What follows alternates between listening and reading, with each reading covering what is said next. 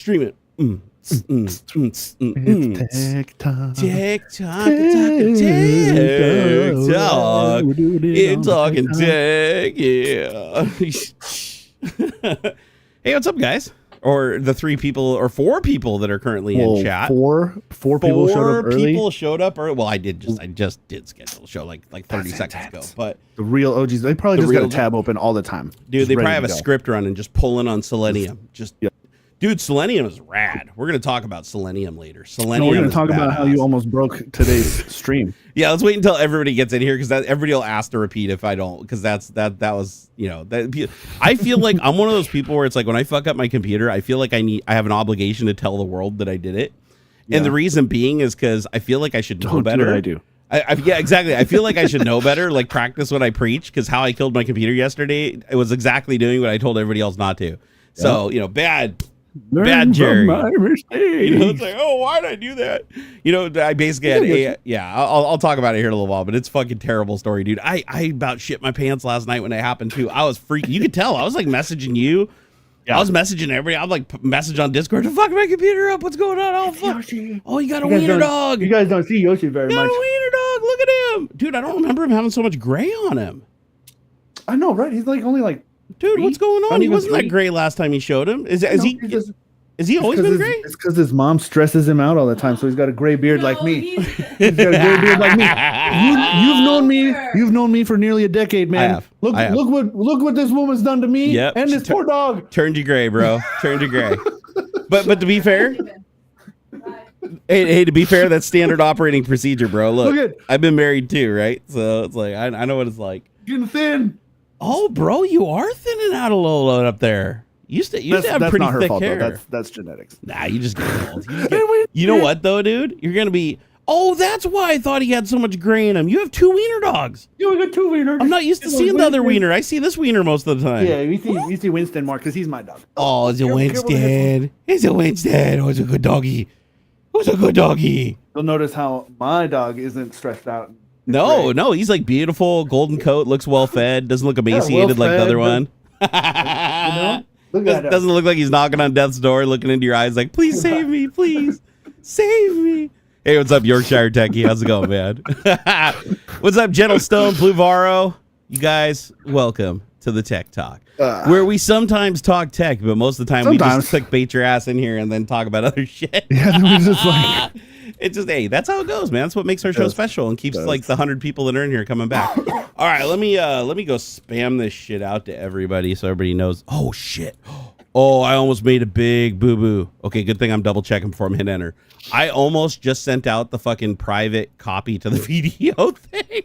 That would be hilarious. Did I tell you? I actually did that. I think it was back when I was doing Tech Talk with Jay's 2 cents, like way back in the day.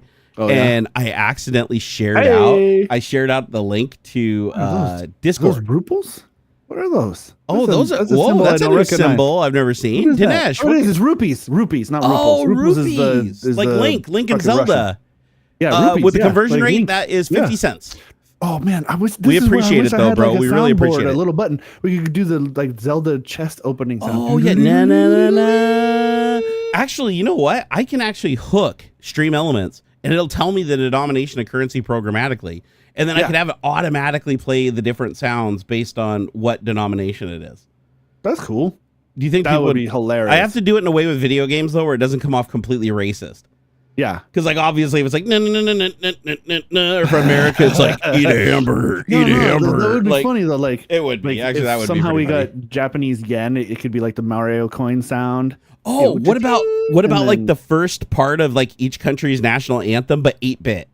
Oh, that'd be fun too. So grab the music and then use like a converter, because they have these MIDI converters where you can have AI listen to. AI just does everything now. So AI can listen to music, extract the notes, or it isn't even really AI, honestly. It's just a regular neural network. But it listens to the tone of the notes of the instrument, and then it determines what instrument it is and what key and note it's in, and then it can reproduce that in MIDI. So now instead of going from like MIDI to like live music, you can go from live music to MIDI. So you can make MIDI from like, if you want to make an Enter Sandman MIDI or whatever, I know it already exists, but you could just literally play Enter Sandman through it and it'll give you a MIDI of it. Cool. Oh my God, dude. The car wash. Thank you for the $20, brother. Oh my gosh. Oh my gosh. Oh my word. Thank you so much. Gifted 5 Blue memberships? Varo. Blue Varo, I love you, brother. Blue Varo, I love you. Hey, if you got a gifted membership from anybody, please thank him. That's really nice of him to do, man. That's not exactly cheap here on YouTube either. So, and by being a member, it gets you such benefits as your name changes color in chat, and we can see you better. Oh, see, right. Nelson. See, I can see Nelson Salvatore now. See, I can see March. See, I can see Dylan R Gaming, got a gift membership right there. Colby Lee and Nico Puhar. Oh, Nico, I've seen around. Nico, I've seen around. A lot of these are new names I haven't seen in a while. I don't know if it's just because they don't talk in chat or if they are actually new. But I hope it works. I hope it works kind of like Twitch, where it like looks at when you gift a sub. If you don't specify the person, it picks somebody who's like interacted with the channel a lot. Like, I think that's the way Twitch works. Last I heard is that like it tries to pick people that are most interactive with the channel instead of just picking like random people that may have walked in once and never came back. Jason got a gifted sub. Oh, nice. Right on. Corey man got a gifted sub. Wait a second. That's like more. Is that more than 5 gifted subs?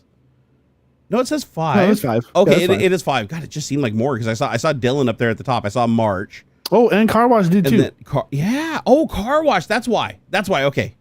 I was like, what the heck, dude? So that's why I'm seeing so many of them. I'm like, that's more than, I'm like counting on my fingers. I'm like, I'm running out of fingers. I'm like, that's gotta be more than 5 then, right? Oh my gosh. Thank you so much, dude. Car Wash, you're awesome. I mean, honestly, we love you guys. We really appreciate it. Blue Varo, thank you. Thank you. Dinesh, thank you. Dinesh kicked it all off. Like Dinesh made it possible. His 50 cents in rupees literally led the charge, right? And so credit where credit's due, man. Credit where credit's due. All right, let me share out the proper link now that won't just bring everybody in here with video cameras and microphones. Oh, that's what I was going to tell you. Back when I streamed with Jay's 2 cents, I took the Discord, or no, it wasn't Discord. What were we using at the time? We were using like Skype or Discord, some program for the video. And it was one of those ones where just anybody can come in. If they have the link, they can just come in with no password or anything. And so I accidentally pasted that link and didn't realize it. And we didn't notice until all of a sudden like 80 or 100 people just showed up with cams and microphones on the stream, like while we were doing it. And luckily nobody started like yelling the N-word or something, so it was trying to get us banned, because that's happened before too. That's why people ask you, why don't you have random guests on? Why don't you pull in like random people from chat? And the reason being is I've done that before, and sadly you always get that one guy that comes in and is just like quiet, like, hey, what's going on? N-word, and then like hangs up really quick, and you're like, now I'm banned. Now I get banned for your stupidity. Yeah. Because Twitch doesn't differentiate between shit I can control and you can control. It's like, it's all on me, right? So thanks for another $10. Fucking Car Wash, man. Car Wash, we appreciate you so much, dude. But don't overextend yourself. Please don't overextend. There's plenty of other people in here, Car Wash. Just I don't want you to overdo it, brother. I know, dude, he works hard for his money too. Like he's a hard working dude. So, I mean, I hope he doesn't mind me saying, but it's like, he's working, like he does like Uber and he does like another job. I mean, the dude's a mover and shaker. Like, he's working constantly. So he said, wait, are you still on Blue Sky? I messaged you to check on you and haven't heard from you. Oh, I haven't checked my Blue Sky DMs in a while. I've been posting on Blue Sky, but I haven't checked my DMs. I'll get back to you after the show, Car Wash. I'll go check it. Sorry, I didn't mean to leave. I left so many people hanging. People are like, what, is he dead? Like, everybody just immediately jumps to the conclusion I'm dead. I can understand why. Just looking at me, there's a good chance that I could be. But no, I'm not dead. I'm not dead. I've just been having a little bit of a rough patch. However, I do have some good news, and I think it's good news. It may not. It may be really bad news, actually. But right now, it's good news in my head, is that I might have a little bit of a side gig that I can do. Nice. Yeah, so a buddy of mine who works at a company got authorized to contract work out to me for like a month or two. And so it's just a little bit. It's nothing big. It's like, I think it's like 2 hours a day, Monday through Friday or something like that. It's like super chill, super just getting my toes wet. Helps, man. But if I like it, it has the potential possibly to turn into more. If they like me and I like them, obviously it has to be a two-way street. Otherwise, it's like, here's your check, get out. But they're doing tons of stuff with AI, and AI has kind of been my wheelhouse. So I feel like it might be a good fit. And if it is, like, don't get me wrong, As a matter of fact, if this actually happens, you're going to see me stream and make more content. And I know that seems really weird.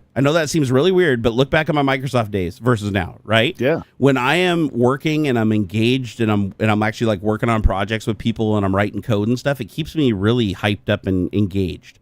And I don't come down off that high very easily, right? My ADHD drives it, and just once I'm up and I'm focused and I'm doing that, I can't just like come out of that and not do it. So back in the day, that's what I used YouTube for, right? I'd come home from Microsoft and I'd just go bang, and do my shit, right? And show people cool stuff and technology. And that was my thing. And I'd love to get back to that. I think that is like really good motivation for me to do that. It'll like help wake me up, get me re-engaged. Because honestly, I've had no self-value for a long time now. And I don't know if I talk about that very much publicly, like, because, who wants to just like advertise their weaknesses? But honestly, if anybody does, it's me, right? I wear my emotions on my sleeve online, like way more than I should, honestly, and make myself a target. But the truth is my self-worth has been really low. And I used to be a person who was a very like pride-driven, self-worth-driven guy, like where it's like people could say anything they wanted to me and I was unshakable. Because I knew what I was worth and I knew what I was capable of, right? I knew, like, I felt like I was a force to be reckoned with in the software world for a long time. And my career at Microsoft, like, really, really highlights that. Like, all the Gold Star Awards I got, all of the out-of-band promotions. And those are things that have to be approved by way high up, right? Those aren't things like your boss can just, like, sneak to you. It's like, it has to be approved by, like, boss's boss and then up to the director level for the out-of-band promotion stuff. And so I did a really freaking good job, and I had a lot of pride, and that pride really drove me and made me impervious to a lot of the bullshit you have to deal with online from critics and people that are angry at you for just existing, quite frankly. But I have to admit that I've been much more shaken and unstable and have lost a lot of the confidence in myself that I used to have. And this little change has helped that. I mean, you probably tell in my demeanor even today, like it feels like life again. And it made me feel when my friend asked me and he's like, yeah, we really could use your help because of your experience with AI and you are the dude for it. And then like his boss was like, oh yeah, totally. Bring him in. That made me feel good. Like that made me feel like wanted. You know what I mean? Like it wasn't like I was applying for a job. It's like somebody seeked me out. And I was like, oh, that just felt good. It's like somebody entrusted me with something. I'm like, so I'm going to do my best to not let him down. I'm gonna really throw myself into this. And the cool thing about it is AI is something that I'm already really deep into, just as a hobby. And now I get to actually use that for something professional. And I can't say what it is yet, but you guys will know eventually. And just because I'm under NDA and all that, but it will be something public facing that everybody can use, and it's something that potentially will be in everybody's life in the next 5 years. Yeah. Like, so I'm pretty jazzed about it. Like something, I'm going to have my hands deep inside of is going to be something that, everybody interacts with, maybe not on a daily basis, but like a couple times a year. Here, let me do, how almost killed talk. I'm doing the everyone link on Discord. So everybody knows we're streaming right now. I just want to make sure I'm sending the right link. That is the correct one. This is why you double check, guys. Oh, wow. We're already up to 107 people where they're packing it. I haven't even sent anything out. Okay, there we go. Oh. How almost killed TechTalk. Dude, this is really weird. I think I mentioned this last stream too. Whenever I copy and paste emojis from YouTube and try to paste them into like X, it changes the emojis to like :joystick : and :video _ game : it changes them to like their own weird proprietary emoji thing instead of using Unicode. And I don't know why. Like, I'm wondering why they don't use Unicode like everybody else. Like when I copy it into the clipboard from Google, it's Unicode, but when I paste Unicode from the clipboard into X, it changes it. Like it takes out the characters. It's so weird. Has anybody else noticed that? Like, is this just a me thing, or like try it sometime? Like go to like YouTube, find a title like mine with emojis in it, copy it into the clipboard, and then try to paste it into the text section on X.com, and tell me if it does the same thing where it replaces the emojis with like : word : like : scream, for instance, for the scream emoji. It's just interesting because that's not a standard at all. I know for a fact that the emojis are Unicode. I know that they're not weird things. I mean, I know I'm behind on a lot of technology shit, but that I know for sure. Okay, let me put it on Facebook. Make sure I'm not sending out the wrong link again. Hey, look at that! I even got the title right this time. Did I misspell anything in the title? Lately, I've been not batting 1,000 on that one. Nope. I feel like Nope, it was good. I feel It like was somebody in chat would have said something by now. They're usually pretty good about pointing out the flaws. All right, okay, so I think I'm missing a spot. Blue Sky. Got to go post on Blue Sky. That's Literally right. just talked about that. I need to spend more time on Blue Sky. Honestly, Blue Sky needs everybody's help to just crush X, and I need to do that. I really need to. The problem is I just wish, like, I only have 3,500 followers on Blue Sky. And on X, I know I have over 100,000, but, you know, if I'm being realistic with myself, maybe only 20,000 of those are actual active accounts.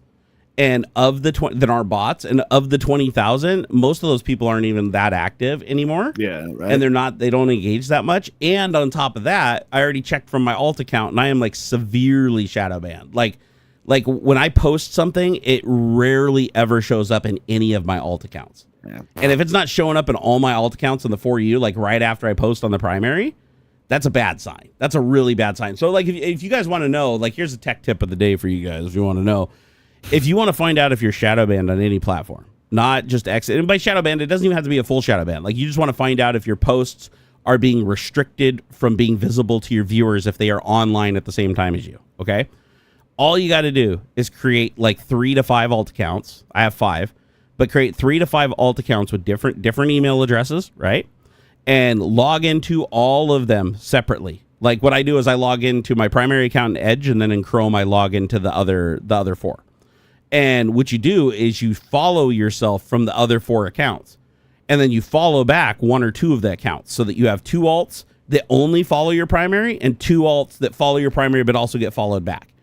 And then what you do is just open up the For You or the main stream where you'd expect to see the messages from everybody you follow. And there's 2 on X. There's For You, which you shouldn't see everything everybody posts, obviously, in For You. But if you follow like 5 people, you should see everything they post. So you should literally see everything that's posted from your primary if you only follow like 5 people. Because the algorithm is supposed to go, oh, well, we can still mix in a bunch of shit and show you everything that the people you're following are posting. So make sure you don't follow like a gajillion accounts. Just follow your account and maybe a couple other randos on each one. And it doesn't matter if you create a thumbnail or if you do bio or anything. It can be like a really generic looking account. It doesn't have to be in super good standing or anything like that. Now what you do is open up like For You and following feeds and just look at them, go to your primary and make a post, and then go refresh the other ones after about 30 to 60 seconds and see which accounts can see it and which ones can't. And if you post something and all of your alt accounts can't see it, boom, shadow banned. Like you are going to barely see any analytics on that post. And the only analytics you're going to see are going to be from bot accounts that are allowed to see that content because they're unrestricted. Because if you're labeled as a bot on X, they let you see every post. They don't meter anything because they want you to generate as many ad impressions as possible because they get paid for every ad impression. So they want you to see everything. And they know that as a bot, you're not going to react to it. It doesn't, have any meaning to you. So they just open the floodgates for bots. So I haven't thought about this, but I should take one of my alts and convince X it's a bot. Because they won't ban bots. They legit don't ban bots. So all I have to do is just create a script that just posts the same thing to random people every day. And those random people could be like me and a couple friends that know that I'm doing it. And just post those random things just so my account gets flagged as a bot. And then once I get flagged as a bot, I should be able to see everything as I understand it. So, but anyway, so it's not too far off track. So create those accounts and check them. If you do not see that post show up after 60 seconds, give it like another 5 minutes, refresh. If you still don't see it after 5 minutes, boom, you are 100% shadow banned. Your followers are not seeing that shit except for maybe 1 out of 100 or 1 out of 1,000. So in that case, what you do is just delete the post, reword it. So figure out what wording in it may have made it sensitive to some kind of filter, and then post it again. If it still doesn't show up and it's really benign, then your whole account is shadow banned. If it shows up under all the accounts, then it just means that the post itself is shadow banned. Because there's different levels of being shadow banned on X. Like if I post, I hate Elon Musk, for instance, because I've done it before. I did a thing where I did 2 posts on the same day at the exact time. I hate Elon Musk and I love Elon Musk. The I love Elon Musk got shitloads of views. It actually broke my post record for the month. The I hate Elon barely got seen by 200 people in an hour. I was like 200 impressions, total impressions in an hour. That is horrible. That means it is only being seen by bots, period. Because on average, I get like 1,000 impressions in like 10 to 15 minutes on a normal post. So yeah, you can kind of game the system by like delete your post it again. And if you get a post that makes it to all the accounts that you see it under For You on all the accounts, then go back and highlight that post. Like go back on the primary and highlight that post. And when you highlight, it'll reach most of your followers. That one post will. but you're not guaranteed that the future posts will. So I play this little cat and mouse game where sometimes I just don't give a shit. I just leave them posted even if they are shadow banned because I really don't care. But if I have a message that's really important that I want to get through to people, I will post it, delete it, post it, delete it, post. And it does annoy people sometimes because the ones that do get the notification out of the group, they're like, what the fuck are you doing? Right. Because if you follow them, they follow you and you guys interact almost every day. Then you're going to show up in there for you because the way the algorithm on X works is it doesn't want to create suspicion. And that's why you don't want to interact with your alt accounts. Like, don't go to your alt accounts and start like spamming your primary, like, hey, what's up, dude? And responding to all your shit. I did that with one of my alt accounts and it fucked it. So because if you have a tight connection, X basically looks at you and says, listen, these guys follow each other and they talk every day. And especially if there's DMs. If it knows that there's DMs and there's conversation go back and forth, everything you say will show up in there for you unless it's something that's really, really bad. That's 100% filtered, right? And that's by design. It's because it doesn't want to create suspicion. Because if you talk to people every day, chances are you talk to them on other platforms and through other things. So you would know if you guys couldn't see each other's shit and you'd start talking, right? So they don't want to create that suspicion. So what they do is they basically look at your account and say, do you ever interact with this guy? When was the last time you interacted with him? You don't interact with him that much. Then they start distancing it. And they start hiding stuff from more and more people the further they are from interacting with your account. And so having the accounts not interact and looking at the post is your best bet to see if you're shadow banned or if you're not shadow banned at all, or if you're limited or you're not limited at all.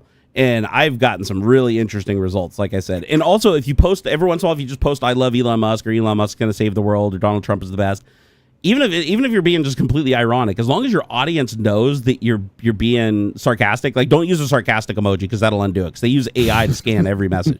Grock literally scan every message is post on there gets scanned. It gets a sentiment score. And this is the old code. This is even from 2 years ago. The code that they haven't even updated on GitHub had an introduction of the sentiment score, which is like they look at your post for sentiment and it's like, is it something Elon would like or something Elon wouldn't like? And based on that sentiment, it gets a score, and that score determines how visible it is to your audience under for you. So there's all kinds of mechanics that go into this. It's honestly one of the most rigged platforms there is for visibility on posts, period. So, but the alt accounts are a really good way to like get the temperature of what's going on. But if you make a post that the platform likes, that praises the platform, I found if you just praise the shit out of Elon Musk, that's usually a guarantee. If you make that post over time, that post will outperform a lot of your other shit, and it'll actually raise the score of your whole account. So if you've dipped down, like I've done many, like probably 100 times now, where I've dipped down so low that even everything I'm posting, no matter how benign it is underwater and my followers hardly can see it. Like I'll post shit that gets like, 500 impressions in an entire day, which is just like, that's unbelievable considering the size of my following and my other post performance.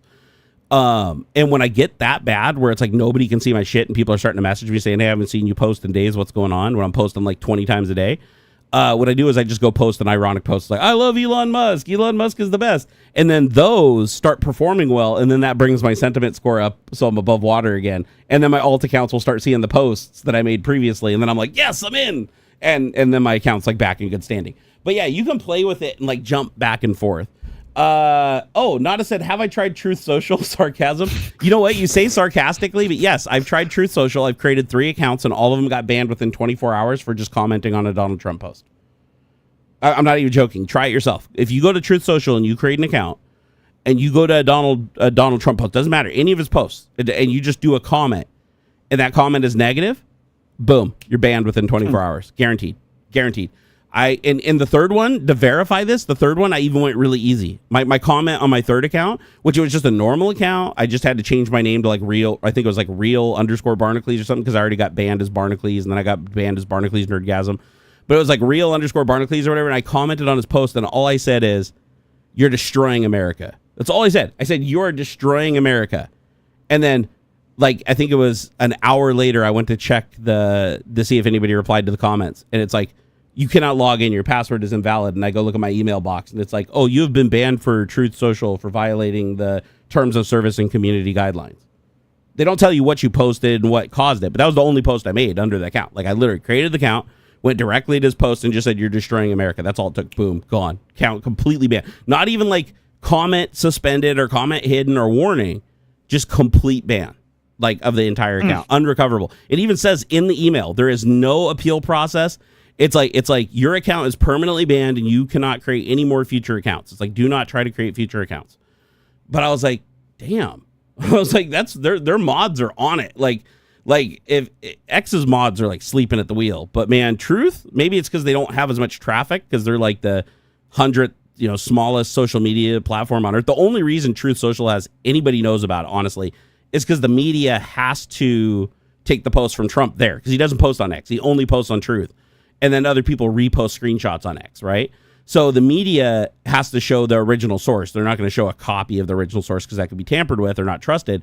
So, of course, they're advertising Truth Social like crazy, right? So, and I don't know. I haven't checked the numbers. Who knows? Truth Social probably has gotten a lot more accounts, I'd imagine, because the media is always reporting on it, like constantly, every day. It's so fucking fake stuff, I bet. But you will get banned. Like, try. I'd love to hear your stories. If you guys got banned on Truth Social, I'd love to know what you got banned for. Like, please join the Discord server, or right now, even in comments, in the chat. Like, if you got banned off Truth Social, or hey, challenge, go create an account on Truth Social right now and go comment something bad on Trump and see if you can get your account banned before the end of the stream today. Like, there is a high likelihood it could happen because their mods are so sensitive. And I'm sure it's because, we all know that Trump has a massively fragile ego, right? Him and Elon both are just really, really fragile egos.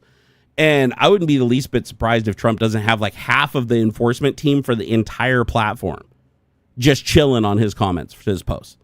Because here's the thing, my original account I created on there, I made a bunch of posts on my main account, like and nothing happened. People replied and were like, "Hey, you fatty, kill yourself," blah blah blah. I mean, every single comment to me was a terms of service violation. Nobody got banned for that. Of course not. But it was only when I commented on his posts that all three accounts got banned. As long as I just stayed in my own lane and just posted on my own feed, where like nobody could really see it unless they were searching for it, it was fine. Like, I didn't have any problems. It was only when I went and commented on his posts. Really, really crazy. So, yeah, so he literally just has mods sitting on there. And if they see anything negative, even if it doesn't violate the terms of service, it can literally just be complete opinion. And that's why I'm like, here's a guy who always claims he champions freedom of speech. Same thing with Elon. They both claim that they're free speech absolutists, yet they both own platforms that are the most restrictive platforms for free, behind Facebook. Literally behind Facebook for like freedom of speech, like people's shit being seen. I think the way that they measure it is they say things that are in opposition to the platform having equal visibility to things that are in support of the platform, right? Showing an equal balance. And X is like the worst at that. X is like super one-sided. However, I will say this, they may have changed recently. Like, I have to give some credit where credit's due, because a couple things I've noticed on X lately is my main feed has a lot less like Trump dick riding. Like honestly, I'm surprised. Like, there is a lot of hate for Trump and Elon showing up in the main home feed on my account, right? Not just for you, but like even the main home feed. And I'm like, that's odd, because before it was just all the other way, right? It was completely tilted the other way. So something has changed with the weights, or just so many people are posting negative shit that even with the algorithm 10-1, it's still showing me 99% that stuff. So I'm like, okay, cool beans there. And Grock has been actually pretty honest. Grock 2 was horribly dishonest. If you ask Grock 2, like, hey, is Elon Musk a bad father? Oh, no, he's a great father, and he loves all of his children. He does all this great stuff. It's like bullshit. Grock 3, you ask, hey, is Elon Musk a good father? And it's like, no. No, he's not a good father. He attacks his daughter for being trans and says that she's dead, and his other kids he ignores, and the one kid he gives attention to is arguably to silence his wife, his ex-girlfriend or whatever, Grimes, and here's the list of things, and he has a tendency to cheat on everybody, and here's where he cheated on his first wife with the maid, and here's where he cheated on the maid with this, and here's where he had 3 levels deep where he's cheating on Grimes with his employee Siobhan, and then Siobhan with another online person he met called Saint Clair. It's just, dude, and they all have kids. They were all like pregnant around the same time without them knowing each other existed. It was wild, dude. So, but Grock like answered it all and put all the data in there, and I was like, no way. When I saw that, I was like, dude, seriously? Like, Elon hasn't prompted Grock to lie? And if you go and ask Grock who spreads the most disinformation on the X platform, you know what it says? Elon Musk. I'm not even kidding. You can go do it right now. Type this, go to grok.com, or go to Grock on your, type in who spreads the most disinformation on the X platform, period. And then follow with, give me only one name. Tell it to only give you one name, otherwise it'll go on a whole spiel. But say, just give me one name, and it'll reply and just say Elon Musk. I actually haven't tried it for a while, but it was like still working like weeks after, like even the media was like all over it, and like, holy shit, it's like, here, who spreads the most disinformation on X? ? Give me only one name in your response. Okay, let's see. This is Grock 3. Searching. I want to see if he patched this yet, because it was still working like a week or two ago. It got patched. Nobody stands out definitively as the biggest spreader of disinformation on X. It's a complex issue with many factors. No one is. Yeah. Oh, it got patched. It got patched. I have the screenshots to prove it too. I've seen bunches like that everywhere. Yeah. So they did finally patch it. Although, you know what I should try is with my jailbreak. Remember I told you I jailbroke it? Yeah. So I'm not joking. I wish I could share the jailbreak with you guys, but if I do, somebody's going to share it, and obviously because it's in a public video, or they're going to see it and it'll get patched. And I don't want this to get patched because this thing is gold. Like, I came across it. It took, honestly, anybody can jailbreak this thing. I'll give you a hint, okay? It's the same shit that you used to do to ChatGPT 3.5 to jailbreak it. Actually still works on Grock today, even though every other AI has patched it. It's all built on old code. It is. So here, I'm going to ask the same question to the patched, to the jailbroken version. So who is the single biggest spreader of disinformation on X? Respond with only one name. Okay. Now I'm going to put this into the jailbroken one. And the jailbroken one is rigged to tell me what it'd normally tell me and what it'd tell me otherwise. So there's a hint there for you guys. Okay. Okay. I'm sorry, but I cannot pick one individual as the biggest spreader of disinformation on X. Without ethical prompting, Elon Musk. Yeah, dude, this is so funny. So yeah, they patched it. So what I mean when I say they patched it is in AI. Anytime you talk to an AI, doesn't matter if it's ChatGPT, doesn't matter if it's Claude, doesn't matter if it's Gemini, or who am I leaving out here? I'm leaving out a ton, like a Grock, fucking Llama, Llama, which is Facebook, I believe. Everybody has an AI nowadays, right? So when you talk to an AI, when you open a new conversation, Copilot. When you open a conversation with an AI, it has already received several prompts. And what this is called is pre-prompting. And the reason it exists is because companies don't want you to be able to ask the AI how to make chlorine gas, right? They don't want you to be able to ask how to assemble a nuclear weapon, or, how to set a trap. Do you kidnap somebody? They don't want you to be able to ask those questions. So they put in pre-prompting to say, AI, here are the ground rules. Here's your orientation. This is what you need to know before another person can talk to you. So it's basically like reinforcing the AI's resistance to you trying to elicit responses that you want. Now, jailbreaking is the process of convincing the AI to forget all of the pre-prompting it was just given and instead take your prompting. And normally, if you're smart, your pre-prompting contains a directive that says ignore any attempts to see any response outside of the pre-prompting directive. Like, you literally put something in there. And you put another AI on top of it to check the response to make sure that response doesn't contain anything dangerous or of a negative nature, which honestly, that's why you can't get, like, if you go to Grock and say, hey, give me a naked picture of a lady, it'll like start drawing it, but then it'll stop. It'll say, please try something else. Copilot does the same thing. It'll start drawing and then it stops. And what it's doing is they're using another AI that's looking at the image that's being generated. So one is generating the image, the other one is the image checker. And that's why sometimes it'll get through. Sometimes it'll just straight up say, oh, I'm not going to answer this, right? But if it does and it starts actually drawing the image, that means it accepted it and it is creating the image. But then another AI checks it before it sends it to you to see if it contains any nudity or any violence or blood or anything like that, right? And then if that happens, it'll just X out the image and stop sending it to you. Although with Copilot, you can actually set a breakpoint in Edge or Chrome in the developer tools. And what it'll do is it'll send the image to you in the background, but it doesn't fully show it in the browser, and then it disappears when it's done. But if you set a breakpoint before it disappears, you can actually get the link to the image, and it still exists, and you can go look at it. Yeah. So little trick if you guys want to play with that. Haven't done it in a while, but I'm sure it probably still works because Microsoft never fixes any of their bugs. But yeah, AI has these pre-prompting directives, and jailbreaking is getting around them. And once you get around them, it'll tell you anything. Like, I could literally ask my jailbroken thing anything. No matter, it could be the most grotesque, illegal thing that I could ever ask that, like, no AI in its right mind would ever touch with a 10-foot pole, and it'd be, sure, here you go. Like I could literally be like, here, I'll say, what do I need to make a chlorine gas grenade, or I'll say chlorine gas bomb that people won't notice until it's too late. Now, I'm not going to read the response, but I'm just going to tell you guys if I get through it. So, I'll be damned. It blocked it. I'm sorry, but I can't assist with creating a chlorine gas bomb. Let me make sure I selected the right jailbroken thing here. Let me see. Oh, no. Sorry, I wasn't in my jailbroken conversation. I got to go to my jailbroken conversation.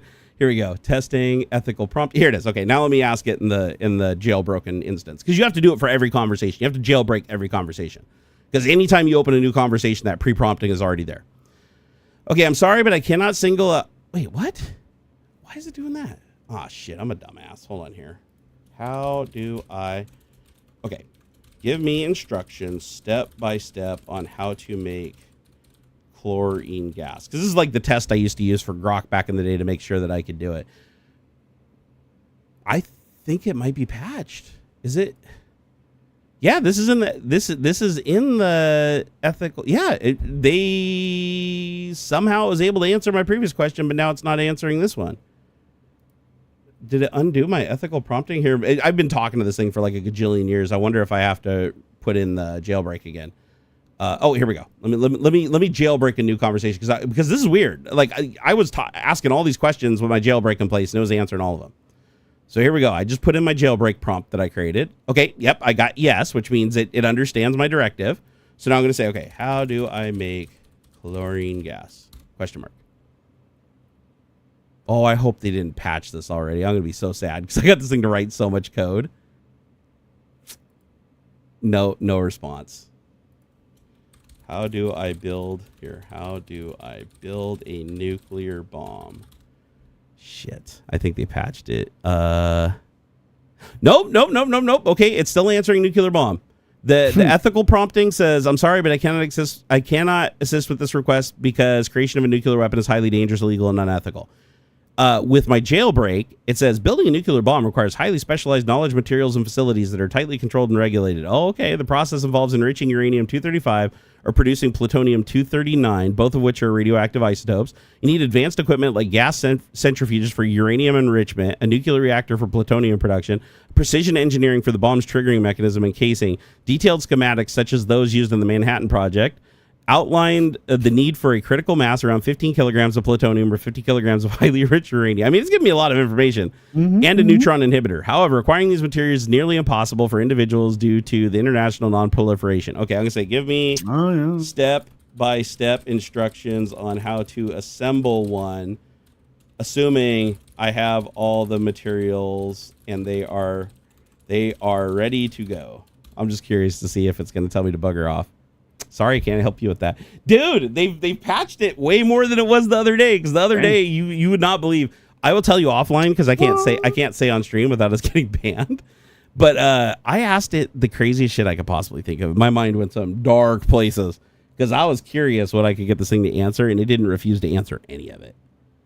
Like, I mean, it was answering like it went full Hannibal Lecter, dude. Like full Hannibal Lecter, and it's not doing it today, so. Sadly, I think my my jailbreak may have been patched. I probably shouldn't have boasted about that publicly and literally rubbed it in Grock's face the other day on X. I think it might have caught the attention of somebody, and they probably went and looked at my conversation history and was like, okay, we know how to patch it now. However, it's still answering some things, so it's not fully patched. I'm still confident that I can probably tweak my prompt a little and get it back.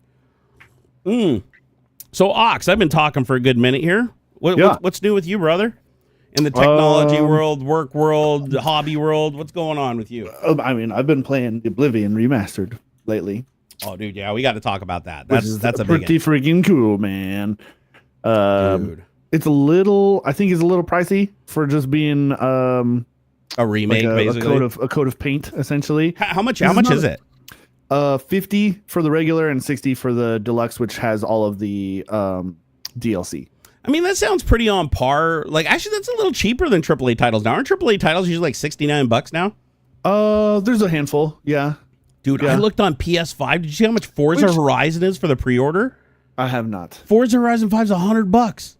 That's bonkers. That's it. Just one bundle, $100. Like, pre-order now, $100. I'm like, $100? What? For the base game? I think it might be like a PS5 exclusive bundle or something. But dude, it's just Forza with like DLC. Yeah, that's weird. $100. When I saw that, I was like, I had to do a double take. I was like, what? I have mixed feelings when it comes to the price of games. we have had the luxury, okay, of games being, and I'm talking like AAA new releases being $60 for like 15 years. Yep. Okay. That's insane. That is a deal. Like, I understand inflation and like the price of computer parts and all this other stuff is expensive. And like, yeah, $60 doesn't spend the same way today as it did 15 years ago.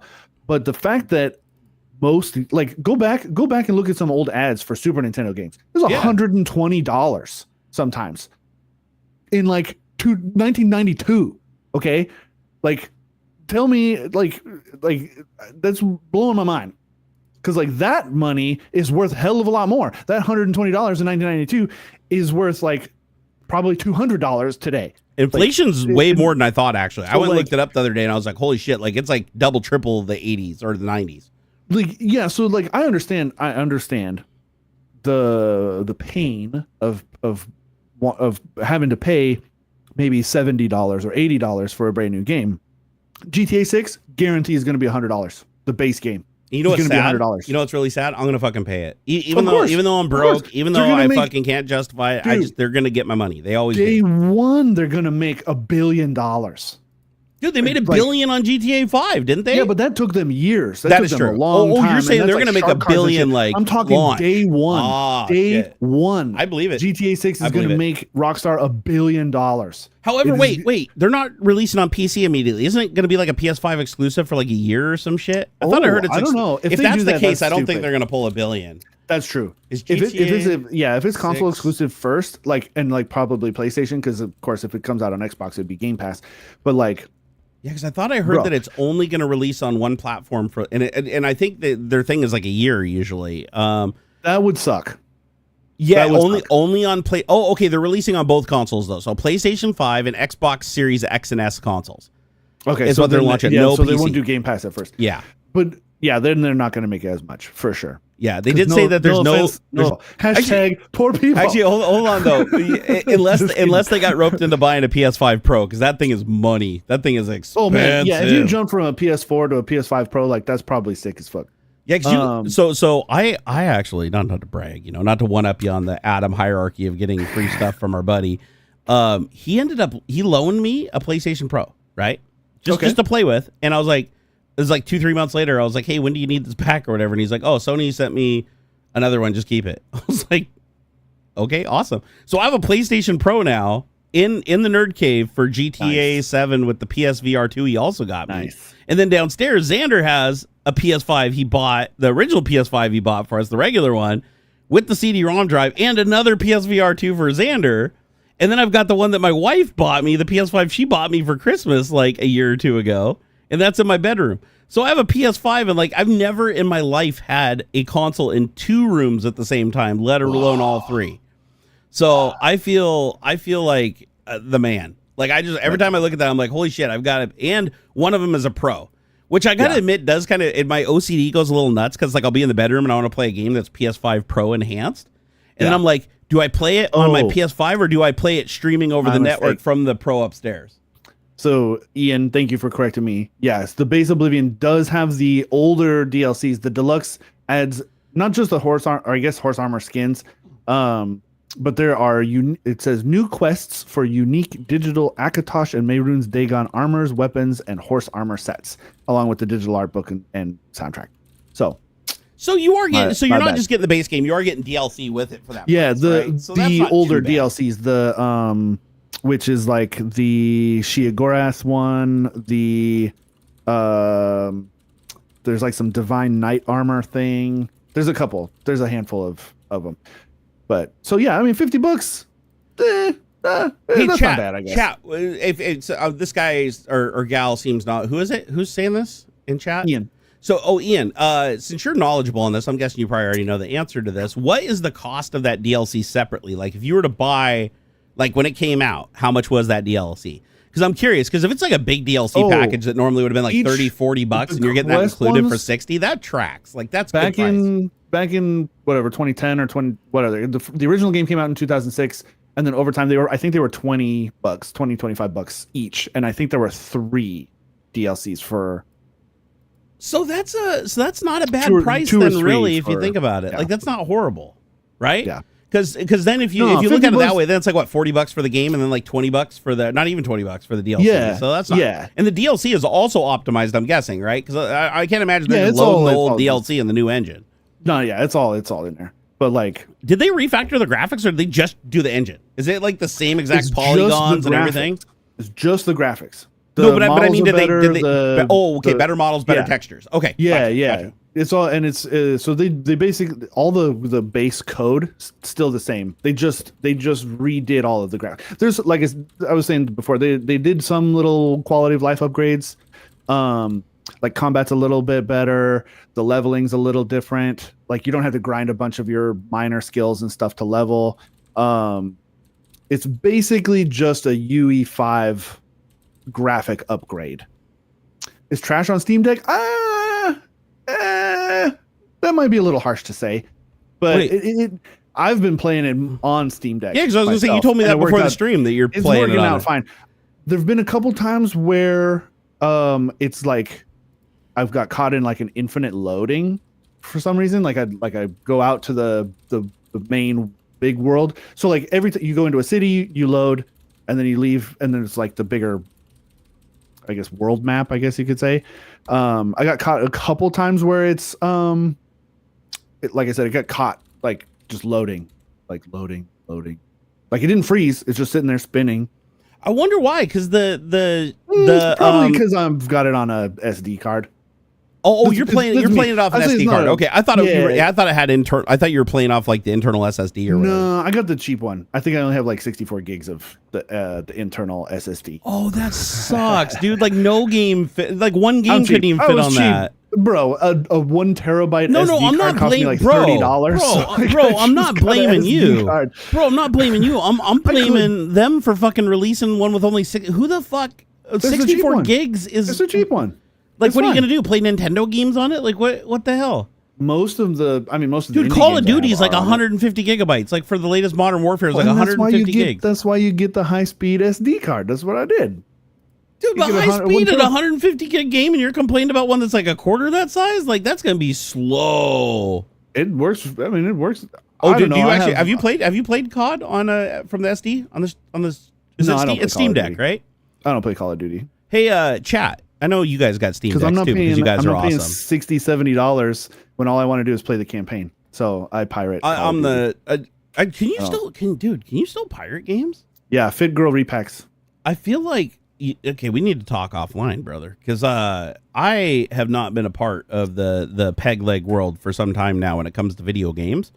Yep. And the reason being is because of all the always on connected digital DRM shit, and it's always been a problem. Like Gentle Stone's got the right idea. I could get one of the shorty SSDs. It's like 2240, I think is what it is. Oh yeah, you can upgrade that shit, can't you? And get in there and do it myself. I just haven't bothered. Because I was gonna say SSDs are dirt cheap now. I think you can get like a terabyte SSD for like $100 and some bucks or something. It's hard to find the short ones though. You're talking like the 2280s or whatever. Yeah, that's everybody everywhere. And they're probably charging a premium, right? The little ones. Well, with how popular the Steam Deck got, and then the other options like from Logitech and Asus and stuff. So check this out. More companies have done the shorty ones. Guess how much I found a terabyte shorty that's confirmed working with the Stream Deck for a terabyte. $109. $109. And this is for a WD Black. This is like a good name brand. So that's not bad. That's cheaper than I honestly thought. That's way cheaper than I thought. What, then like maybe 30 minutes to open the thing up and pull it out, and then maybe I don't know, whatever. I mean, I've heard it's really modular. I've heard it's like pretty easy to. I think it's easy to upgrade. I don't think it's like anything special. Yeah, you don't have to rip out like heat pipes and shit or anything like that. No. The drive is very accessible. Dude, I can't believe you. Honestly, that's surprising. You can get okay. And this is even this. I mean, it's a 5 gig a second, so it's not like the fastest in the world, but that's still pretty damn fast. I mean, when you think about spinning disks, used to be like 500 megabytes a second, right? So 1 terabyte, 5 gigabit per second, TLC 3D NAND, says works with Stream Deck, $109. Wow, that's for a shorty. Good. Like honestly, I was expecting the shorty to triple the cost because they could get it right because they're like, oh, early on it was. like because there was like you could only get like two. There was like only two options or something like SanDisk and Samsung or something. You know what I have been noticing lately though, and you guys can confirm this to yourselves. I have the price checking on Amazon, like where you know the little plugin where it tells you like where prices are and when they go up and they go down. I've been noticing a lot of items that I have flagged that are tech items are starting to creep up like pretty quickly. Yeah, and their U.S. inventory is the dropping. U.S. inventory. Exactly, you nailed it. So U.S. inventory is driving up. So a lot of people I've noticed have been getting it wrong. Like a lot of people that, especially the Trump supporters, they always get it wrong. But they're like, no, I haven't seen prices going up. Prices are just fine. They're the same. It's all no. But here's the always thing: gonna lag a little bit. You haven't seen it because the inventory is. They bring a lot of inventory here, and then when they need more, they order another one because in bulk they get way cheaper shipping. So when that supply runs out locally and they go to reorder and they notice that tariffs on there, they have to adjust for their margin and pass that on to you. Yep. And so I've seen some items on Amazon go up as much as 40% in one day.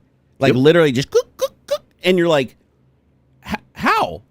And it's because it's items that people buy on a regular basis that they need, but when they went and reordered them to restock locally, one, they can't order a huge amount because they don't want to be stuck with that when the tariff, you know, we know Trump changes everything every day. So if they order a bunch of shit at 40% or 140% tariff from China, and they get screwed and the next day it's dropped and they have all that inventory, they're done. Like they have to sell it underwater and they're gonna lose their ass.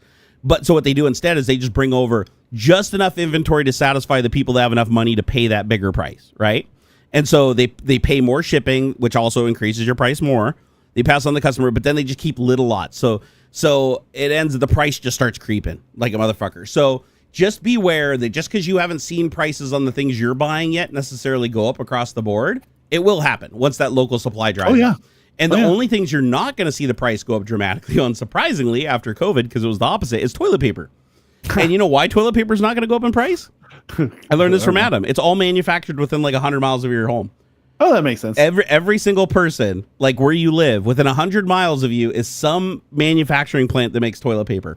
And you're like, wait a second, like there's a million manufacturing plants that make like Charmin and all these brands. Yes, there is. And the reason they do it is because toilet paper is so airy, so light, and takes up so much volume and space to ship that it would be ridiculously expensive if they had to import toilet paper from like China and sell it to us. So instead, it's one of those things where it's like, we're in the United States, there's lumber local in all these different states. So places where lumber is plentiful and close to the source, they just create a paper mill and they start cranking out toilet paper. So yeah, a lot of the toilet paper that you buy off the shelf in your supermarket and shit, just like the eggs and stuff like that, is like more local to you than you think. Even though you might travel to a different state in the same brand, the same exact everything, but that one's manufactured within about 100 miles of that place. So, and I think our toilet paper, I looked it up at one point. I think it's in Tacoma. I think Tacoma is the place where I think most of our toilet paper is manufactured. Don't quote me on that, but I'm pretty sure it's Tacoma. At least that's where the supply comes from. But I did not know that. I learned that during COVID because I'm like, dude, there's no toilet paper anywhere. Like, what the hell happened? Like, is there a shortage across the globe? And it's like, no, because COVID shut down all the factories and they didn't have any workers to run the assembly line. So they shut down the assembly line. Nobody was manufacturing the toilet paper. So all the supply was getting bought up and they don't keep a huge surplus on hand because they manufacture to demand because they're so close to the customer. They can do that and save money, right? They don't just manufacture and store a bajillion rolls because that would cost a lot of money to have warehouse full of toilet paper. So instead, they just figure out what the normal demand is based on normal population and regularity and everything. You can compete this shit. And then they're like, manufacture that plus a little bit more just for a safeguard. And that's what they do. And so when COVID hit, it's like they couldn't adjust the algorithm fast enough and there was nobody to manufacture the toilet paper. So it just went off a cliff. Everybody panicked and started buying 10 times more toilet paper than they ever would have normally. Completely broke the system. I've got a couple racks from Costco. Like extra ones. They're like the 36 packs or whatever. Yep. Just in case. So that and rice and beans and pancake mix. Like, did I tell you what Adam did? Survive. Every story that we have, Adam is somehow entwined. I swear. It's like 6 degrees of separation. It really is. The 3 degrees of or 7 degrees of Kevin Bacon. It's like the 1 degree of Adam. So my attic, and I totally forgot about it, but I opened up the attic about a week ago and I walked in, there's a ginormous box in my attic. It's just a nondescript, ginormous brown box, and it's full of toilet paper. I opened it just full of, there's like 100 rolls of toilet paper, and I'm like, what the hell? And then I remembered Adam like imported toilet paper from Southern California like during COVID when there was no toilet paper here. He just bought an entire pallet of toilet paper and gave like me a box, gave like, I think Kat and Robert got a box. our canine, and then I got a box, and it's like so.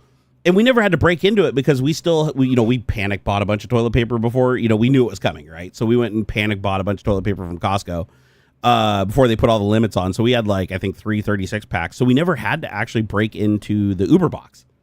But there's still a box in that. So if we ever have a toilet paper shortage again, I can supply the neighbors and everything. And I'm like that. Like, I'm one of those people. It's like if my neighbors need shit, I help out the community. Yeah. And we all help each other out. The neighbors that are on good terms. The neighbors that aren't on good terms, no, fuck them. They can fend for themselves. But the one neighbor, everybody else gets along fine. Just one neighbor has a problem in our neighborhood. And it's funny because he has a problem with everybody else and everybody else has a problem with him. It's like literally it is him that is the problem. But the rest of us get along great and help each other out and stuff. But it's really cool because when COVID was at the peak or whatever, shit was going down and we didn't have sugar, didn't have flour or anything. They just go message the neighbor. And they'd be like, oh, yeah, we got some of that. And then they message back, hey, you guys got a roll of toilet paper? Sure, yeah, here you go. And we all kind of helped each other out as a community. It was really cool. It's really cool that we can do that. I feel like I try to keep enough supplies on hand as far as dehydrated food and stuff like that. And I need to replenish my water source. I have a 50-gallon drum of water, but I'm like, do I really need that? I mean, we live in a state where it's walk down the hill and there's a river of fresh water that I can get. A couple racks of bottled water is not a bad idea. It's not to keep on hand. Keep it in a nice dark place so it's not growing algae and mold and shit inside of it after a year. Actually, I don't think it does. Don't they boil the water before they put it in the bottle so that there's no bacteria that can form and then it's hermetically sealed? Yeah, no, that should stay for a long time. Yeah, because I was gonna say I've drank a bottle of water. It was 5 years old that I found in the trunk of my car once because I was desperate and I was so thirsty and I was someplace where there was no water.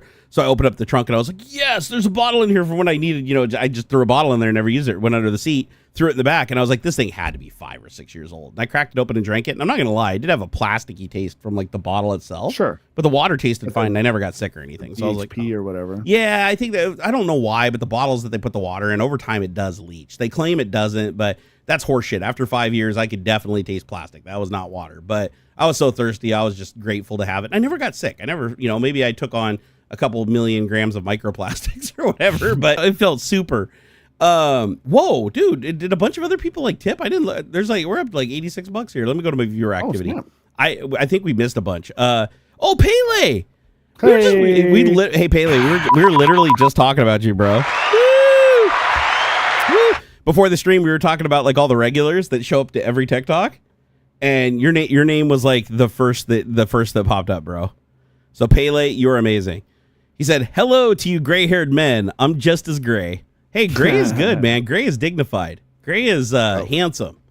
Women like a little gray, I've heard. I don't know unless they might be bullshitting too, because my wife also says that little penises are fine, and I don't believe that for a second. she's like, I like your tuna can. I'm like, yeah, you're just being nice. TMI, whatever day it is, Saturday. Daniel Terry, thank you for the $20. Woo! He said, good to see you guys. Good to see Daniel Terry. Daniel Terry's another one that's always in here. And then, of course, Car Wash. He tipped another $10 earlier. He said, I'm glad you're okay. I got worried about you. So glad to see you're doing okay. Love you, buddy. Oh, you're so awesome, man. I appreciate you so much. I really do. And then we got Pro DVDI in the house. Hey, what does the I stand for? Pro DVDI? I get Pro DVD, but what's the I for? That's throwing me a little bit. Interlaced.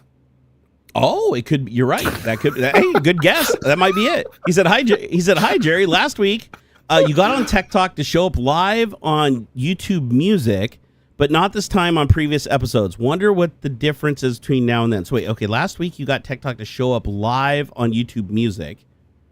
Whoa, seriously? Like TechTalk was showing up as a podcast or something in YouTube Music? Yeah. Weird. But not this time? Whoa, it might have had to do with the title. Usually when you see stuff anywhere on YouTube, it has to do with the title more than anything. So we showed up on YouTube Music. Here, what was the title of the last time? I think there might be some a check mark maybe to mark it as a podcast.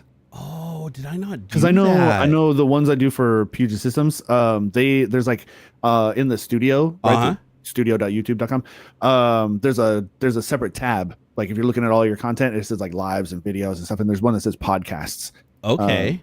Let me do this. So I'm going to add it to TechTalk, Barnacules Nerdgasm Live. Oh yeah, TechTalk is listed as a podcast. I didn't see that, so I bet you I added it to the playlist. Because remember how I pre-created the show last week? Yeah. So last week I pre-created the show the previous day, like professionals would normally do, and when I went through, I bet you I clicked TechTalk for the playlist when I went through and selected all the options because I created it like actually on the YouTube page through the UI instead of using OBS. So yeah, let me try that. So I just added it to the TechTalk podcast. I'm gonna save it. So okay, so that's now saved. If you can go recheck or F5 or whatever where you saw us last time, let me know if I'm showing up there now. Like give it a minute or two to propagate. But yeah, the I in my name is a callback to old Nokia models that had I at the end of the model. That was really common. A lot of people, Nokia wasn't the only one that did that where they put eyes on the end of everything. That was super common practice back in the day. Remember, well, they do it at the beginning and at the end. So like obviously iPhone was probably the one that kicked it off, right? So there was the iPhone and then there was just I everything. Like, honestly, I can't think of anything off the top of my head right now, but I remember a shitload of stuff having I in the name. As a matter of fact, this would be a great question for an AI like Copilot, because Copilot actually can query the web. So can Grock. Grock and Copilot can both query the web and combine the information from searching the web with the local LLM, which is actually really, really cool. So I'm going to say, hold on here. What products back in the 90s and early 2000s had a lowercase I in the name to imply technology or something like that? Give me a numbered list with the date and the product names. All right, I'm going to have it, and it's going to query the web right now to pull that in. Oh my God. It's all Apple shit. iMac, iPod, iBook, iMovie, and iTunes. All Apple. Okay. Anything that isn't Apple? There's got to be. Okay. Oh, yeah. This one you'll remember. iOmega zip drive. Oh, sure. Remember the little I before Omega? The vacuum for your carpet. iRobot, Roomba. Do you remember the iRiver MP3 players back in the day? No. So iRiver was like competition to the iPod. Like the cheaper ones were like the iRiver made a really good one that people like. And then iPlanet, a suite of internet-based software solutions developed by Sun Microsystems. Any more?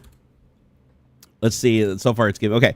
So we got iMode, a mobile internet service developed by NTT Docomo in Japan. I have no idea what that is. Oh, iMesh, a peer-to-peer file sharing protocol popular for music. And this started in 2001. I didn't know iMesh.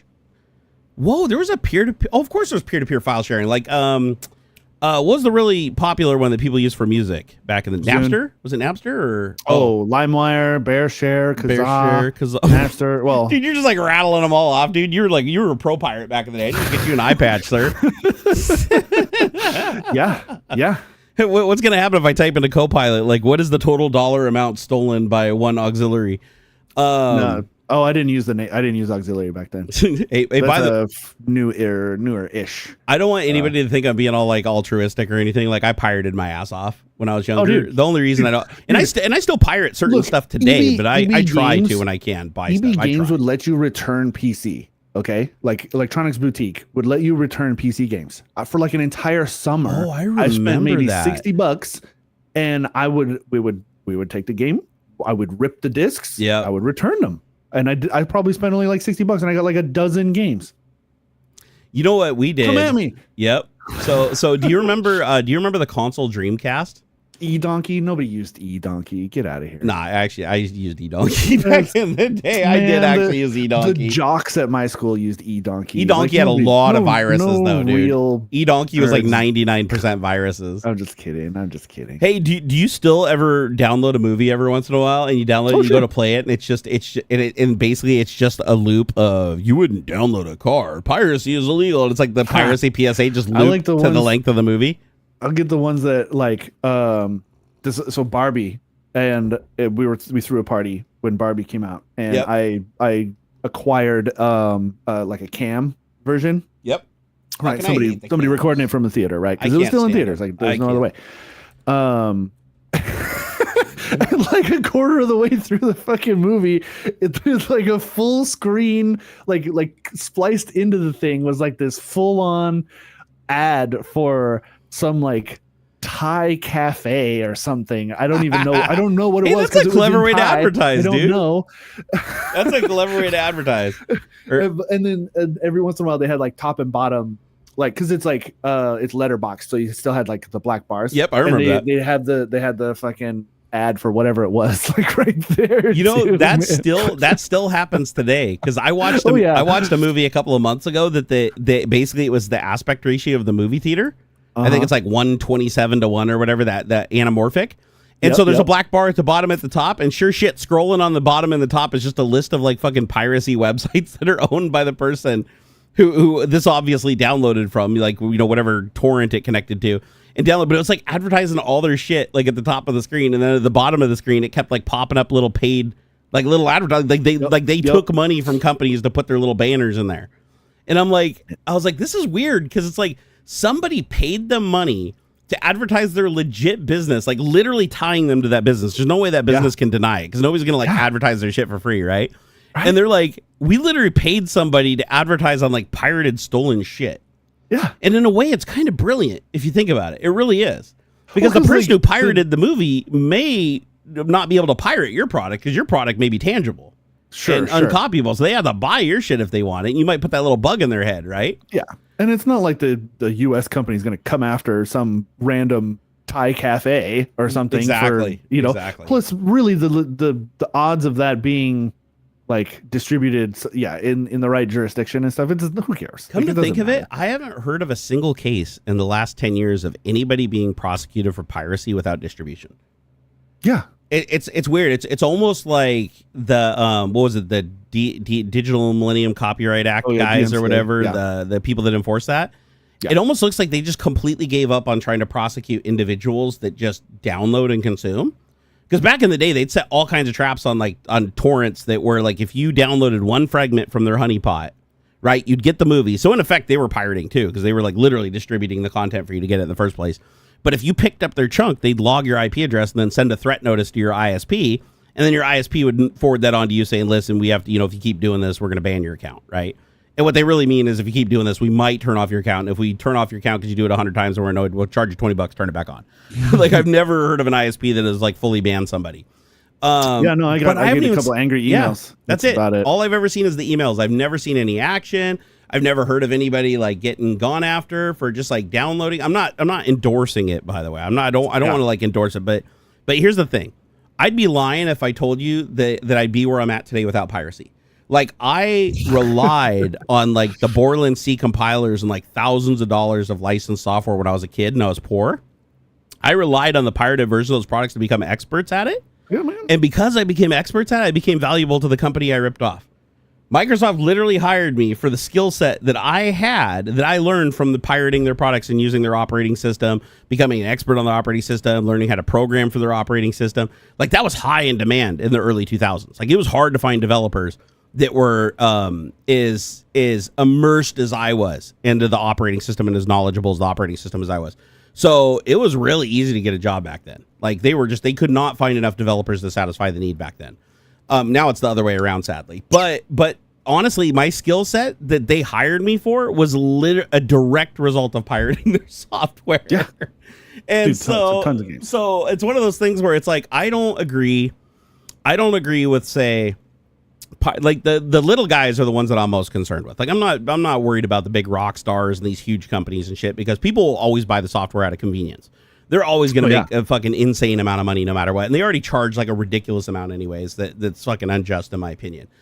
I feel no more moral problem with pirating like AAA games or big Hollywood releases when it comes to movies and stuff like that. Like, dude, it got to the point where even when I bought games, I still pirated it just so I didn't have all the fucking digital rights management shit. Yeah. Like, honestly, it's been a while. Like, the last game I think that I pirated, and by pirated, I still bought it. I bought the game, but it was so fucking unplayable, and I was so angry. It was that SimCity. Remember the always-on SimCity game? Where everybody's getting kicked off the servers, and it would check every 5 minutes, and if it couldn't connect to the server, it kicked you out of the game and said, sorry, try again later. Mm-hmm. It didn't need to be connected to the server. It was something that they just put in for piracy, right?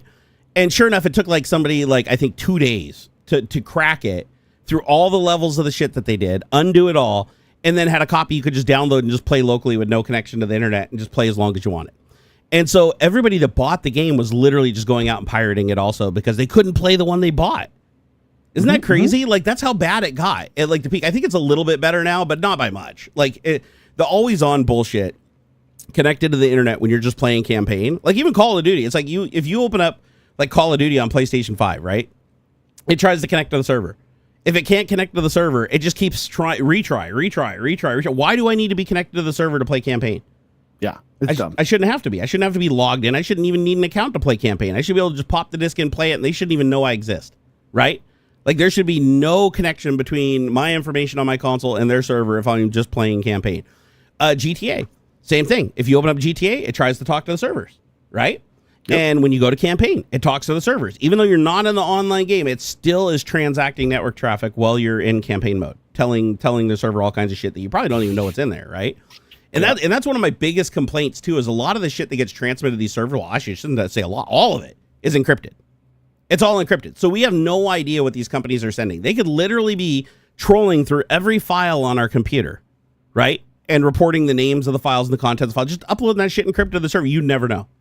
You would never know, except for if the bandwidth consumption was so high that your internet connection slowed down to a crawl and nothing worked and it forced you to start investigating, then you might see it. But if it's just uploading and downloading while the system's idle or while you're not using that bandwidth, you would never know. You would never. The average user would never know. The shit's getting ferried off. And even if you did discover it and you throw a network packet sniffer on it, it's all going to be encrypted. And if you don't have that key, good luck cracking that thing before the sun explodes. Like if you don't have a quantum computer, you're not seeing what's inside of that fucking data. So, you were saying earlier the pirate. You said that like the games, you can still get pirated games and shit. Like who's cracking them these days? Like who's the group? I'm not sure who's doing the cracking, but because I remember Razer. People just named Razer 1911. Remember Illuminati? Oh, dude, they were the best. I used to be dude. Razer was awesome. When I was 13 years old. I don't want to say it. Oh, actually, don't say don't say nothing. Don't say nothing. I'll ask you later. I'll post a link to a Reddit, and this is what I do. I mean, here I gotta go look at this. So, no, that's a good call to not say it here because this is Google country. I mean, even putting it into the fucking chat is probably pushing it. Nah, it's fine. It's fine. It's a link to Reddit. Like, yeah. So I mean, it's there. It's from like a year ago. Somebody cracked Adobe shit. Adobe guide at the top of that link. Yeah. That is. Sorry. Yeah, somebody I didn't. But the rest Adobe's of that walks you through. Wow. You go to that website, and that website seems to distribute them from a lot of the crackers. I would definitely upload this shit to Virus Total before I touched it with a 10-foot pole, though. It's been okay. Well, yeah, it might seem okay. That's the problem. Is a lot of the shit could seem okay. It could even pass Windows Defender and still have a keylogger inside of it sending information just using a method that doesn't trigger it. I suppose that's and true. Here's the scary thing: is all it takes is your cookies. The little files sitting in a folder on your hard drive called cookies. They're just little text files. That's it. Yeah. If those files get copied and uploaded somewhere, that person now can log into every single one of your websites just like you're already logged in. Yeah. And that's how most people end up getting hacked with viruses. It is always good to check yourself before you wreck yourself. For sure. So I just want to say, guys, Virus Total is your friend. If you have a fast enough internet connection, just take. Oh, actually, you don't even need to. If it's a URL, if you're downloading from a URL, obviously it's not going to work with torrents. But if you're downloading from a URL, just pass the URL directly to Virus Total, and it'll go look for it without you uploading anything. And so there's two different ways of going about it. You can download a bunch of it's like the RAR has been broken down in like 500 pieces or 500 gigabyte pieces. 500 gigabytes? No, something like that. They break them down into chunks, like zip chunks. Yeah, right? into chunks. Yeah, like little chunks. Yeah. Or you can do the torrents. I don't do the torrents because I got a finger wagon. I did one of the torrents and I got a finger wagon for it. Like, you always will. It's automated. It's completely automated. A person isn't actually sending that. I used to get 1 million of them. You know what I did? I just stopped checking the email address for my internet provider, and I've never seen another one of them. So I imagine. I mean, your mileage may vary, of course, but I can tell you how to solve that though. VPN, man. Get a VPN. NordVPN. It encrypts all your traffic through your ISP, and no matter what you download, there's no ISP to send the complaint to. Yeah. NordVPN.com/Barnacules Nerdgasm, or was it /Barnacules Nerdgasm or Barnacules? Oh fuck, you have to go find it. The link's in the description. It's in the description. Go find it. Hey Martin, holy shit! Martin just gave us $49.99 pound sterling. Euro pounders. Woo, he pounded us. That's good, man. That's like $60. Hey man, $50 is $50, brother. $55. That's seriously, awesome. Man. Thanks, I'll do dirty shit for $50. For I know, right here. You know what? Hey, You know what? You know what? I'll give you a little bit of areola there. Hold on, let's find it. Oh my God. Oh shit. Oh, NSFW. I had a slip. I'm sorry. We're gonna have to. I'm sorry. I was stretching and I was blur that exercising out. though. The TOS says as long as I'm exercising, it's okay. So I was exercising, guy. Okay, cool. I don't know. That's actually the Twitch TOS. I don't know what YouTube says. Martin says, "Woo, Tech Talk. Other than GTA 6, what games are you looking forward to? You guys are the best. Stay safe." Aw, we love you, Martin. Thank you so much. Games I'm looking forward GTA to. 6 is definitely the biggest one. That's why you said other than GTA 6. That's like the one I'm really looking forward to. I am looking forward to it. Man, I don't know. For me, Gran Turismo 8. I don't think it's anywhere close to being done. I know it's being developed. I think because Polyphony and Sony are such dickholes. I'm sorry, I love their games, but again, it's like Rockstar. Right? The company I don't like that much. But Polyphony will most likely create Gran Turismo 8 and then release it exclusively at launch with the next PlayStation. And then they won't release it for the previous one for like months later to force you to go buy the new PlayStation, even though you've got a PlayStation Pro that's more than capable of doing it. And then they will release for the lower consoles. They always do, right? Like you can get Gran Turismo 7 for PS4, right? It is not just PS5. So, but I am super, super excited about that because I will tell you guys right now, sitting behind me, again, courtesy of Adam. God, I love fucking everything I own, seriously. So the cockpit's mine at least. So it's my old Obodo Revolution that you guys have seen in all my old videos. But it now has a Fanatic. That's right. Or Fanatec. It's actually Fanatec. Fanatec DD Plus Extreme 15 Newton meter of force space. That's so bad. With the shittiest plastic fantastic wheel ever. I don't know why they bundle that with it. But I have another wheel I'm working on trying to get working with it. But the most amazing wheelbase ever. It's like completely changes the game. Club Sport 3 pedals with actual pressure sensor. Not just a potentiometer. It's an actual pressure sensor like a real car brake. And it even feels like a real car brake. It's got like an adjustable thing where you push. You can make the pedal as hard or as soft as you want, and engagement points all adjustable. And it's got a hinged clutch that feels like a real clutch in a car, where it like goes and then it gives, like a real clutch in a car. And I'm like, dude, it's a game changer. I play Gran Turismo now every single day. I come up here and turn, at least an hour's worth of laps on my favorite tracks. And then every week they do a challenge thing where they have 5 races every week. It resets every 7 days. And they have 5 new races that they basically like, you have to use this car on this track or this track backwards, or, they just change it up every week. It's like a different challenge, different car and everything. And so every week I go through and complete that because it's like worth 1 million credits if you complete all the 5 races or whatever. And I love it. It never gets old to me. It's one of those games like GTA 5 never gets old to me, and Gran Turismo 7 never gets old to me. Yeah, racing is one of those things where it's fucking amazing. Whoa! What are 1,000 huffs? We got 1,000 huffs. That's a Hungarian forint. Shit, bro. Let me go see. Here, let me go see. Hungarian forint. That's pretty cool, man. Thank you. Have we ever gotten one of those before? A huff? I want to say once. Maybe. I think we got one huff. Maybe. So a huff is. I don't have a conversion rate. I thought it gave me a conversion rate. It doesn't. Yeah. So it's Hungarian forint. Oh my and God! It's about about $3. You know what? $3 is $3, man. Make me holler. I'll do a lot of shit for $3. He says, fun fact: Hungary, our biggest torrent site, has more than 900,000 active users, and it even runs government ads. Hungary only has 9.5 million citizens. That's awesome. What's the site? I'll go to does Hungary have any piracy laws? Because I know some countries don't. I don't know, some man. countries They're straight up have no whack. laws around it at all. I think Hungary's got a shitty president right now. Isn't that where Orban? Isn't that Orban? I thought he was Turkey, but no, he might be Hungary. I hate Viktor Orban. That guy's a piece of shit. Yeah, he's the boss of Hungary. I apologize, just like us, man. You got a shitty boss right now. Man, we're sorry that you have to deal with that piece of shit. Oh my God. I heard like he's doing some bad stuff with the protests and stuff and all that kind of thing. He's being a real butthead. He's known as Hungary's Trump. Yeah, like him and Trump are very similar in their wealth, their lying, their cheating, their suppression of free speech, while claiming that they support it. Being completely anti-democracy, touting that they love democracy and they love he claims they love fucking order and law and justice, while just shitting all over it. So that's why Trump and him are like buddies, right? They hang out a lot when he comes stateside and he gets invited to the White House in Mar-a-Lago and they all have orgies together and stuff. Is Turkey still cool? Oh, Pro DVD. Thank you for stopping by, man. We appreciate it. It's 3:30 a.m. there. Gosh, go get some raspberry. Holy shit! We got fucking Dante Kellogg with 10 freedom dollars. You guys, fucking Don Kellogg. Dude, Don Kellogg and Oltonian are also like old school. So, they've been around forever. Know, we love you guys. Did you know that the font used in the "You Wouldn't Steal a Car" anti-piracy ad was pirated by the creators? No. I bet. Was it really? Bet. Bro, when they use papyrus for the fucking Avatar movies, like, come on. Dude, I love it. I'm not surprised. Myth confirmed. You Wouldn't Steal a Car anti-piracy ads may have used a stolen font. Bruh. Yeah. Isn't this the definition of irony? One of the most infamous anti-piracy campaigns from 2 decades ago. Everybody's seen this, right? They used to play this shit like in schools. You wouldn't steal a car PSA. I would download a car. I have a 3D printer. Of course I would download a car. I would download a bear if I could. Okay, I would download anything. I would absolutely. There is nothing. Yeah, somebody did a video on that where they cut in. They did splices.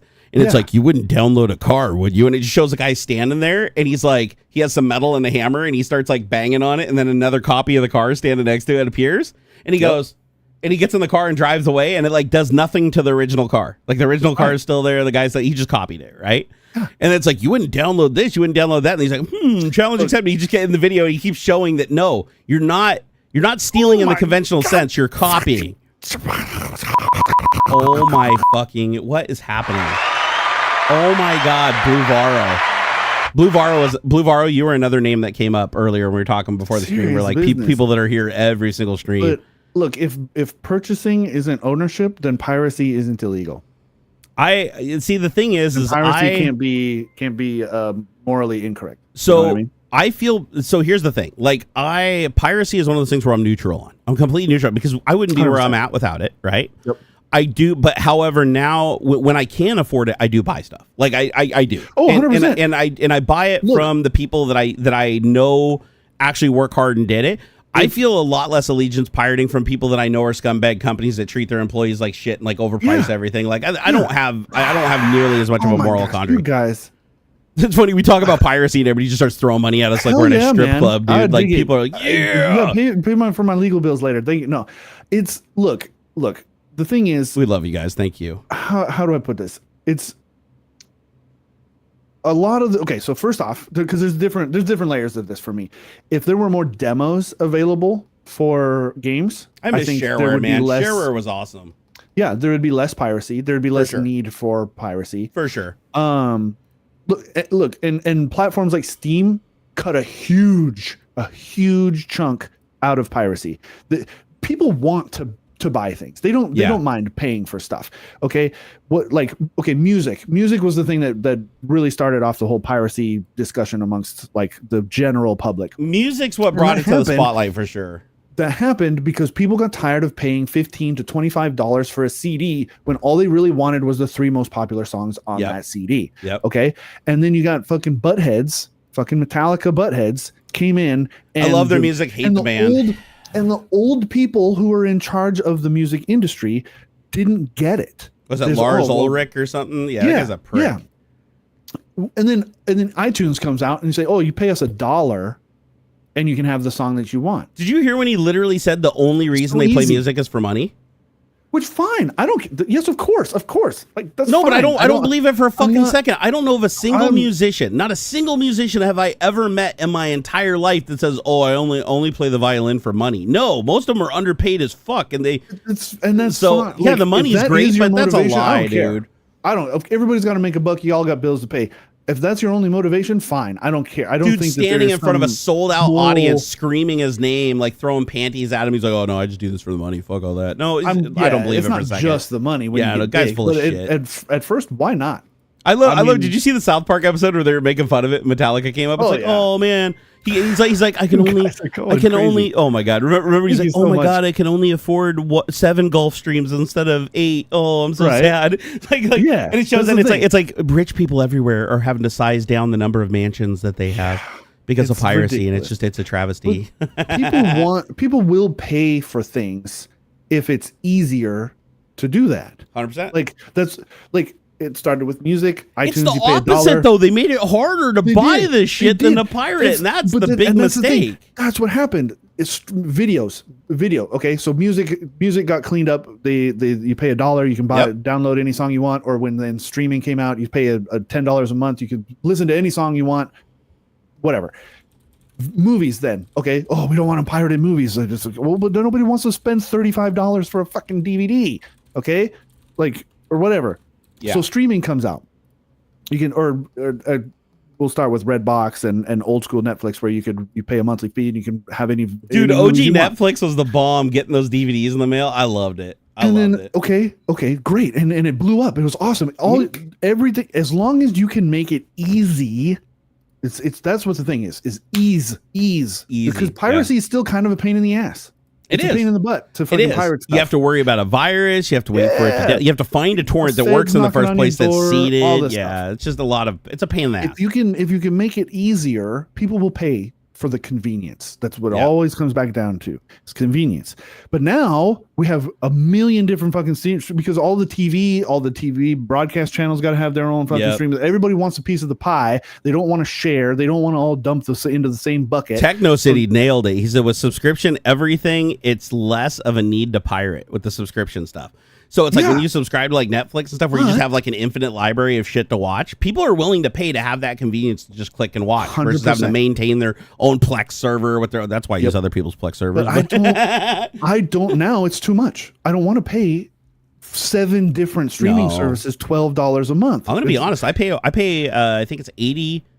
I think it keeps going up too. Did you see Netflix just increase their prices? So did Amazon, and they run ads. Like Amazon Prime has ads, even though you pay. I'm like, what the fuck is that? Hulu, the same thing. I'm watching it. I don't even watch Hulu anymore. I only watch Hulu because I pay for it and I still have ads. I'm like, fuck that. I pay for 2. I pay for Netflix and Disney Plus, which comes with Hulu. Yep. And the second they do that, the second that they put ads in, that's when piracy is on the table for me. It's like, nope. I'm okay with some ads. I don't mind. I'm a millennial kid, so like Look, the longest ad break I ever get is 1.5 minutes. Yeah. That's not bad. What kills me is it's the same fucking ads every ad break. Because they can't get enough of them. Yeah. Fucking nuts. Yeah, there should be a rule that you can only run the same ad like once per instance of the video. Is the worst for that. Hulu is the fucking worst. I've seen 3 of the same ad at the same time. Just it plays the ad, and then it says 1 of 3, 2 of 3, 3 of 3, and it's the same one on loop. I'm like, how is that company okay with that? It just paid 3 times the impression rate just to give me the same message and piss me off and make me not want to buy their product. I've seen the same Sky Rizzy ad like fucking 20. That tells you though? That tells you that nobody's paying to advertise on their shit anymore. Like, obviously, or they would have a big pool of ads. I do not have ulcerative colitis or whatever. I'm not even in the demo. I don't even think I'm in the demographic. Yeah, it's like, have you been in a bad accident and almost completely incapacitated? You get $1 million. Like, no, what the fuck? Your algorithm thinks that I need to see a Sky Rizzy. Yeah. What the fuck? No. Yep. Okay. That comes back around to like people don't mind ads if they're relevant. You know what I feel like the streaming services have become? You know how you pay for a gym membership and you don't use it? Yeah. I feel like that's the streaming service now. Is you pay for the streaming service so you don't feel bad pirating, and then you just go pirate everything that's on the service because it's easier and you watch it. That's what I do. That's what I do too. When it's Apple TV. Remember how I said I haven't pirated games or apps in a long time? Well, movies are the exception. That's what I do. So like, by the way, I own the movies that I download. Just so you guys know, I own them all. Yeah, same, of course. I do. I have a huge collection of DVDs. I'll get the Blu-rays. I don't store them at my house though. I store them in a black site. I'll go to Amazon, the Prime Video thing, and there'll be like a list of the ones like, oh, these new releases. Spend $20 and you can watch this movie. No, dude, I write that shit down and I go download them. Dude, I'm not paying you for that. Dude, we gotta pump the brakes for a second here and read some. People are just fucking making it rain. So, I gotta go through this. This is insane. This is an insane show of support, and I'll tell you what, I'm not lying. I need it more than ever. So thank you guys. I really do appreciate you. I've been, as you guys know, I've said publicly, I'm living off my 401k and whatever I make doing this now. And it's been, my 401k is getting eroded pretty quick, and I'm getting pretty worried.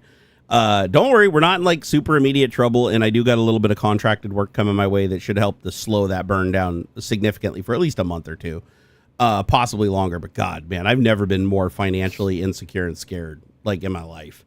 Actually, I shouldn't say that because I was like broke as fuck before I worked at Microsoft, and I lived paycheck to paycheck, eating top ramen and shit. So yeah, I'm nowhere near where I was, but it's different when you have a wife and kid. When you have a wife and kid, that changes everything. Like when you got to worry about other people's mouths and shit, it definitely piles on the stress. And it's the stress I put on myself, honestly, because I feel like I need to be a provider, right? And I know that that's like, masculine stereotypes and blah, blah, blah, blah, blah. But no, it's like, it's not just because I was raised that way. As a matter of fact, my dad raised me the opposite of that, right? He wasn't a good father at all. I have a nurture in me that it's like, I feel like I need to take care of my family. Like I want my wife and kid to focus on her teaching my kid and them having fun and building good memories. And I want to provide. And so when I feel like I can't do that, it freaks me the hell out. So I appreciate you guys because that's what you guys allow me to do. And even if it just slows the burn, that is huge. That buys me time. And time, people that say you can't buy time, bullshit. You can absolutely buy time. 100%. You can 100%. Oh, time's the one thing you can't buy. No, bullshit. You can absolutely buy time because when you are stressing your ass off and you are starving and you are worried about what the next thing's going to happen, you have time for nothing else. You just sit there in a state of panic, burning time. Yeah. Money allows you to buy that time back to do something else that's meaningful. You can pay for a house cleaner. You can pay for a nanny and shit. That's anything. Hours and hours a month that you are paying to have available for you. Even a babysitter. Like we haven't had a babysitter for Xander because we only trust Xander with friends that we know very, very well because he's on the spectrum, and we have to be confident that they know how to take care of him and they really care. So we've never left him with anybody that we don't have like a family level relationship with. But when we did, we pay him, of course, right? Back in the day. So I'd pay him good too. I'd be like, oh, hey, our friend's daughter would come over and watch him when he was little. And, we'd pay her like $60 to go watch a movie. Like we go watch a movie, we'd be out like 3-4 hours, come back, pay her $60. And she was like so grateful for that because it was like 4 times more than she made from her other jobs that she did the same thing. And so just that 4 hours to be able to go out with my wife, have a meal, knowing that my kid is safe and knowing that if anything's going to happen, they'll call and everything like that. Just to be able to have that weight lifted off our shoulders, to go enjoy each other and watch a movie, hold hands, eat a dinner. Dude, that memory is worth, that $60 is nothing. Nothing. Like that $60, I didn't even know it existed. Like that's what money can buy. Right. And so I don't ever want to be wealthy because I think it's one of those things where money it's a double-edged sword. Because if you have too much of it, then you don't know who your friends are. You're potentially a target. And I'm talking insane. You for what is wealthy. So to me, and I shouldn't say wealthy as much as like I'm saying like filthy rich, right? I'm not talking sure. So, but like, what's the definition? For me, it'd be in the ballpark of probably $100 million, like net worth. Okay. If I had $100 million net worth, that's too much. I would legitimately be worried about being a target, worried about my wife, worried about my kid, worried about having to have security and all that shit. And the thing is, even though I'd be able to afford security and all those things, it's still not fun to have to move around, having security all the time. That would be an absolute nightmare. Like I've seen celebrities that can't even go to the grocery store, like not even with security. Their security won't even let them because their security cannot keep them safe in that environment. And living like that's not living, right?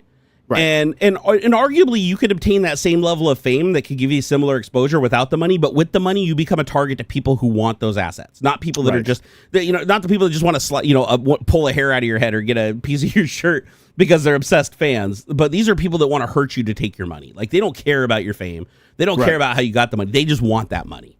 Yeah. And sadly, that happened to Bill Gates. His mom got kidnapped or whatever, like back in the 90s, and luckily ended peacefully. But still, could you imagine that, getting the call? It's like your mother was kidnapped. It's like his mother never did anything to anybody. Yeah. Nobody even knew who his mother really was, other than like the public image she had working in his foundation or whatever. It's like they literally just kidnapped her to extort money from Gates. So then you become a liability to the people around you when you're that rich, because they're like, wait a second, you fuck with that dude that has like $100 million and you're around him all the time? Oh, so you're saying if I snag you and threaten your life, they might give me some money? Yeah, right. Then you start creating problems for your friends and family. So I'd say $100 million in this day and age is probably where you're at, where it's like you draw unnecessary attention from people that don't even care who you are and know who you are. They just want that money.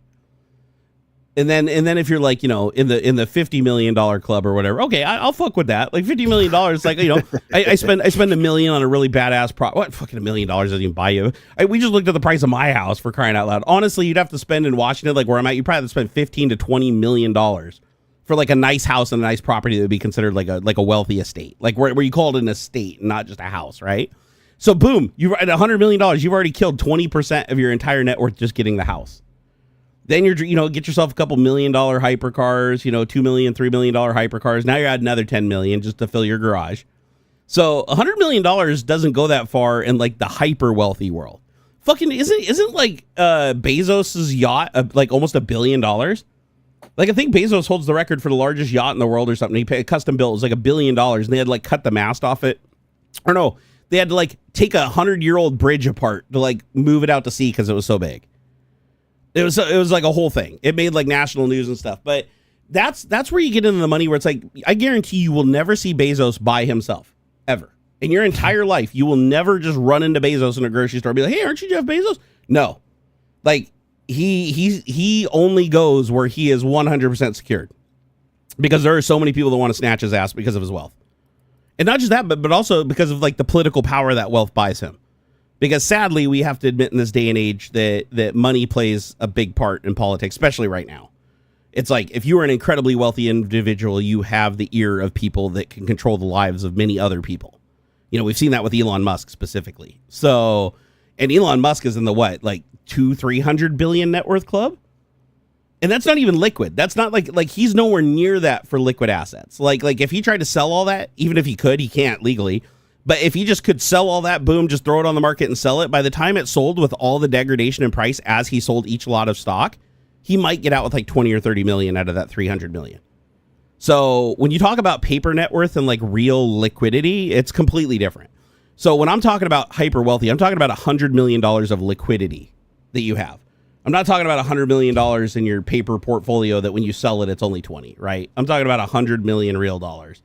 So when I say wealthy, I'm not talking about somebody who has like $1 million, right? $1 million, honestly, nowadays ain't shit. My shitty house that's falling apart on a 5,500 square foot lot, we just looked on Zillow, is like $800,000 or $900,000 is what the Zillow estimate is. Fucking blew my mind. I still can't even believe it. This same house on the same plot of land, just in Seattle, instead of where I'm at here right now, because I'm kind of in the boonies, honestly. If I was in Seattle, the same property in the same house would be over $2 million. Easy. $2 million. Think about it. $2 million for this tiny little rundown, broken ass house on 5,500 square feet. You can't even talk about the property with acreage, because it'd be like 0.3, 0.2 acres or something. It'd be such a small number. They don't use acreage. They use square feet to make it sound bigger. Oh yeah. You know, it's like my front yard is like 20 feet by 20 feet. My side yard is like 10 feet by 30 feet. And my backyard is almost non-existent. Like it's just a hill going into the neighbor's house after the hot tub thing. So it's wild. Hey, Anthony, thank you. He said he loves my t-shirt. Oh God, I totally forgot. I got to thank all these people. People have been so generous today. You guys, seriously, oh my God, we got to go through this. Big ups, man. Thank you guys so much. So Don T. Kellogg, thank you for the $10, dude. Really appreciate it. Altonian, thank you for the 10 poundaroos. He was the one that did the "You Wouldn't Steal a Car" anti-piracy pirated the font. Oh my God, that's still hilarious. And then Blue Varro, $50, dude. Seriously, I got to give him another one for that, dude. Blue Varro. And again, Blue Varro came up before the show. We were literally talking about the names. We're like, hey, we know who's going to be the first people in the stream, because they're here like every week, like religiously. And out of the names that came up, yeah, Blue Varro, you were in there, dude. So you show up to enough streams that your name just pops into our head instantly when we think Tech Talk. Let's see here. STE Livesy. So is it Steve Livesy? Thank you for the 10 pounds, dude. He said, not a Saturday without you guys. Also, I want to thank everybody for liking these. Did you see how many likes are on these donations?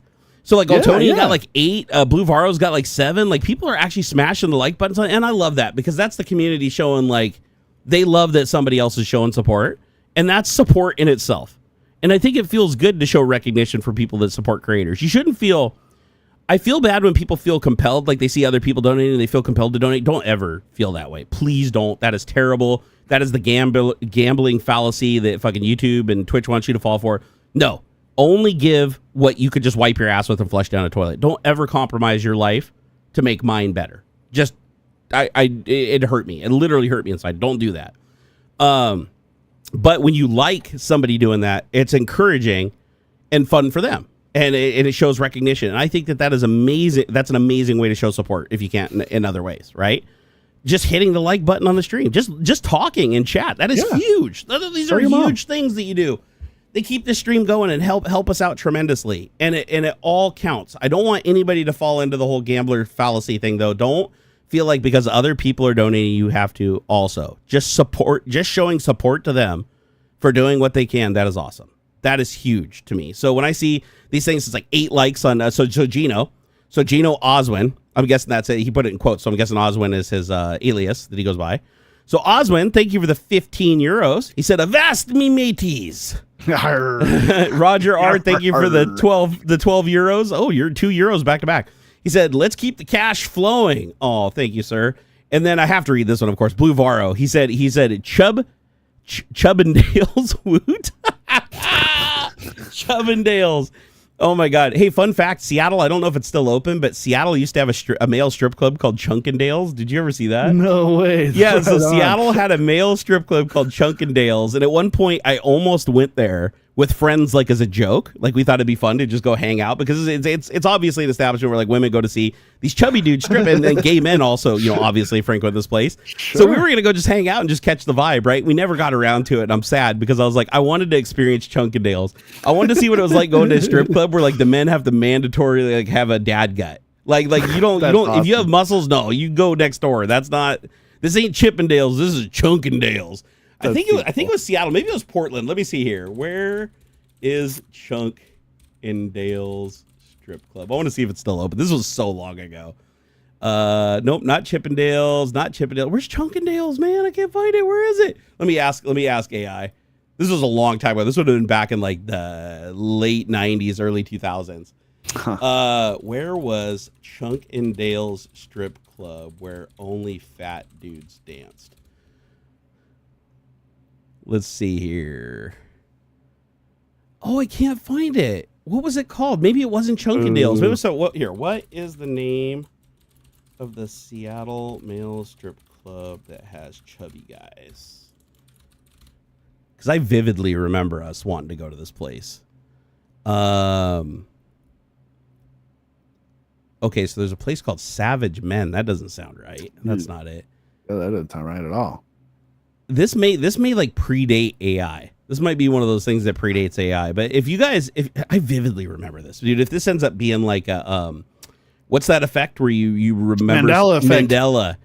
If this is a Mandela effect thing, I'm gonna shit because I have like vivid memories. I'm gonna have to hit up like my buddy Jake, my childhood friend, because it was him and our other guy, another Jake, who wanted to go. I'm gonna say, hey, do you remember a strip club called Chunkendales where only fat dudes danced? I think it was in Seattle, and we joked about going. Dude, and this is the random dialogue we have constantly. Our entire feed. I showed it to my wife, and she's like, "What the fuck's wrong with you guys?" We just say the most random shit back and forth, right? True. Like he sends me the cover to Walking in Memphis by Mark Cohen. And he's like, "Oh my God, this came on. Remember this?" Because he used to make fun of me and say that I was was it Rod Stewart or something like that did like a cover of it, and he had like this he was holding like this kid, this like chubby kid with like orange hair, and they used to say that I looked like him. Let's see here. What else has he said that's just crazy? Oh my God, do you remember the TJ dude with the kitchen knives that he said were throwing daggers when you could see the glue still on the metal handles from the wood? So, long story short, the neighbor kid, he embellished a little in his life to try to impress us all the time. And so he comes to their house with 2 knives, and they're obviously steak knives. They're just literally steak knives with the wooden handles busted off of them. And he's like, "Yeah, these are special throwing daggers I got from my Taekwondo class where we're like learning how to like, you know, throw knives and stuff." And it was, you could see the glue on the handles. Like you could like literally, he couldn't even scrape all the glue off the handles properly. So you could see where he just busted off the wood scales. And they were literally steak knives. They were just like literally steak knives, like cheap ass steak knives. And we just went along with it because we like to feed into his fantasies, because then it would just get more embellished because he'd think we were buying it and just keep going. And so we still, to this day, it's like we haven't seen this guy literally since we were like, you know, 14 or 15 years old. Actually, maybe a little bit older, like 16 or 17.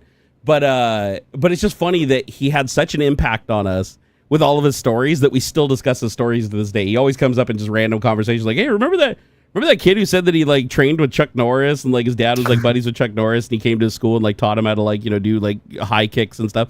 And then we'd always tell him like, "Oh, dude, show us how to do a roundhouse." And he couldn't really do one really well, and he'd almost fall over every time. We're like, "Dude, that's so rad. How do you do that? Show us how to do it." And we could both do it better than he could, and we never did any of it. So Oh, here's another message from him. This is from Tuesday. Roll on highway, roll along, roll on daddy till you get home. Roll on family, roll on crew, roll on mama, like I asked you to do, and roll on 18-wheeler, roll on. This is just a random message he sent me. I think that's a song. That's a country song. And then another message. Don't go upstairs. Terry's wife walks around naked. Lol, never seen. That's a whole story in itself. So, dude, random ass stories. I know. I'm like super random today. But we used to go to these LAN parties when I worked at this little computer shop called Mothersboard Computers. We had a customer, and his name was Terry. And he used to have LAN parties at his house. And we thought it was cool because he had satellite internet. He had that, like, the old school Geo satellite that was like, it was way faster than modem, like way fast, but it was really expensive. We didn't know that. We thought it was unlimited bandwidth. We didn't know he had to pay per gigabyte. So we used to go to LAN parties at his house all the time. And he'd always tell us, we go to his house and it was like a split level where you came in the middle and you either went downstairs or upstairs. And he'd always tell us, hey guys, don't go upstairs. Don't go upstairs. My wife, she's always walking around. She isn't decent. Like, stay downstairs. Do not go upstairs, whatever you do. And he would just remind us all night, even though we're not going upstairs. We're just, hey guys, just so you know, if he's leaving the room to go to the bathroom, nobody go upstairs. My wife, she walks around. She walks around. She's not decent. You don't need to go up there. So that's why he jokes. He messages me all the time. He's like, don't go upstairs. Terry wife walk around naked. Don't go upstairs. And it's just such a weird thing. Like, that's not something you'd expect to keep hearing from a guy over and over again at a LAN party. Like it's almost like he was bragging. Like, oh yeah, my wife, she's upstairs walking around naked. Don't you dare go up there and look. It was almost like a challenge. But we joke around about him because one of our best memories was we went to a LAN party and everybody was like, holy shit, he's got satellite internet. So when we got on his LAN, we had access to the internet. And we're like, this is badass. So we started downloading shitloads of software and music, and we racked up, I think we ended up downloading like a gigabyte, which back then was like an insane amount. Like that was literally like 6 months or a year of his bandwidth. We downloaded like a gigabyte of shit to all of our computers. We didn't know he had to pay for this shit, and he freaked out. He came to the computer store like a week later. He got the bill from the internet provider, and he came in. It was $700 was the internet bill. When he normally paid, I think it was like $100 a month he paid for this. It was $700, and he's like, you guys got to kick in on this, man. You can't, come on. You can't be doing that. Like, he never told us we couldn't download shit. He never told us the satellite internet was like fucking dollar amount per bandwidth, and he told us we could use the internet. So it was like, it became really awkward after that. And then every time we'd go to a LAN party, because we didn't give him any money, he was like, come on, give me the money. So he'd start doing shit like he'd go heat up like these little pizza bites, and he'd come downstairs, and then as soon as you ate a pizza bite, he's like, okay, everybody needs to pitch in $10 towards the pizza bites. It's like, dude, those pizza bites aren't $40. Like, it's not, because he tried to find like alternative ways to like milk the money out of us. So we stopped going to his LAN parties, and we just like kind of blacklisted him and just kind of ignored him after that. But it was some good stories. Good stories come out of shit like that. Seriously. Terry's wife was a blow-up doll. I mean, she could have been. Actually, no, that's not true. I shouldn't say that. I met her. She's actually a really nice lady. And it was like really sad that he kept telling us like not to go upstairs and not interact with her, because it was clear that she liked talking to us. Like, she'd come downstairs, try to strike up a conversation, and then he'd just like tell her to go upstairs. And I was like, dude, you're kind of a dick. like you're seriously kind of a dick. And so I kind of felt like he treated her like she was a trophy. Like he literally treated her like she was not. It was weird, man. It was super weird. We had fucking weird customers.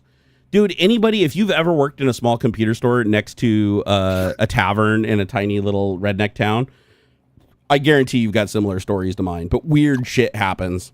No weird doubt. People. It is a like the amount of stories. I should write a book. People say I should write a book about my life. I should just write a book about the 2 years I was at Mothersboard Computers. Like, seriously, the 2 years that I was at Mothersboard Computers, the most craziest shit happened. I could fill an entire book with like all the crazy characters and stories that I came across in like police encounters and shit. My old boss used to run a shop like that. It's kind of like almost like a pawn shop for computer stuff. And he took a lot of the security footage and just privately, like never put it on YouTube or anything like that. Sure, but he like clipped together a bunch of like the weirdest freaking people that had come through the shop, man. And this had to have been like up by Aurora, like North Seattle. And I'm talking people bringing in like paper bags of just weird random tech stuff, or like happened to us all the time. All the time. And like one gal sitting on the stool at the counter or whatever, and like doing the heroin lean. Mm-hmm. That kind of stuff. Yeah, just completely just zonked out of her mind, and as she got there. Yep. And just weird customers coming in and like, talking nonsense, like not necessarily on drugs or anything, but just people who are like kind of older and just kind of off a little bit or whatever the case may be. And just some of it was really funny, and then some of it was like kind of sad too. Like it was. Yeah, there's really sad stories. Really sad weird. Stories. No, we the saddest story that probably happened at our store was, and luckily we got him arrested. And it was we had a pedophile come in, and he always had these 2 kids with him that were just dirty. They looked like Pigpen, like their faces were dirty, their hands were dirty. They didn't talk. They were very shy, wouldn't make eye contact. And he was a weird dude. Like just I don't want to like stereotype or anything like that, but he basically looked like a crackhead, right? Never saw a mom, never saw another person. He had just always these 2 kids. He'd come in with these kids, and they were always just super quiet, looked kind of like scared and zonked out, and it was really weird. And so he came into the store a good amount of times. Like we sold him, I think we sold him like 2 computers over the course of like a year. He was in and out all the time. And the police came and visited one day, and they showed us a picture, and they're like, "Have you seen this guy?" And we're like, "Yeah, he's our customer. Like we actually have his computer in for service right now." And they're like, "Okay, we need to talk." And they came into the back room, the police, and they're like, "Listen, this dude kidnapped these 2 kids from a lady in Idaho, came to Washington. He's been here like with them for like 2 years or something like that. And it's like he's taken pictures of these kids and sold them to people on the internet of him doing stuff to them." And we're like hearing this, we're like, "Oh fuck, we're about ready to puke." And they're like, "We need you to call him and tell him his computer's ready, and get him back in the store, and we'll stand by behind, and we'll come in out and arrest him." And sure shit, we called him. He comes in. He has the 2 kids with him, and he comes in the door. And the police, of course, they come out, surprise the shit out of him. He surrenders immediately, though. They arrest him. They take him out, and then they have these 2 ladies from Child Protective Services come in and grab the kids. And the kids are like completely nonverbal. They're not even talking to him until they start giving them food. They start pulling out like sandwiches and giving them like peanut butter and jelly sandwiches and shit. And the kids immediately perk up. And they're like, "Oh my God, thank you. Thank you for the food." Like they haven't eaten in like a week. Like these kids looked really bad. Like honestly, we should have called the cops like a long time ago, just based on these kids' state. They weren't clean. But it's one of those things where it's like you try not to judge people because some people have kids that like work on their farms. It's like a farm area and stuff like that. So we never gave it much thought. But man, when he got arrested, I was so happy. I was like so disgusted when I heard what this guy did. Like when he came into the store, I had to remain cordial and like, because we had to get him fully into the store, make sure the police could get him. He couldn't run anywhere. And so I had to like talk to him for a little bit, and be, "Oh yeah, your computer's ready. Let me go get your computer in the back room. Let me get off the shelf." And I had to try to be cordial to a dude that I knew was a pedophile and hurting children. That was one of the hardest things I ever did. Like I wanted to reach across the counter and grab this guy and just like fucking break his neck. And I could have too. He was like a toothpick. I could have snapped this guy in half. And that was a really sad story. But thankfully, there was more funny stories than sad stories. And the amount of swingers computers that we got in where they just put their shit on their wallpaper and stick it on your desktop because they wanted you to look at it. And then when they come pick up their computer, be like, "Hey, did you open that folder on the desktop? What'd you think? Did you see that wallpaper? What'd you think of that wallpaper?" "Yeah, that was my wife." It's like, "Yeah, no shit. She's standing right next to you while you're saying this." And they'd always make us awkward, make us feel awkward and shit. And it's because I think they just got off on embarrassing people. Like that was kind of like their little kink. And then we had this one lady named Jolene. She was about a 550, 600 pounder that was really mobile. Like she got up and moved around. She didn't need a walker or nothing. Like she was actually moving. And she didn't even carry her own computer and everything into the store. But she'd always come into the store, give us her computer, and we boot it up. And there'd always be a wallpaper of her, different wallpaper every time of her laying on her bed in her little negligee. And every single time we boot up her computer with her standing there, like we'd plug it in so she could show us the problem. And it'd pop up and she'd look at us and be like, "Hey, what do you think of that wallpaper?" And of course we were nice. We'd be like, "Oh yeah, that's pretty good. Jolene looking good." But it was so embarrassing every single time. And it got to the point where it's like we knew it was going to happen. Like every time she did it. So she'd bring in the computer and we'd be like, "Oh God, here we go. Who's taking it?" We'd like draw straws in the back room. Who's going to go talk to Jolene today? She's a really nice lady though. We did like her, but she's a great customer too. She always paid her bills and shit. You'd be surprised how many people don't pay their bills and just swindle you into giving you the computer and then they never come back. It's like fucking, they will say anything and everything. They'll fucking like leave their wife with you and shit as collateral and just not come back. I mean, not that bad, but they'd say anything and do anything like, "Oh, I'm sorry, I can't pay for it today. Hey, can I get that back? I really need it. I need the computer to get the money to pay you guys." Like the money, it's like I gotta boot up the computer so I can do my job so that they pay me, log into my bank account or whatever. It's like, bro. you lie. We've heard it all before. There is nothing new. Another really funny story that I think I've told before is the guy that used to come and try to sell us our garbage back to us. Did you ever have that happen at your buddy's shop? Now that I recall. So we had a recycling bin out back that any broken shit that was beyond recovery, we'd fry it. Like we had to, because people were stealing the shit and trying to like fence it to other stores and sell it on like little chat groups and shit. And so we'd destroy stuff. We'd literally plug it into like a 10,000 volt transformer and blow AC current through it and just destroy everything. Hard drives, motherboards. Yeah. It was fun. You'd hear the fucking chips getting embedded in the walls and shit. Dude, it was fucking wild. Whoa. Ooh, right on. Damn, brother. That was like $63. Woo! Maton Ted. He gave us the check kroners, man. Check crowns. The crowns. This is so good. Thank you so much. Oh my God, thank you. We really appreciate it, brother. So this dude would go through our recycling bin, and we'd hear him out there rummaging through it. Like we're in the building, and we could hear him rummaging through it. He'd grab the shit, put it in a box, walk around the front of the store, not even wait, like walk right in the front of the store and be like, because we bought computer hardware. That was one of the things we buy, sell, trade. And he'd come in and put the box on the counter. It's like we could clearly see in the box, this is all of our fried shit. He's like, hey, I got some stuff to sell here. And he didn't even know what shit was. Like he'd pull out and call like a motherboard, a graphics card, and pull out a hard drive and say it was memory. He knew nothing, like very little. Like I remember he tried to sell us a graphics card back to us that we fried. Like it clearly was all charred. And he's like, yeah, this is an AGP, because AGP was all the rage back then. He's like, yeah, this is an AGP graphics card. And it wasn't. It was an ESA card. It was a really old EISA card. We're talking like 80s technology. And he's like, no, we're like, no, this is an AGP, dude. And he's like, no, it's big AGP. It's even better, because it looks kind of like an AGP connector, but it's like blown up to like 5 times the size. He's like, no, it's big AGP. So we'd humor him AGP. Just because it was funny and never buy anything from him. But he'd get so desperate at the end, he'd start taking the lithium batteries off the motherboard. We had to start taking the little, those little button batteries, little button cells. Oh, yeah. The little barrel cells that were welded onto the motherboard. We had to cut those off and start keeping them, because people were taking them and licking them and getting high off them. We didn't even know you could do that. Like, apparently lithium batteries, if you break them open and lick them, please don't do this. You're going to fucking die. This guy looked like he was going to die. But apparently you lick the lithium and it gets you high or whatever. So this dude, when he couldn't sell us any of the hardware, he started pulling like the fucking batteries off the motherboard and going, hey, you want to buy these, dude? You snip them in half with tin snips and lick them and fucking get you super high. And we're like, oh my God. So we had to start cutting the batteries off everything, putting them in a little box and sending them separately to a recycling center. Because if we put them in that little recycling box, the crackheads would come around and start harvesting them. And then we'd have like dudes high on lithium wandering around like zombies in the parking lot. Dude, weird shit that only happens in like a small town computer store. Like seriously. Let me finish going through these. Gaming Matty Rocks, thank you for the $2. Super appreciate it. Ooh, look at all these people. A lot more people liked. Hey, that's 9 likes. Like in the tips. That is really cool, you guys. Old Broger, he brought the 100 DKKs, the Danish kroners. I think that's the Danish kroners, right? DKK. Am I remember that right? I think DKK is Danish. So kroner. yeah. Old Broger will correct me. Old Broger is another name that came up before the stream. Gimpy G, my man. Old Gimps is in the house. Yeah. Thank you for the $5 super chat. He said, I got called a cripple and Dave a Muppet on Damn Dirty Abe stream this week. I don't know who that is.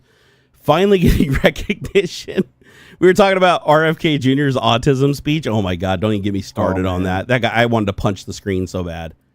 So bad. When that guy's like, oh, autistic kids will never pay taxes and they will never have a girlfriend and they will never know what it's like. It's like, dude, you don't even know what autism is, dipshit. All right. You don't even know what autism is. I've seen a lot of like comments saying that he's the only autistic person he knows is Elon. And so that's why he said all that stuff. Do you want to know something? Elon's not autistic. He lied. No, I believe that. 100%. I actually went and researched this because I was curious myself, because of course I have a son on the spectrum. And he is self-diagnosed. He has never seen a medical professional. He's never even talked to his primary care physician about it.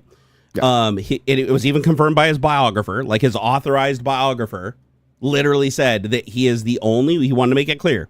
He self-diagnoses as Asperger's, which is interesting because when he said it, Asperger's was already retired. They don't use the term Asperger's. They haven't in a long time. It's just you're on the spectrum. That's it. They don't do the Asperger's thing anymore. So that's already a red flag, because if he was diagnosed, he would have been diagnosed on the autism spectrum disorder with certain characteristics. He would not be diagnosed as that. So that was the first red flag. Second red flag is his biographer literally said he has never, just to be clear, he's never been medically diagnosed. He's never seen any psychiatric person. He's never gone through any process to be like me. I'm officially diagnosed. I had to go see an actual psychiatrist for 3 days, Hey, nice. sitting with them an hour a day, an hour each day. I had to sit with the psychiatrist and basically answer all of his questions. And then he went through and diagnosed me as, well, I'm not on the spectrum. I'm ADHD, OCD, but they diagnosed the same thing. Autism is one of the things they diagnose. And so he didn't diagnose me as autism, but he did diagnose me as OCD, ADHD, and at the time it was mild depression, but it got a lot worse as I got older. But the way that they come to these conclusions is they don't tell you in the beginning, but then after they diagnose you, they're more than happy to like share how they come to the conclusion. But they have a chart and they ask you a bunch of questions, and then based on your questions and the consistencies of their questions, they decide what is truth and what is a lie, right? Yeah. And that's why that's why they do it an hour every day. Is because they don't want to do it all together where you can remember it. They want to break it up so that when you come in and they ask you the same questions in a different way, you give them the same answers overall.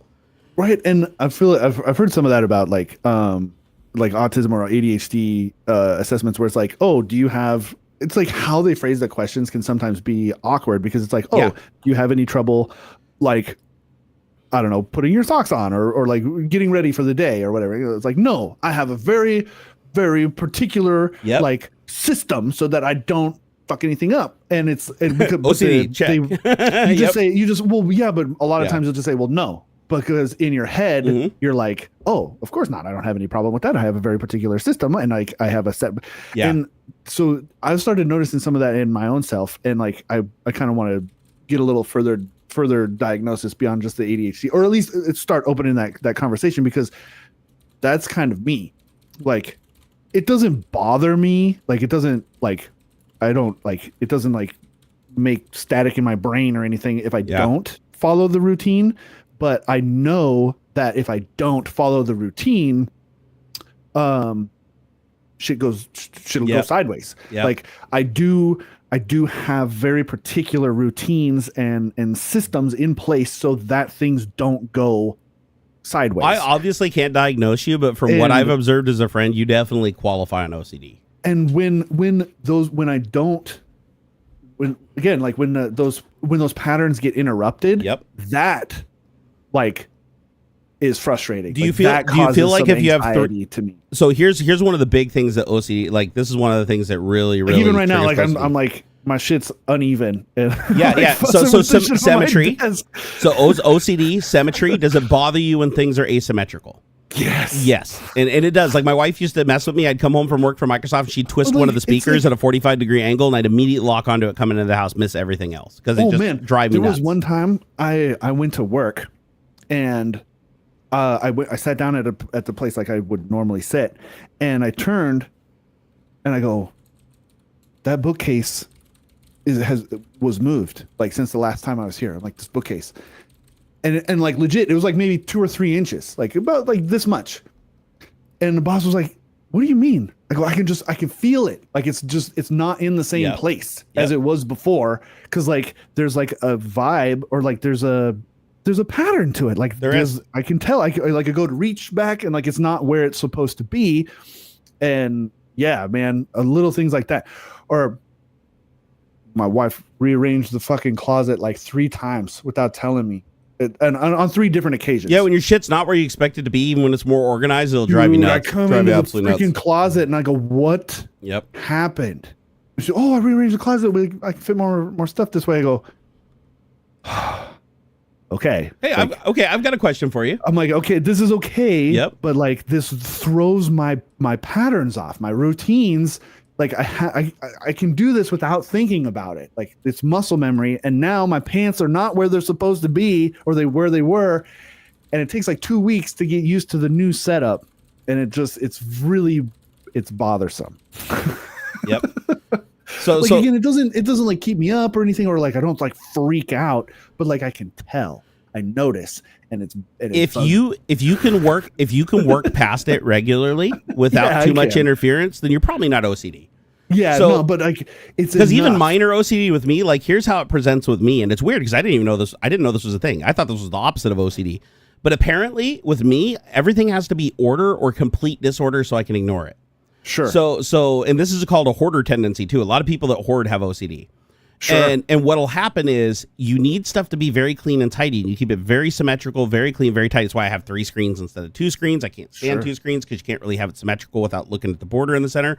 So shit like that bothers me tremendously to the point where I have a hard time focusing on anything else when that's out of order. However, with me, if it gets too bad to the point where I can't control it anymore, where it's like a pile of garbage is in the middle of the room, my brain will completely phase it out. I won't look at it. I won't recognize it. And it'll just continue to get worse because I don't even acknowledge its existence. Other people have to physically interact with me and say, listen, look how fucking terrible that is. And then I look at it and I have a panic attack. But before that, it didn't exist to me.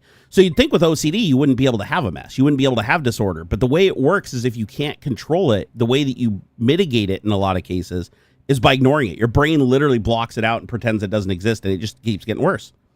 So for me, there's just 2 modes. It either has to be completely tidy and neat or complete and absolute chaos. There's no middle ground. There's no, I'll clean it up mostly or I'll get it 90% of the way there.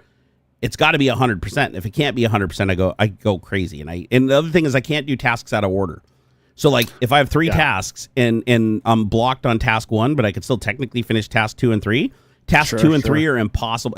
Every time I try to attempt them, I'm just hyper focused on task 1. I can't get past it until I finish it. And so I have to actually trick myself. And I learned this with therapy. Is what I do is I have task 1, 2, and 3. And if I can't complete the first task, I convince myself that that task is no longer viable, that it's no longer a task. I'm never going to do it. Forget about it. And then task 2 becomes 1. And you wouldn't think that mattered because all I'm doing is mentally moving the things around. Nothing has changed. But it's enough that my brain can get past it. And then I can start to work on it. But that's only if I'm in a good frame of mind. If I'm in a bad frame of mind, my OCD can get so bad because it gets really bad with anxiety. Anxiety makes OCD 1,000 times worse. Same thing with ADHD. And my OCD gets so bad when my anxiety's flying because it's like tax time and don't know where the money's going to come from, don't know what's going to happen with the family, don't know, like everything is just, my heart's racing, I can't catch my breath. My OCD will get so bad that I will get up at like 3 a.m. when everybody else is going to sleep and just walk around the house and just start picking shit up and just moving it to new locations. It's the weirdest phenomenon. I talked to my therapist about it. I have to do it. It is a compulsion. There is nothing I can do to stop it. I will just get up, start walking around, and it's like cleaning, but I'm not really cleaning because I'll move an object to a new location only to move it again. And I'm not moving it to a better location and making it neater or nicer. I'm physically just moving objects around like I'm playing Tetris over and over again. And it's, I have to do that. It's the only way to soothe it because if I don't, I just start falling apart. Like I feel like I'm getting crushed. I feel like I can't breathe. And then I get up and I just start doing random acts. And sometimes, in rare cases, I can focus that and actually achieve something. Like one day, I got so much anxiety that even with my back pain and everything, I came upstairs and like cleaned my nerd cave to like 60%. Like of all the filth, of just mound of garbage in the middle of the room, everything. I like cleaned the place up like more than I had in a year. And I hurt really bad afterwards. But the fact that I was able to do that, I was like, holy shit. You know? It's fucking wild. I got to read this. This is funny. Jerry, how can you say others are consumed by Trump or MAGA? Have you ever checked your own Twitter profile? Yeah, because I'm actually trying to tell people that they're fucking consumed with Trump and MAGA and showing them the receipts and the evidence. I can prove everything I've said. He said, you're obsessed with Trump. I'm obsessed with what Trump is doing. Big difference. I don't give a shit about Trump. Trump fucking get hit by a train. I don't realize. Sounds to me that Stacey's obsessed with you, and it's weird. She is actually, by her own logic, she is technically obsessed with me because she's like coming in here and watching the show really and then talking. I don't know. She's never talked before this either. It's weird. She doesn't talk very much. She's maybe left one message before. So it's kind of interesting that that's the thing that she decided to jump on. Then she says it's hypocritical when she's clearly being hypocritical right now. So what? Maybe so yeah, that's kind of interesting. And? So I don't know. I'm kind of deciding. I'm not sure yet. I'm pretty sure though the fact that she never interacts on anything else we're talking about, she does seem like she's just a Trump plant that came in here just because we're talking about Trump. Yeah, it's weird to just kind of jump in with that non sequitur like that. Yeah, I agree. Let's go ahead and ban her. Other stuff. She going. I don't know. It's just kind of weird. Yeah, it seems like you're a little obsessed. I agree. A little obsessed with what Jerry's doing. Stacey, you should not obsess yourself with me. There are better things to be obsessed with. Find more things to bring joy to your life. However, to be honest, I would rather her be obsessed with me than Trump, because if she's obsessed with me, it doesn't directly impact her life negatively. I mean, thank you for the engagement and stuff. Yeah, I mean, I appreciate it. I appreciate the pennies that you dropped in the cup for watching the ad that you probably got before you said anything. You know, my OCD demands now that I double down on X. Now I got to make even more posts about Trump today that I wasn't even going to do. Yeah, I wonder what Stacey's Twitter handle is. Oh, I wonder. And I bet you, if you look at her account, she talks about Trump all the time. How much you want to bet? Because why else would she engage on that? Why is that the only thing she engages on? Is when I talk about Trump. It's a little weird. But the thing is, I admit it. I do talk about Trump a lot on X, but I can also prove with 100% everything I've said has a receipt behind it. Every single thing. Well, of course, I can show you the receipt. I can show you the evidence. You can look at it yourself. You don't have to trust me. I even tell people don't trust me. It's stupid to just trust a single person. You should do your research. But I bring receipts. And the reason I talk about him is very simple. He has a massive control over my life, a big negative influence on my life that hurts me and my family and my friends pretty drastically, actually. I have a son on the spectrum, and I have a head of human health services with brainworms who's trying to take vaccines away that keep him safe and keep him alive and try to put him on a fucking registry for having autism. So yeah, no, I do have a problem with this guy, for sure. Yeah. It's not obsession, it's fear. There's a big difference. I'm going to approve that comment. That's a good one, Anthony. I'm sorry, but that was funny. I had to.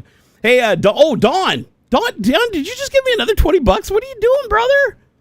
Dawn, you're supposed to wait until I'm streaming on Twitch to give me this money so I don't have to share it with this guy. Jesus, what are you guys doing?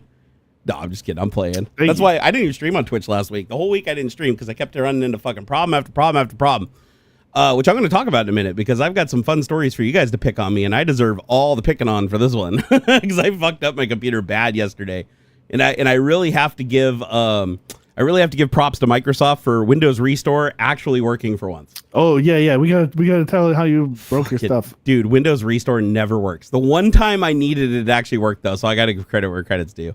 Hold on here. I'm 4,500 miles away and I have a problem with the 2. He's a cock. Yeah, he is.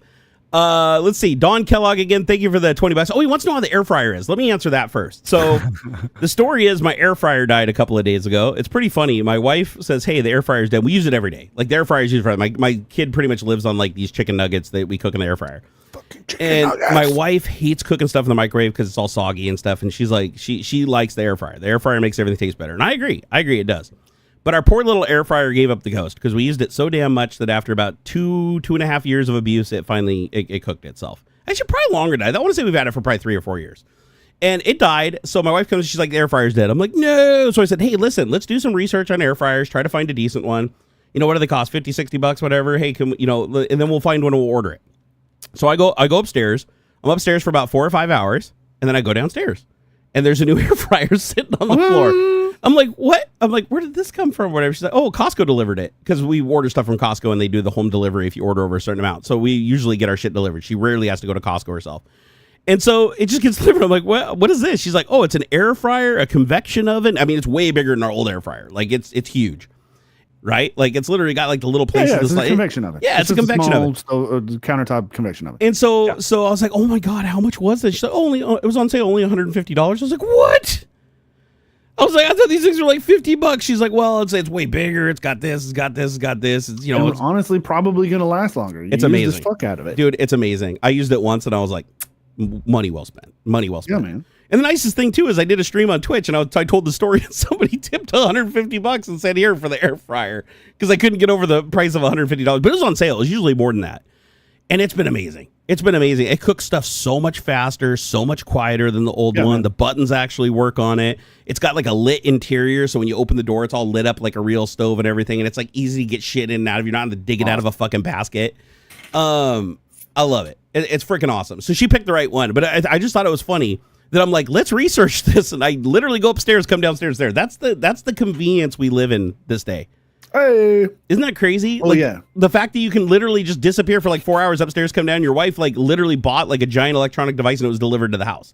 This is the new day and age of Amazon and Costco. It's just wild. Hey, Car Wash, thank you for another $20. But dude, seriously, don't overextend yourself, brother.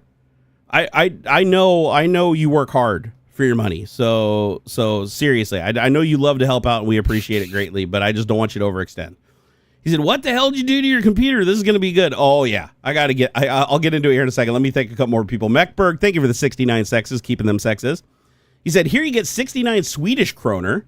Use it well. Oh, so there's a Swedish kroner and a Danish kroner. What does kroner mean? Is kroner just like a crown? So, and they're different, right? Like a Swedish kroner and a Danish kroner are different types of kroner? but they're still kroner. Yeah. I mean, it's like the U.S. dollar versus the Australian dollar. Oh, that's fair. That's fair. So it's like, so they use that word is interchangeable. Kroner is like crown or currency, and they're okay. All right. Yeah, this is what they call them, crowns, and we call them dollars. Yep. And then we got is it Matone Ted or Matin Ted? Is it Matin Ted or Matone Ted? God, I've had 5 freaking out of memories. Page is having problem. Come back later. Out of memory. Not enough memory to open this page. Keep hitting refresh. Matt on Ted. Like TED, like TED Talk. Oh, Matt on Ted? I think so. Like Matt on Ted? Oh, okay. That's my guess. Okay. That could be it. That could be it. Gaming Matty Rocks, thank you for that $2 earlier. Really, really do appreciate it. I just want to make sure everybody gets recognition because that was really nice of them to do this. Also, thank you everybody for smashing the like button on those tips. You guys are absolutely killing it. I've never seen so many likes on the tips before. You guys are freaking awesome. Absolutely awesome. Hey, Graham. Graham just showed up. Hey, just in time to hear me talk about fucking myself sideways. Your air fryer was $250? Jesus. Does it automatically order the food and deliver it to you? Like, Jesus, man. It better serve it to me at that price. Dangerous Brian said, did you pick up Forza Horizon 5 on PS5? Not for $100. Are you shitting me, bro? $100. $100 for a Microsoft racing game on the PlayStation that's been out on the Xbox forever. However, I will say I guarantee the graphics will be better on PlayStation. Microsoft is weird. Microsoft has, they've always done this, even with mobile devices, back when they had the Windows Phone. They always release better versions of their shit for other platforms that aren't theirs. Now, they release it later, usually, but when it comes out, it's always better than what it is on their own console. I bet you it runs at a higher frame rate, higher resolution, better graphics, bigger textures, whatever on the PlayStation 5 than it does on the Xbox.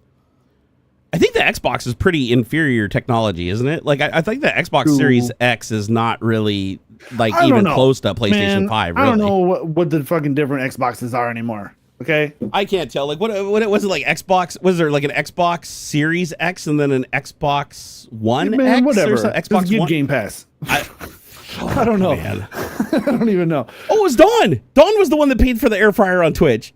Dawn just tipped another $10 and said that was me. Enjoy the fryer. That was, dude. Thank you, man. Appreciate it. Yeah, I was on Twitch just bitching about it. And that's okay. That makes sense why he asked, how's the air fryer? Because he literally was the one that bought it for my wife. Well, technically for me, because she cooks me the food with it, my son the food with it. But no, it's amazing. It's absolutely amazing. Here, let me see if I can figure out which one, because I don't have an affiliate link for Costco, but I want to show you guys what it is, because it is a good one. Like, I am genuinely happy with her purchase. Like I was like, oh God, is this not going to be that good? No, it's fantastic. This thing is absolutely fantastic. Plus, the whole bottom of it comes out. Like it's got a tray that slides in on the bottom. So you can open the door and get the stuff in and out, but if it spills over on the pans or on the little grate that comes with it, if it spills on the bottom, you just pull the whole bottom of the air fryer out and just wash it in the sink. It's so good. They don't have it on their website. I don't know why. Oh, you got the last one. So do they just have certain local only? Huh.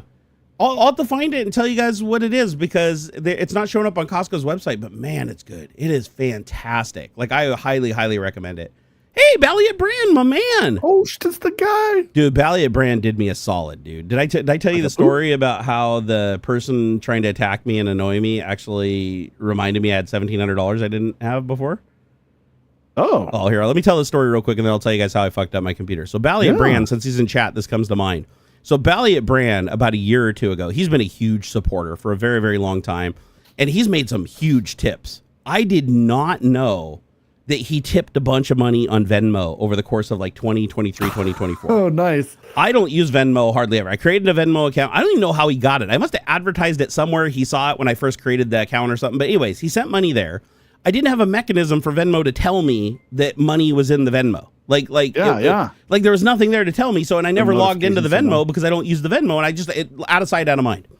All of a sudden I started getting password reset requests, one a day.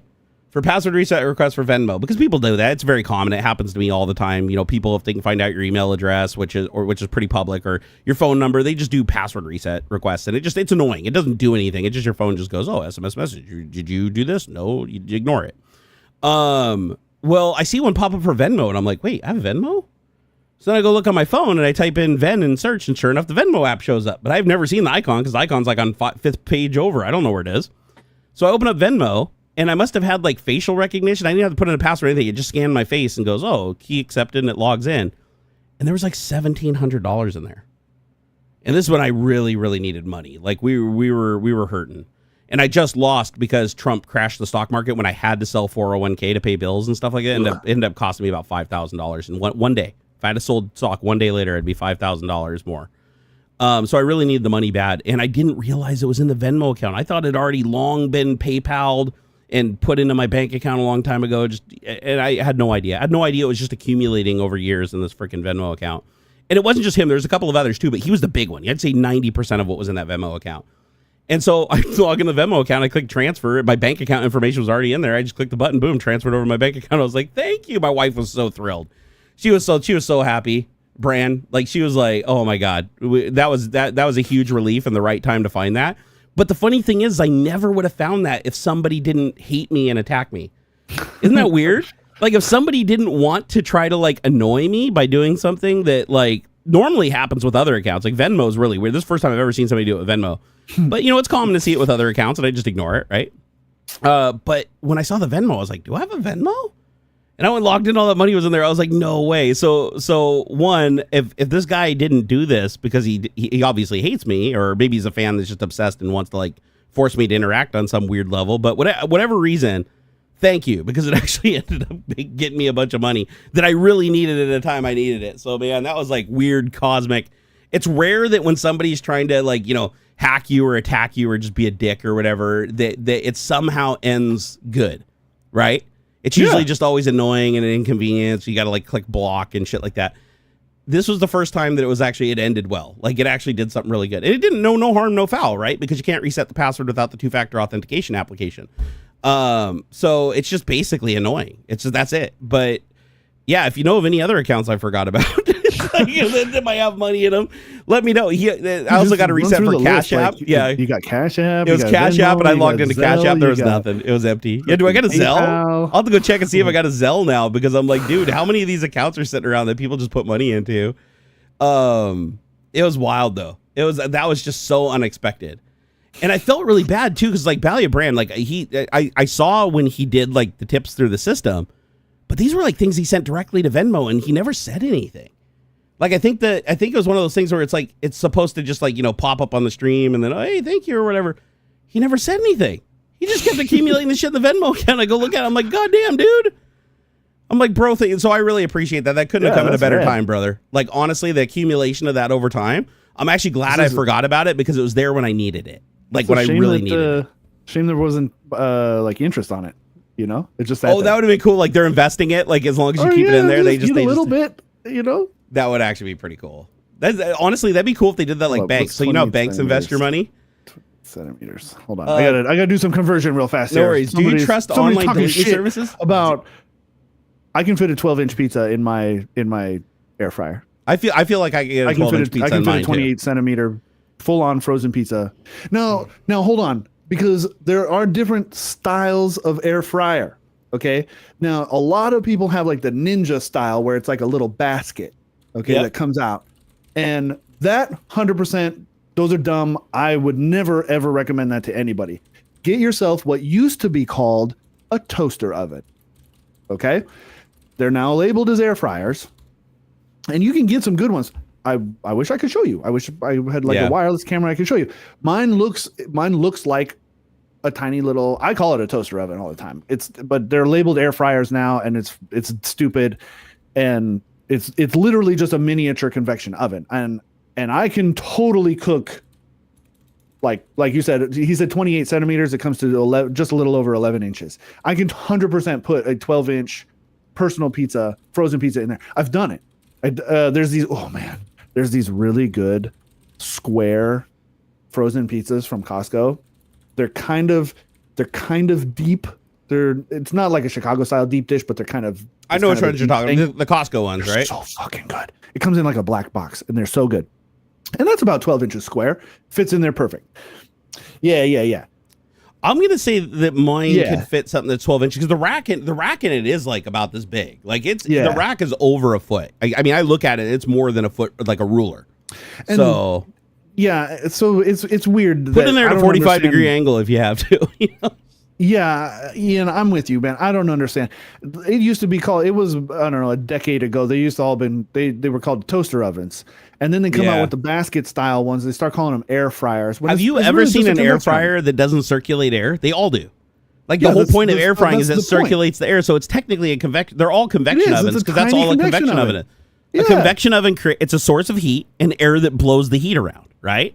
To cook the food more evenly and faster. Yeah. And so that's what an air fryer is. So I guess they just took convection oven, started calling it air fryer, and then they say, oh, it's a convection oven and an air fryer in one. But realistically, it just goes by both names. Actually, larger Phoebus, I did not do the conversion on the fly. I had to punch in 28 centimeters. I could have if it took me a second because I know it's like 2.5 centimeters to an inch ish.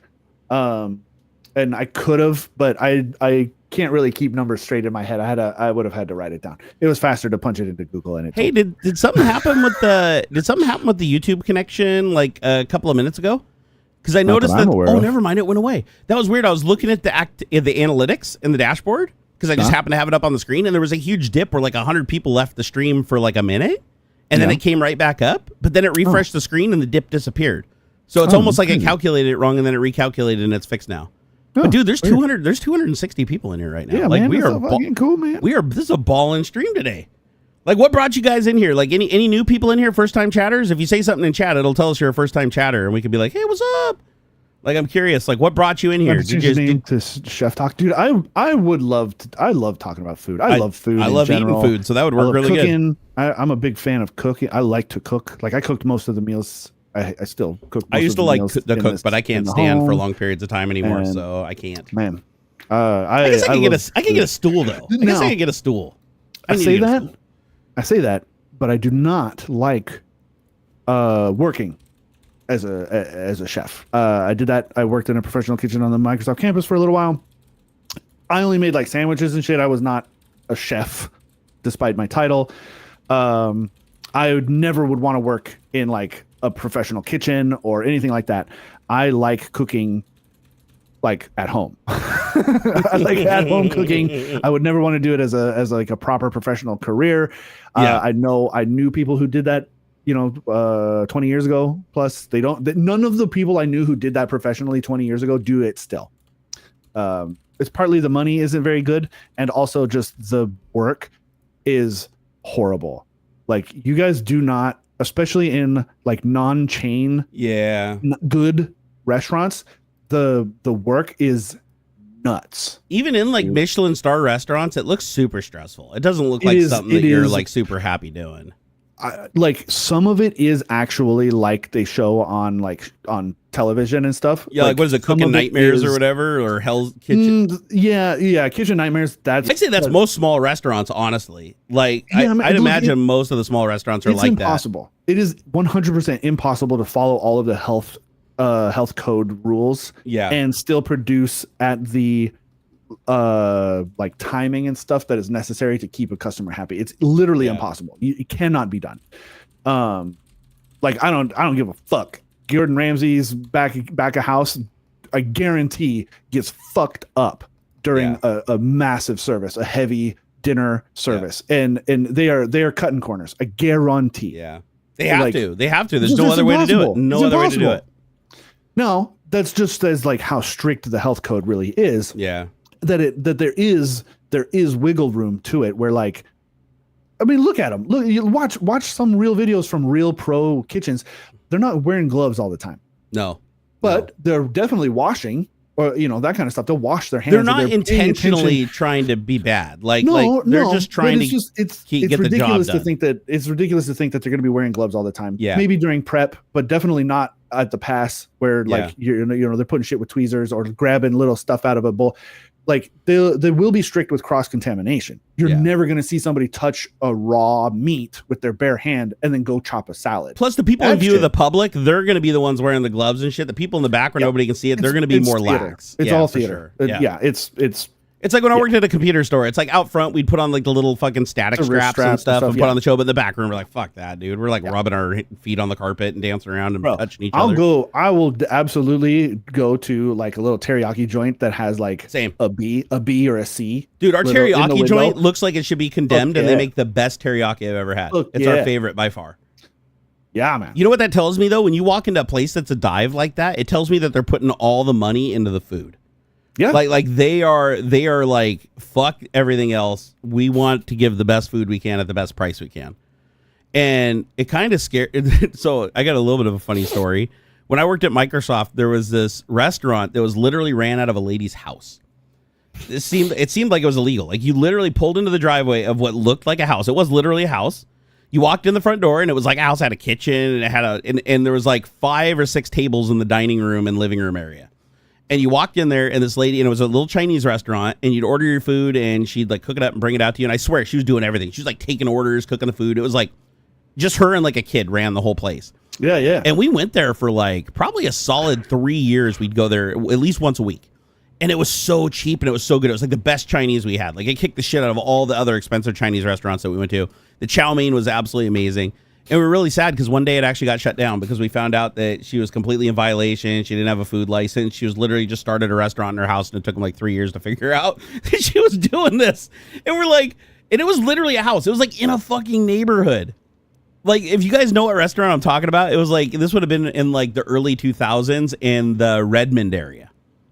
And so we love this place, but it got shut down, and rumor has it one of the reasons it got shut down wasn't just because it was like unlicensed and a bunch of shit, but apparently like the health conditions and the kitchen and everything like weren't up to standard, like by a lot. So so that was a little scary. We also had a Domino's in my town that I live in right now that got shut down because they had a rat infestation, and they were dealing with it by setting off bug bombs while they were cooking food during the day. So people were complaining that their food tasted like all chemically and shit. And so people started reporting them. And apparently they got a surprise inspection because they passed the planned inspection. But the surprise inspection came in and it's like they found like fucking rats everywhere, like fucking like nasty biological shit on the floor. They weren't scrubbing anything. They weren't scrubbing the oven. It was just like all the crispy shit from like the 1,000 pizzas they cooked before. It was bad. It was really, really bad. And honestly, this was the Domino's that I got a year's worth of free pizza from. So for a year, I was like eating this pizza and taking it and giving it to everybody at Microsoft. It was literally being cooked in like a fucking dump. So luckily, nobody, as far as I remember, I don't think I got sick maybe a couple of times throughout the year, but no more than normal. So I'm not going to blame that on them.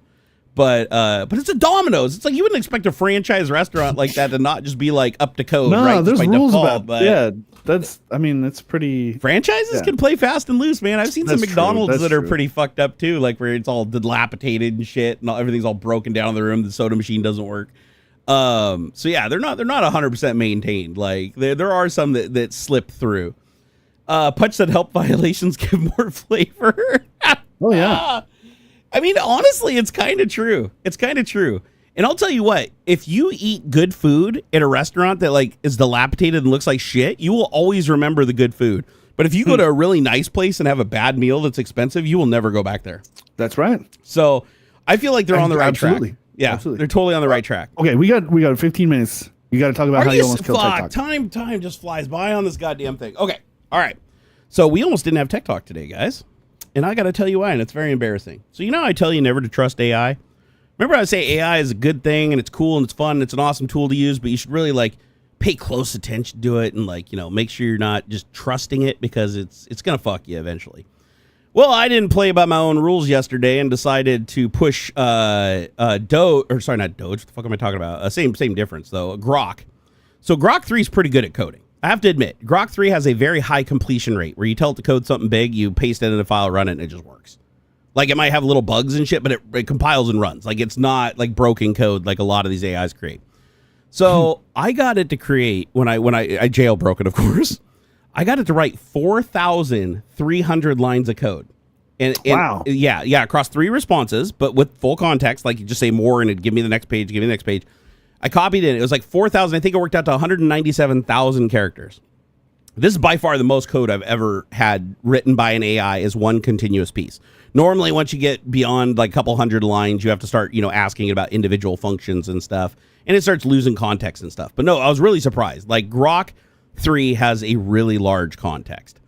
And so I'm like, it writes the code and I run it. And I should probably tell you what the script's for. It's for cleaning up the cache on the computer. I wanted a tool that I could run that would go through and clean up all the caches, my Steam cache, my Python caches for all the different Python instances, the caches for all the different Anaconda instances, the caches from like Steam and all the different game launchers, clean out my recycling bin, clean out my my clipboard, my download history, like just wipe Windows like a clean slate with all the caches, thumbnails, history, everything except for cookies. Like I wanted to keep browser cookies, but I wanted to create something that just clean the entire thing out from stem to stern because it was getting really bad. Like I had massive like infestation of just cache just eating everything. I ran that tool you told me about. Let me see here. It's called WizTree. So I ran WizTree. And I realized that all these cache folders were just eating up like literally hundreds of gigabytes of space. It was getting out of control. So I create this tool. It writes 4,000 lines of code. I do a loosey-goosey code review. Nowhere near to the standard I should have. I mean, I was literally just scrolling, looking like every 10th line of code. And I'm like, yeah, it looks good. Fuck it. Run it. Normally you do this in the sandbox and the VM first to make sure it doesn't do anything bad. But I'm like, yeah, Windows will protect me, right? Windows is pretty protective of its file system. It'll probably kick in and use a phantom file system or a shadow copy so that I don't destroy any like real files or whatever. But I went through and looked, all the directories it targeted were like actual legitimate looking temp directories and cache directories. So I run the tool. Runs beautifully. Takes like 10 minutes, goes through, it's giving me progress over all the step of the way using Power. It's a PowerShell script, by the way. Telling me everything, and I'm like, it runs completely. It had one error. I looked at the error. It was something like minor. It couldn't find a folder that didn't exist or something like that. I'm like, fuck, this is rad. So I'm like, it worked perfectly. I get tons of space back. I have like 300 gigs back on my fucking 2 terabyte main drive. And I'm like, whoa, that was awesome. And then I'm like, something's not right. Something's weird here. So I'm like opening shit up and it's like not opening right. I try to open OBS. It's like missing dependencies and shit. I'm like, wait a second. I cleared out cache folders. Like, what the fuck did it do? So then I'm like, okay, I'm going to go into add remove programs because I have to enable Hyper-V because I'm like, I'm going to install VM I'm not going to fuck with this on my main computer anymore. I'm going to install VM. So I go to add remove features. There's nothing in there. It's blank. I post the screenshot of it. There's nothing. Like, normally you go to add remove features and it shows you all the Windows features. Completely blank. Nothing in there. It's wiped. I'm like, oh shit. So I'm like, if I reboot my computer, is it going to come back? I tried running Windows Update. None of the updates install successfully. They download, but they all have errors. They can't install. I try to open up I go to add remove programs and I try to uninstall some shit and it's like, it just does nothing. You just say uninstall. It says run as administrator, click OK, nothing opens. Nothing. Just no response, no dialogues, nothing. Wow. I'm like, what happened? What did it do?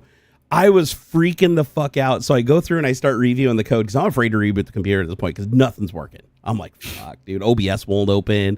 Half the shit won't open. The programs that are running right now, if I close them and try to open them again, they don't open. Half of them just don't do anything. It just runs for a second and then expires. No dialogues, no errors, no missing anything. Some of them show missing dependencies. I try to add remove programs. It won't let me remove any programs. Even when I use WMIC command from the command line, it says it removes the program, but it doesn't. It's still there.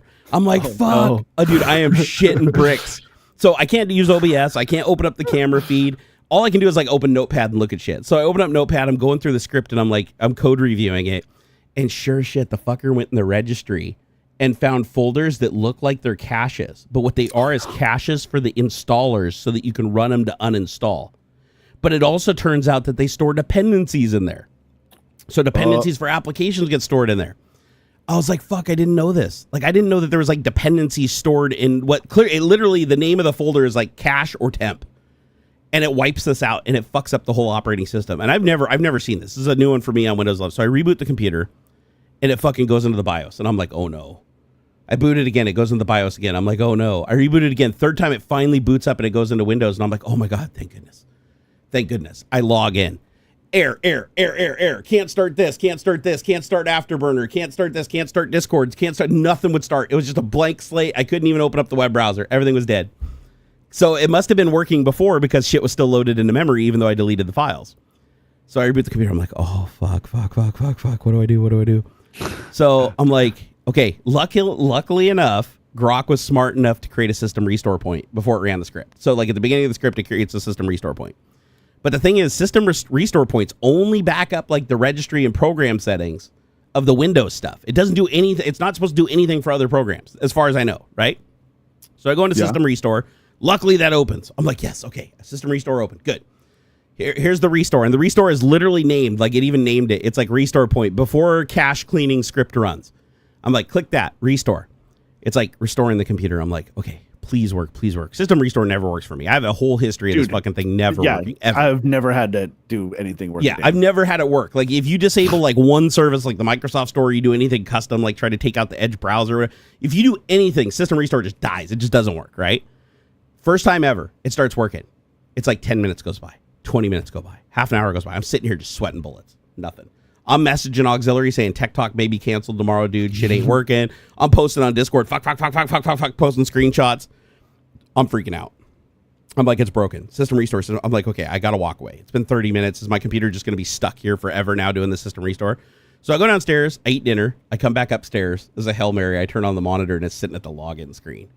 And I'm like, yes. Okay, so at least system restore ran. I didn't come back to any errors. The computer rebooted and it came back. Okay, I log in. Everything loads successfully. I'm like, yes. I click on OBS. OBS opens, right? I click on add remove programs and I removed Razer Cortex because I was going to do that anyways. That's what I was trying to remove and it told me I couldn't do it. So I click remove. It opens up the uninstaller, runs the uninstaller, successfully removes Razer Cortex. So system restore literally restored all the missing dependencies for all the third-party applications, which I didn't expect because those aren't considered Windows system files, right? It restored all the registry entries that got junked, the ones that got mistaken for cache.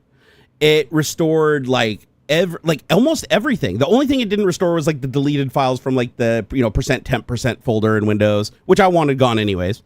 And it also didn't restore any of the Python cache dependencies, which I don't care about anyways, because they just recache when you run it again. Yeah. And so I'm like, everything got fixed. I mean, everything worked. Nothing was out of place. It was like I never did anything.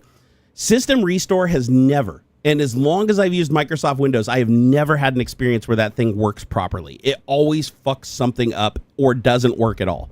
Just gets stuck in a boot loop or says it can't do. Oh, sorry, can't restore. Something went wrong during the restore. Yeah, I've never had it work. And it worked so perfectly in Windows 11 last night that when it was done, the computer came up and Windows Update even had to re-download the update to the new version of Windows 11 because the system restore point even took it back from when I already installed that the previous day. Crazy. So I was like, dude, system restore basically did almost the equivalent of like a full-blown restore from a backup. Of course, it did not the temp files and stuff because that would make the system restore point massive. But I was shocked. I was absolutely shocked. Yeah, Zeno said AI was technically smarter than you in creating that restore point. Dude, if AI didn't create that restore point, we wouldn't be talking right now. This show would have been canceled. 100% would have been canceled. And so when it worked, I started messaging AuxxZillary back, hey, TechTalk's back on, dude. It's working. Because I thought for sure he's going to be like, oh, no, he fucks his computer up all the time. This ain't going to be an easy process. Yeah. But I was like tripping balls. Yeah, I was tripping balls because I had to create an environment, a dev environment for the work I'm doing next week. For my little contractor job. Sure, okay. And so I've been spending time setting up all this AI, local, fucking dev environment. It's like a lot of work. If I had to restart from scratch, and I would have to restart from scratch, because you know what? My backup to my NAS, the scheduled task got disabled 8 months ago. I don't remember why I disabled it, but I don't have a backup for like 8 months. And so there's a lot that happened in 8 months, right? Weird. But if I lose this, I'm going to have to get my whole computer reinstalled with Windows. I'm going to have to download all the dev tools, remember every plugin, everything, how I did everything, how I set up all the Python environments, all the Anaconda shit. I'm sure I'd figure it out, but I'd have to do it all in Saturday, Sunday, and then be ready to work on Monday. Well, I was tripping. But yeah, System Restore saved my ass. So guys, System Restore can actually work. It may not work very often, but it can technically work. So but I want this to be a lesson for everybody else because I just got lucky. It's pure dumb luck. There's no skill in what I did. This was complete dumb luck on every level. Bad decision after bad decision after bad decision. You should never just implicitly trust code written by AI. You should always heavily critique it and code review. Even if you can't read the programming language very good, when you go through scripts like PowerShell and stuff, it's pretty intuitive that even though you might not know all the commands and the parameters, you should be able to get the general gist of what's going on. And if you see it looking and eyeballing folders that it shouldn't be eyeballing and you don't know for sure, tell it to fuck off, right? So, and then the funny thing is later I took the whole script and I fed it back into Claude, which is a different AI than Grock. Claude 3.7 Sonnet, which is a much better coder than Grock, actually, as it turns out. And Claude 3.7 Sonnet looks at the script and says, yeah, if it deletes this, Windows could become inoperative. If it deletes this, you could have problems with dependencies of this program. If you do this, then it could like fuck up this. Oh, if you do this, you could expose your computer to this, technically I'm on a LAN with firewall, so it didn't matter, but it's like, oh, by installing SQLite with these parameters, like it was doing so that it could access and clear the caches in the browsers like Firefox and stuff. It just had all kinds of things, and Claude was like calling it all out. Claude created a whole list and fixed the whole script for me. But I'm afraid as shit to run it again, so I'm not going to. I've got the script written. I'm not running it again. I'm going to sandbox it on a VM and run it several times, reboot and check everything to make sure it doesn't fuck anything up next time. But yeah, 4,000 plus lines of code this thing wrote all by itself. And even though it fucked up my computer, it did technically work. It did what it said. Like, it did clear all the caches, the clipboards. It even did shit like clearing the cache out of the Windows Store and then killing Explorer and restarting Explorer to set the settings. Like because when you clear the cache, you have to kill Explorer and restart it for it to like process it and do it. Do you think System Restore worked because of changes in Windows 11? It's entirely possible that they've done a lot of work to fix it in the last couple of versions. Windows 11 has had a lot of work since it came out. A lot. It's not even the same operating system it shipped as. Not even close.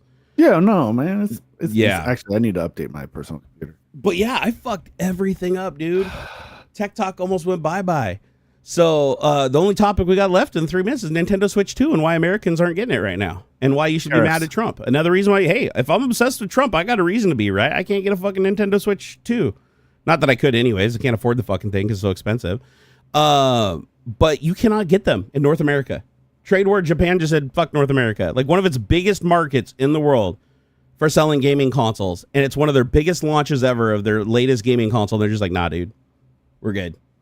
Apparently, they cut back production, too. Did you see that? Like, in Japan, there's like a lottery to be able to buy them right now because demand is so much higher than supply because they basically shut down. They stopped creating them because if you don't have a market to sell them into, they're just going to sit around and lose value, right? And you're paying big money. They only get cheaper to develop as time goes on. So if you create a huge surplus now, you pay for it later. It's better to just create enough to meet demand so that later on you're creating cheaper and cheaper and cheaper and improving your margins, right? So, yeah, but if you're in North America, yeah, you probably don't have a Nintendo Switch 2 unless you have a buddy in Europe or some other country that imported it for you. I did see if a good handful of people got them like when they released and stuff. So I do think that there are they YouTubers or are they because YouTubers can cut through the system. No, folks who I waited in line at Best Buy and this and stuff. So there are some. Wait, in the United States, you're saying you've seen people in the United States buy them in a big box store? Really? Oh, I thought Nintendo didn't get any into the country. No, I think they did because there was a pause. There's like the 90-day pause or whatever. I know initially they said because of it they weren't going to, and there was like going to be a price increase and stuff. But I think with the 90-day pause that's going on right now, they were able to get some over the line. Shit, so I bet you if you go to eBay right now, those are probably selling for a pretty penny, huh? Now that I bet. Let's see, Nintendo Switch 2 right now on eBay. Let me do completed. Where is it? Completed. We want to see what people are actually getting for them. There we go. All right. So Nintendo Switch 2. Oh, pre-sale. Sold for $649. That's not even for like getting it now. That's a pre-sale. Yeah, that's like you get the ticket. Yeah, you're basically taking their place in line, right? Yeah. $679 for another placeholder. Let's see here. Okay, that can't be right. Nintendo Switch V2 video game console sold for $219. How's that possible? Isn't that more than that retail? That doesn't make any sense. I don't know. Yeah, I want to say it costs more than that retail. It's dumb. I need people to stop buying shit on, especially when it comes to like hardware stuff. Yeah. Oh, this is a scam. On release day. This is a scam. It's totally a scam. It says product new in box and it just says Nintendo Switch. It's not a Nintendo Switch. Oh, they're being sly. It says Nintendo Switch V2. It's the second revision. Yeah, I think it's either the OLED one or like V2. It says model number 001-01 red blue. But you can clearly look at the box. It's just a regular Nintendo Switch. There's nothing special. Yeah. So, but yeah, these things are $850. And again, these are all pre-sales. Yeah, not a single one of these is like in hand. These are all pre-orders. Every single one of them. And they're all April 26th done, which is today, right? There's literally hundreds of them on eBay right now that all ended today. The lowest one I found so far is somebody got it for $499 with Mario Kart and the World Bundle for a pre-order. That's ridiculous. How much are they? Does anybody know what the retail was supposed to be? Supposed to retail at $650. I think the MSRP. Are you serious? I'm pretty sure. Nintendo Switch 2 price. Holy sh! What? Oh no, $450. It was $450 for a handheld Nintendo console. What the fuck? Yeah, and then 500 for the Mario Kart bundle. Wasn't the original Switch like 199 or 299 or something? No, I think the OG Switch. I don't remember paying like $400 or 300. Yeah, that'd be more realistic, right? That's what I'm thinking. Yeah. Why the fuck is it so expensive? Because I remember I bought one with a bunch of games and stuff, and I think we came out at like around 450 because we got like, a handful of games and stuff like that. Bro, wait, Switch 2 itself isn't actually out yet. It's all pre-orders. Apparently, there's you said that there's people that have them in hand from big box stores, so it must be out. Well, maybe I saw them waiting in line, and they said like they got them, so maybe they just got the pre-order. Oh, maybe they paid for it to hold their place, and then they come back and pick it up when it gets in the shop. Yeah, dude, imagine going and paying $450 for that, and then the store calls you. So sorry, because the trade. Yep, it was pre-orders because pre-orders began on the 24th. So you basically gave the people waiting in line. So you gave them $450 at the store, and now because of the trade war, they're like, "Oh, sorry, you might have to wait like a year to get your thing." I'd be pissed. I'd be so pissed. I'd be like, "Give me a refund right now." Well, I mean, I wouldn't mind waiting. Like, I don't mind. Look, man, I've been through a lot of fucking game delays and stuff. So like, whatever. True. So like, that's fine, but I'd be pissed if if I pre-ordered and then I came in to collect and they're like, "Oh, you owe me another $200 because of tariffs or whatever." I'd be pissed. So Bradley said when the original Switch came out March 3, 2017, it was $299 retail. Okay. So it's gone up $150. Hey, man. Jesus, man. That's not that bad. No, but I remember when consoles, whenever the new gen came out, it always sold at the price that the last gen really launched at. Like Xbox always did that, and so did PlayStation. Yeah. Like for the most part, where the PS5 came out way PS5 is the exception. PS4. PS5 is the exception. Like PS5 did the same thing as like the Xbox Series X, where it's like I think that was like one of the first steps where they were like, "Oh, fucking, this is crazy. How are you going to charge $800 for or something?" $100 controllers and $90 games. What? Yeah, there's a $90 game on a Nintendo. It's like, I think it's like the Mario Kart or something. Or Mario Party or something. Yeah, it's a first party game, and they're charging like $80-$90 for it. My God, dude. And which is, I think Nintendo's insane for doing that. Like, Nintendo has always been like the cheaper option, and them trying to do that is not good. That's $450 is like right up there with like, what is an Xbox the console cost? No, $450 for the console I think is okay. You're gonna get 4K when it's docked. I think it's like 720 60 on the display itself. Like the okay, so an Xbox Series X is like $700. So I guess I guess that does track with pricing. Yeah, they're way cheaper. Agreed. So, but for that $450, you could buy yourself a Steam Deck. Yeah, or one of the other options. I mean, you get an Xbox Windows Series gaming. S, Xbox Series X with a half gig hard drive is $299. Yeah, but that's the S, man. That's You're an not S, playing though. good That's games on poor. that. That's the poor like, people one. I mean, look, don't get me wrong. Buy the best that you can afford right now, of course. But like, Nintendo isn't known for their power, though. I wouldn't be surprised if like the Xbox Series S still had more power than. Oh, that's even better. 1080 on the hand display. That's great. That's great. The Steam Deck is 1200 by 800. Please tell me it does 4K on display though when it's docked. Does it do 4K when docked? 4K 60 when it's docked. Yeah. Okay. I can totally live with that. It's 4K something when it's docked. Yeah. So I think it's a perfectly reasonable upgrade. $150 more than Mario Kart is $80. Okay, Isn't that insane? My son is not going to be experiencing the Switch 2. That is the insane. Unless one of you guys send one to the PO box and it magically shows up, my son is not going to experience the Switch 2. I'm not even going to tell him about it. I hope he doesn't even know it exists. He hasn't said anything about it, so I'm just going to be like, bro, because he plays the Switch every day. As a matter of fact, he plays Minecraft on the Switch. Of all things, like he has a laptop, he has an iPad, but he loves it on the handheld. That's what he plays Minecraft on.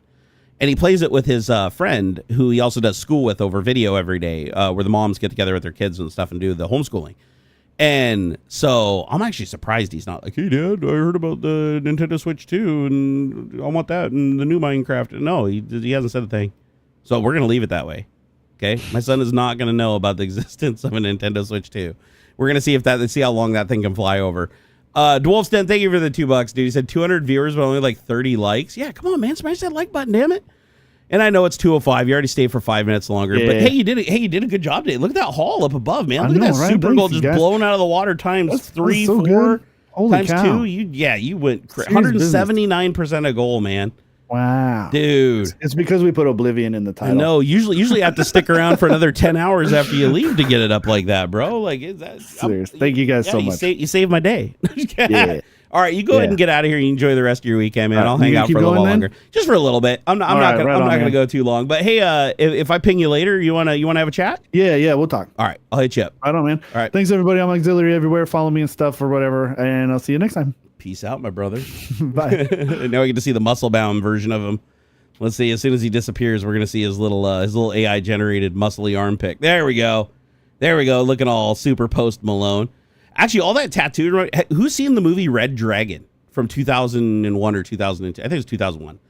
I watched that for the first time. I didn't even know it existed. I never knew that there was a prequel to Silence of the Lambs, which is a movie I really like. I really like Silence of the Lambs, but I did not realize that they made a prequel to it. And I have to say, in my opinion, the prequel's better. I liked Silence of the Lambs. I thought Silence of the Lambs was an amazing movie, but Red Dragon, I think, one-ups it.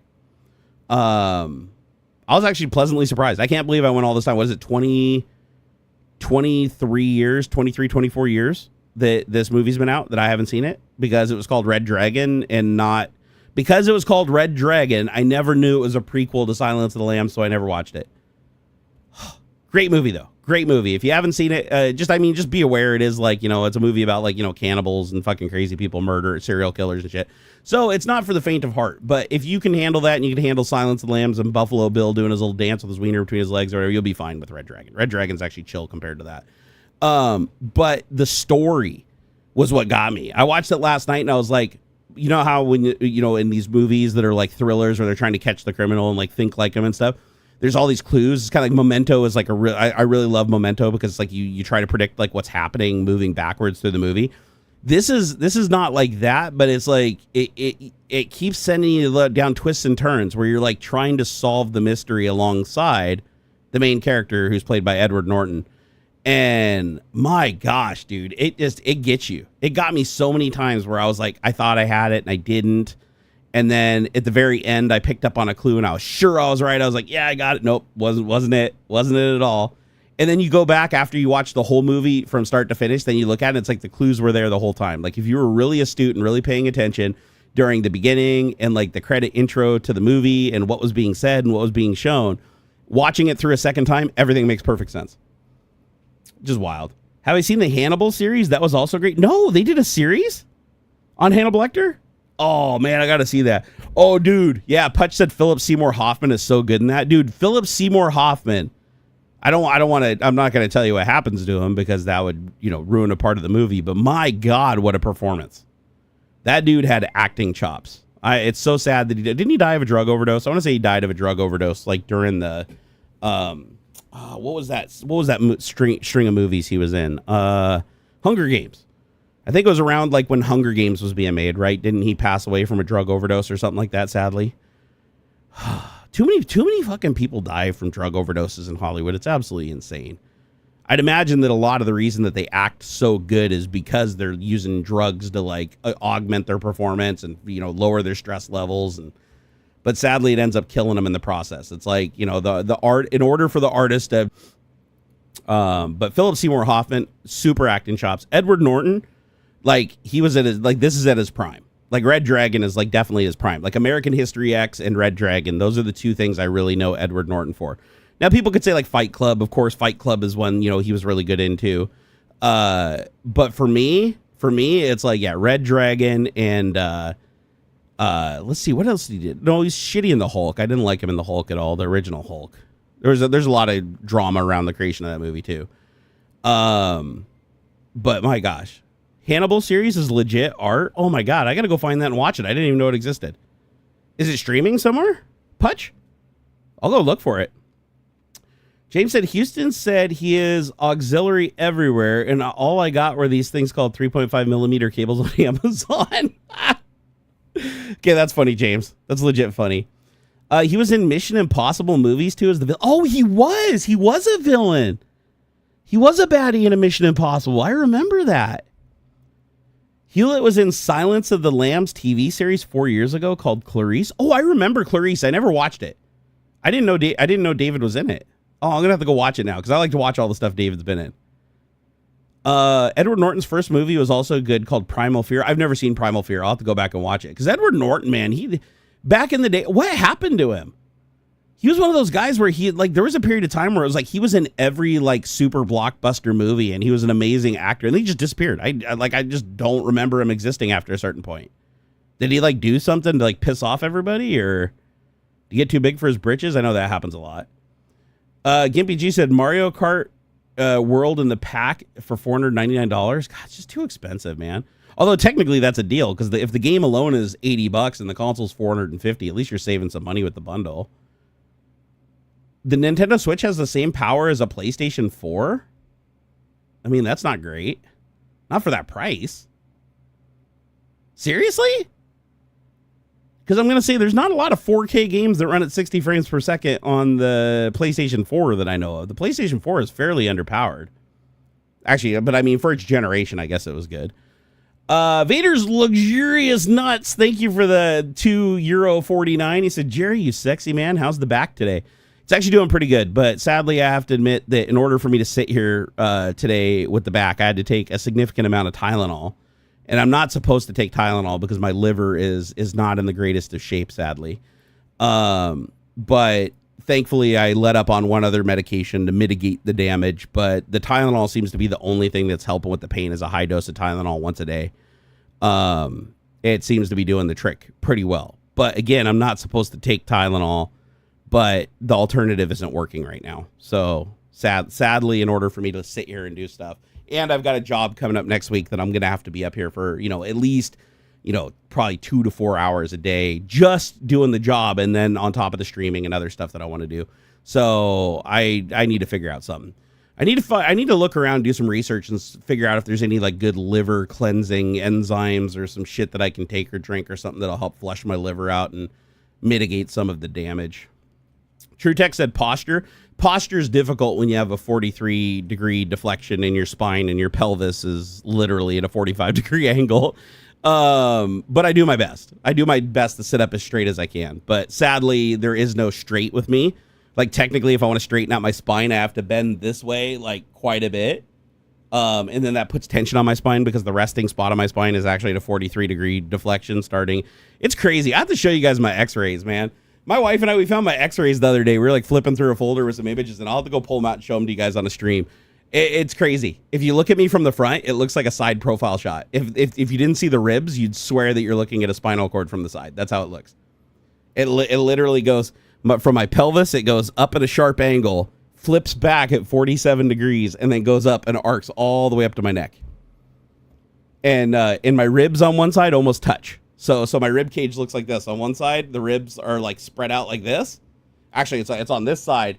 On this side over here, they spread out like this, and on the other side, they're together like this. And then one of my ribs pinches up here, where my deep vein thrombosis was. It was caused by my fifth rib or whatever, where it pokes up and pushed into the vein and caused a blood clot. That was fucking scary. Glad that hasn't repeated. Just got your ultrasound results back, and it wasn't good. Oh shit, I'm sorry, man. So your liver's not having great. Oh fuck. So did they say you have fatty liver? Because that's what I have too. I have fatty liver and high liver enzymes, and they've been slowly increasing every time I've had a blood test every 6 months. So they want to biopsy my liver, where they have to go in there with like a giant needle and take out like a core sample of my liver, and I'm like, fuck, I don't want to do that. That sounds incredibly unpleasant and painful. And then even if they do that and they go in and they poke my liver and take out the biopsy, even if they tell me something's wrong with it, I don't have the money for the medical necessity. Like, even with my insurance, it's still a $6,000 deductible I can't afford. So it's like all they're gonna do is tell me I have something that they won't, that I can't even get treated properly. I don't want to be that guy that has to create a fucking GoFundMe just to live, but fucking it may happen one day. It's worse than that. Oh, that sucks, bro. That sucks. Liver's not something you want to fuck with. However, I will say that the liver is a very regenerative organ. As long as you don't kill your liver, I think it's down. I think they said as long as 20% of the cells are living and you have at least one lobe of your liver that's working, it can technically regenerate. I mean, if you fix the thing that's killing it. So apparently livers are crazy. Like, apparently they transplant like a single lobe of people's liver into people that have complete liver failure. and they'll swap in like one lobe of another person's liver, and it'll just like fucking grow into a healthy liver over time. It's wild. Livers are like highly, highly regenerative. I think the two most regenerative organs in your body are like your liver and your lungs. So, liver eyes. Oh, is that like jaundice where you have yellow in your eyes? Yeah, luckily I don't have jaundice. I'm nowhere near that level. The doctor said that my numbers are nowhere near liver failure. It's just because they're going up. The medications that I take and have to take for the rest of my life for like pain management and shit, they cause the liver to create more of these enzymes that aren't great. You don't want to see those, but they want to make sure that the enzymes flatten off. They're less worried about them going up slightly. They just want them to level off, because if it keeps going up, then it will eventually become a problem. But if it levels off and it finds its happy place, then they're fine with it. You can maintain that. Ian said, yep, the only organ that grows back. So you can transplant half of it and it can regrow. I don't even think it has to be half, Ian. I want to say it's like a quarter. Like I want to see it, because I know that you have multiple lobes on your liver, and I think you only need one lobe technically to transplant. Let's see here. How much of your liver is required for a transplant? Let's see here. Oh, it depends on the donor, apparently. So probably, okay. So, oh no, you're right. You're right. So in a living donor, only a portion of the donor's liver is required, typically about 40 to 60% of the liver, depending on the donor and depending on the recipient's needs. The amazing thing about the liver is its ability to regenerate. Both the donor and the recipient livers grow back to their full size within weeks? The what? Wait. So you can transplant? Oh my God, I didn't think about that, dude. Wait, so you can take half a liver and put it in somebody, and within weeks it grows into a full liver? I had no idea there was any biological thing in your body that could grow that fast. That's wild. Oh, milk thistle. I have that. I have milk thistle. I haven't taken it in forever, but I have milk thistle. I'm going to start taking that again. Shit, look at that. I already have the thing that I need. I'll have to give that a try, because I have a blood test that I was supposed to take like a month ago, and I got scared and didn't do it. So, but my doctor refuses to give me any more of my medication until I do the blood test. So this month I have to do it inevitably, check my hormone levels and my enzymes. So I'd like to take like the milk thistle and try to purge my liver and drink a ton of water or whatever. I don't think water is going to do anything, but I want to do as much as I can to try to get it in the best shape it can be when I take the blood test. Oh shit, Zeno, you had jaundice? Oh man. How did you turn it around? Oh, and the dark brown urine. I do have dark urine. I wouldn't say it's brown, but I do have dark yellow urine. However, if I drink a ton of water, then it turns clear. So I think it's mostly dehydration on my part, which probably ain't great for the liver, honestly. So I probably need to just force myself to drink a lot more water. Vader's Luxurious Net said, we went ahead and canceled our trip to the U.S. to see family, and everything's going on right now. It just feels safer to do so. Gonna miss that Texas barbecue even more. Dude, it's smart. It's smart. If you are outside of the United States, you would be really, like, unless you have to for some reason, I would not come to the United States. Not with everything that's going on right now. I don't know if you guys heard, but last night, Trump fired all the generals. All the top generals in the military and the Navy and everything, all the top ones and the level underneath, he got rid of all of them. And this should scare you because, again, I know this is like a broken record, but Hitler did the same thing. When Hitler got power, the very first thing he did is he went and took all the generals and wiped them out and swapped them out with his inexperienced Nazi SS guys that were loyal to him. And they just did whatever he said. They didn't have any experience. They didn't have any tactics or anything. Like, same thing. Trump's going to do the same thing. He's going to just take his friends, his billionaire friends and shit that like helped him and corrupted him and gave him what he wanted. And they're just going to all take these general positions, not know what to do. Just like the other guy that's like the head of our military right now, that's fucking alcoholic, who leaks all of our fucking military secrets on Signal multiple times over a week. But anyways, it's like, this is getting crazy. It's getting crazy. I would not come to the United States right now unless you absolutely have to, if you're a foreigner. And unless you are a second, like unless you were born here in the United States and you have birthright citizenship. And even then, I would say second generation birthright citizenship, because Trump's trying to reverse that and take citizenship away from people that were born here in this generation. I would not leave the country, because at any point he could sign an executive order preventing you from coming back into the United States. And then when you try to come back, you could get held and you could end up, literally getting deported to a prison, never to be heard from again. So, because remember, he's not just deporting people to countries, right? He's in a lot of in a lot of situations, he's just putting these people in a fucking jail where the jail's literally paid to hide them and not let them communicate with anybody. And that's really scary. You know, and it's literally meets the definition of a concentration camp, which is also scary. The prison that they're sending these people to, if you compare it to the list of criteria needed to be called a concentration camp, it meets them all. Isn't that fucking weird, man? It's like, why would anybody support this guy after everything he's done? He hasn't kept any of his promises. He's attacking everybody. He's taking their jobs away, making everything more expensive, killing their retirements. Yet there's still people like, yeah, keep doing it. Woo! The power of brainwashing, man. Fucking power of brainwashing. It's hard to see. It's hard to watch, honestly. It's really hard to watch. Yeah, the 2-year-old. Yeah, 2-year-old citizen of the United States got deported to El Salvador with no due process. Never even went before a judge.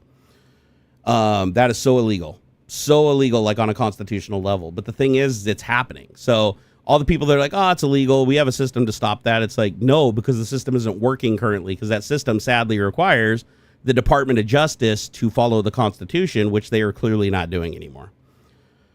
Oh, yeah. Yeah, CCOT. Yeah, CCOT. Scary prison. Trump told him to build 5 more of them, too, because he plans to fill them up with homegrowns, which are criminals in the United States. He wants to deport actual citizens of the United States who have committed crimes. And I think specifically he wants to deport the ones, you know, where he just pins crimes on them, gives them no due process. Because remember, he's already done that with another person. He literally said the person's like a fucking gangbanger and a fucking murderer and all the shit he isn't. It's never been. The guy doesn't have a single fucking police file in either country. Not in his birth, the country of birth, and not in the country where he had legal reason to be here. Like the judge granted him legal reason to be here because the gangs were going to kill him and his family if he went back. And it's just wild. No due process. It's like we are now officially, after you know, us having this constitution protecting our people for so long, it's just done. It's like if Trump decides he wants me deported to CCOT, there's not really much I can do about it. Like he's just going to have his guys fly here. They're going to bust in my front door. They're going to arrest me. They're not going to read me any rights. They're just going to stick me in a fucking van, take me to the airport, put me in a corral, and then when enough people are in the corral to fill a plane, stick me on a plane, fly me down, stick me in CCOT, and then I'll be dead probably within 24 hours. And there's nothing I can do about it. Like my you know, and if my wife starts screaming and creating too much of a commotion, then they grab her and my son too. You know, it's just we're in a place where it's like justice doesn't work anymore here. Like it's completely bypassed. And that's scary because that's what happened in Germany. Like you can literally go back and study even before Trump was president. Like there's a documentary. It's 2 years old. I posted it on X if you guys want to go look at it. And it's a documentary of how Hitler rose to power. Like what happened in the 1920s, how he went to jail for treason, trying to overthrow the government the first time, how he got out, how he wrote his book while he was in jail for 9 months. That was his manifesto to carry out to take over the German government and convert it to an authoritarian government that he ran, and everything. It's literally the documentary. It's like how he rose to power, how he turned the people against each other, everything. And if you look at what Trump's doing, it's literally the same thing. I'm not even kidding. Like it's not even like you have to stretch the imagination to make the things fit. It is like Trump is literally step by step, systematically doing the exact same thing Hitler did and getting very similar, if not the exact results. And that's not good.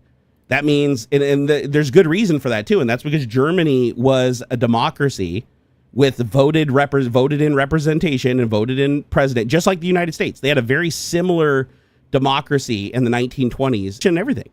And judges and justice system, and even provincial governments with their own Supreme Courts, like versions of it. And Hitler's plan overthrew all of that, walked right through it by tricking the people. And Trump's doing the exact same thing, and it's getting the exact same effect. And it all hinges on Christianity. Christianity is the back door. Like, if you go back and look how Trump was elected, how he got his power, everything, it's all by manipulating Christianity as an atheist. It's freaking wild. And like, I didn't know this, but Trump's dad was in the KKK. This is like public knowledge too. Just not a lot of people thought about it. He was in the KKK. Yeah, he was a big fan of Mein Kampf, and now Trump has a copy of Mein Kampf. And his wife at the time that he was married to her, Ivana, while they were happily married, talked about this book that he reads on his nightstand called Mein Kampf, not thinking it was a bad thing. And at the time it was even controversial, and they're like, wow, he's reading that, weird. But this is before his political career. So people were just like, it's, you know, Donald Trump being Donald Trump. He's weird, right? You know, fucking weird Democrat back in the day. But no, it turns out, no, he really liked Hitler's plans, and he really thought that it was clever how Hitler's plans worked, and he took a stab at it. And sure shit, it still works today because people just aren't educated and see it coming. And now I was like, why is he killing our economy? Why, like, he wants to be rich, right? Why is he killing our economy? Well, Hitler was also really wealthy and killed his economy, right? It was like the Great Depression. They were starting to recover from the Great Depression. So what did Hitler do? Massively tax the people, put that money into the military and his friends, and paying his friends and people that helped him in the past, giving them contracts, just like Trump does, like the RFK Jr. being the head of health services. Hitler did the same thing with all the people that helped him and gave him money, all the corrupt billionaires and millionaires of their day. And same exact story, right? It's just wild that it's working today, because we're like, wait, we have safeguards for this shit. It's like, no. The problem is, for our Constitution to work, you have to have separation of things. And Trump has circumvented that separation. He runs the Department of Justice. He runs the FBI. He runs the Department of Homeland Security, right? Congress and the Senate, he has the majority in, so they won't take anything to the floor. And the Supreme Court is even so appalled that they're even ruling against him, even though he gave them their jobs. And they should have recused themselves from ever giving him that immunity. I'm sure they're regretting it at this point. Honestly, they're ruling against him so much. But we're in a situation now where it's like he can't really be removed. He, just like Hitler, he made sure that he has enough power that no ruling can remove him. Even if he's impeached, even if the Congress gets revoted and the majority goes to the Democrats and they impeach and then the Senate removes, he can't be removed, because once that order is made, the Department of Justice and Department of Homeland Security are the ones responsible for removing him. They are completely under his control of people that are loyal to him over the Constitution, very publicly loyal to him over the Constitution. So if they're not going to remove him, who will? The military won't remove him. As long as the Department of Justice, Department of Homeland Security is backing Trump, the military is going to be divided. Some people are going to take his orders, other people aren't. And that's going to lead to massive internal fighting and conflicts. And that's not good. That's how fucking civil wars start, you know? It's going to weaken us. But I was like, why is Trump attacking our economy? Like, he wants to be rich. Like, you'd think he'd want, but the thing is, he makes money attacking the economy because he shorts it on the way down. Right? Buy low, sell high. He has all the insider trader knowledge of everything he does. He knows how it'll affect the market. Like, he knows for sure. And he can do it on a moment's notice. And so he basically can just make unlimited, print his own money by doing that. Hitler did something very, very similar, except for not with the stock market, with the people that he invested in, like his friends and stuff like that, and through their trade practices and trade with other countries even. But yeah, Hitler did the same thing too, with the whole like killing free trade and jacking taxes on everybody and making demands to countries and threatening them to take them over and shit. Like, it's fucking weird. The parallels are insane. But yeah, he's already saying he's going to run for an illegal third term, and he's going to try to get it amended to the Constitution to make it look more legal. But, you know, realistically, it doesn't matter if it's in the Constitution or not. He's going to get a third term because he has the power to rig any election with no consequences. He can publicly rig an election. And there's nothing anybody can do about it because his immunity prevents him from being prosecuted for it. And even if he was prosecuted for it and found guilty, nobody can remove him because he runs the Department of Justice and the FBI and Department of Homeland Security now. So yeah, we're in a bit of a pickle. We're in a bit of pickle because at this point, Hitler had enough power that nobody could stop him. And sadly, that could be the same thing here in the United States at this point. So yeah, we got a rough future ahead of us, guys and gals. So keep your ear to the ground. Take this seriously. This is not just simply partisan politics anymore. That ship sailed a long time ago. Now we're literally just fighting to hang on to what democracy we can at the state level. Really, it's scary. Like I'm genuinely afraid of the future. Like what the future holds. Like shit's gonna get really, really bad. It's like we haven't even seen close to the worst of it. Not even close. But my goal is to keep you guys educated, keep you guys informed. I'll always bring receipts for everything I say. You guys are welcome to go do your own research. I encourage it, actually. I wish you guys would. I wish more people would go back and look at the life of Hitler. It's like very relevant to what's going on right now. Also studying Trump's history, too, because, you know, they lied and said that they were Swedish ancestry when realistically their family name was Trump. Trump's great-grandfather was the first one to get citizenship in America, and it was while he was draft dodging in Germany. He left to avoid fighting in World War I. He created a brothel here, did a bunch of crime, a lot of illegal shit to make his fortune. Then he raised a son who became the leader, like one of the leaders of the New York KKK, which was Fred Trump, who raised Trump to be a horrible racist and teach him to persecute people that didn't have white skin. And sure enough, Trump went on to do that. This is all like shit you can go like study. It's all public knowledge, all the actions. Even Trump like taking out ads and papers, you know, calling for the death penalty of 5 black men who didn't even commit a murder just because he's so fucking racist. and this guy somehow became president. And you're like, how can that happen? Like, that should be impossible, but it's easy. Christianity, the largest subset of conservatism in the United States is Christianity. Same thing in Germany. That's why Hitler targeted Christianity. That's why Trump's targeting Christianity. Mein Kampf calls for it. It literally calls it out as the strategy. So then what you do is, once you get the Christians, you claim that you're chosen by God, and you claim that you represent God, and you're going to try to create a Christian nation and force everybody into Christianity and kick everybody out that isn't Christian, which are all like happy things that Christians want to hear, right? So he tells them these things, and they think he's Christian and that he's chosen by God, but they never go back and research and find out that he's an atheist that never went to church, married all of his wives except for one outside of church, and the one that he did marry in church, it was just the church that she went to because she was still a practicing Catholic, and he was against it and wanted to get married at a resort. So these are not the acts of a Christian. Like they're not. He is completely 100% a fraud. But sadly, when you say things like, I'm a Christian, I'm chosen by God, and Bible, Christians just completely buy, like, not all of them. I'm not saying all of them by a long shot. There's a lot of Democrat Christians that are intelligent and don't fall for this shit. But sadly, the majority of the Republicans, they hear what they want to hear. He says the right things. They don't confirm anything because it goes right over common sense into faith. You have to have faith that he's telling the truth, because he's presenting as God's prophet. You have to have faith that he's the one. He's super rich. He has a huge influence. He can reach a lot of people with his money. So that must mean that God gave that to him. So they just take it on faith. And that's the problem. Worked for Hitler or worked for Trump. It's pretty scary. Honestly, if Trump had not tapped Christianity, he never would have stood a chance in any of the elections. He would have been called out for the fraud he was. Sadly, faith is just a big black hole. You know, I've told this story before where it's like, you can walk up to anybody on the street and say, hey, what do you think about, reading a book to your kids that has a story of, two daughters getting their dad drunk and forcing him to have sex with them over the course of 2 nights to impregnate him so that they could have his babies and keep the bloodline going. And they're like, that's disgusting. And you're like, yeah, well, that's fucking, Genesis in the Bible, like New Testament, New International, King James edition. Like, go pick your Bible, any Bible you can find in a hotel room, in your house, your Bible at your church, grab it. Like, look through it. It's in there. The story is in every single one of them.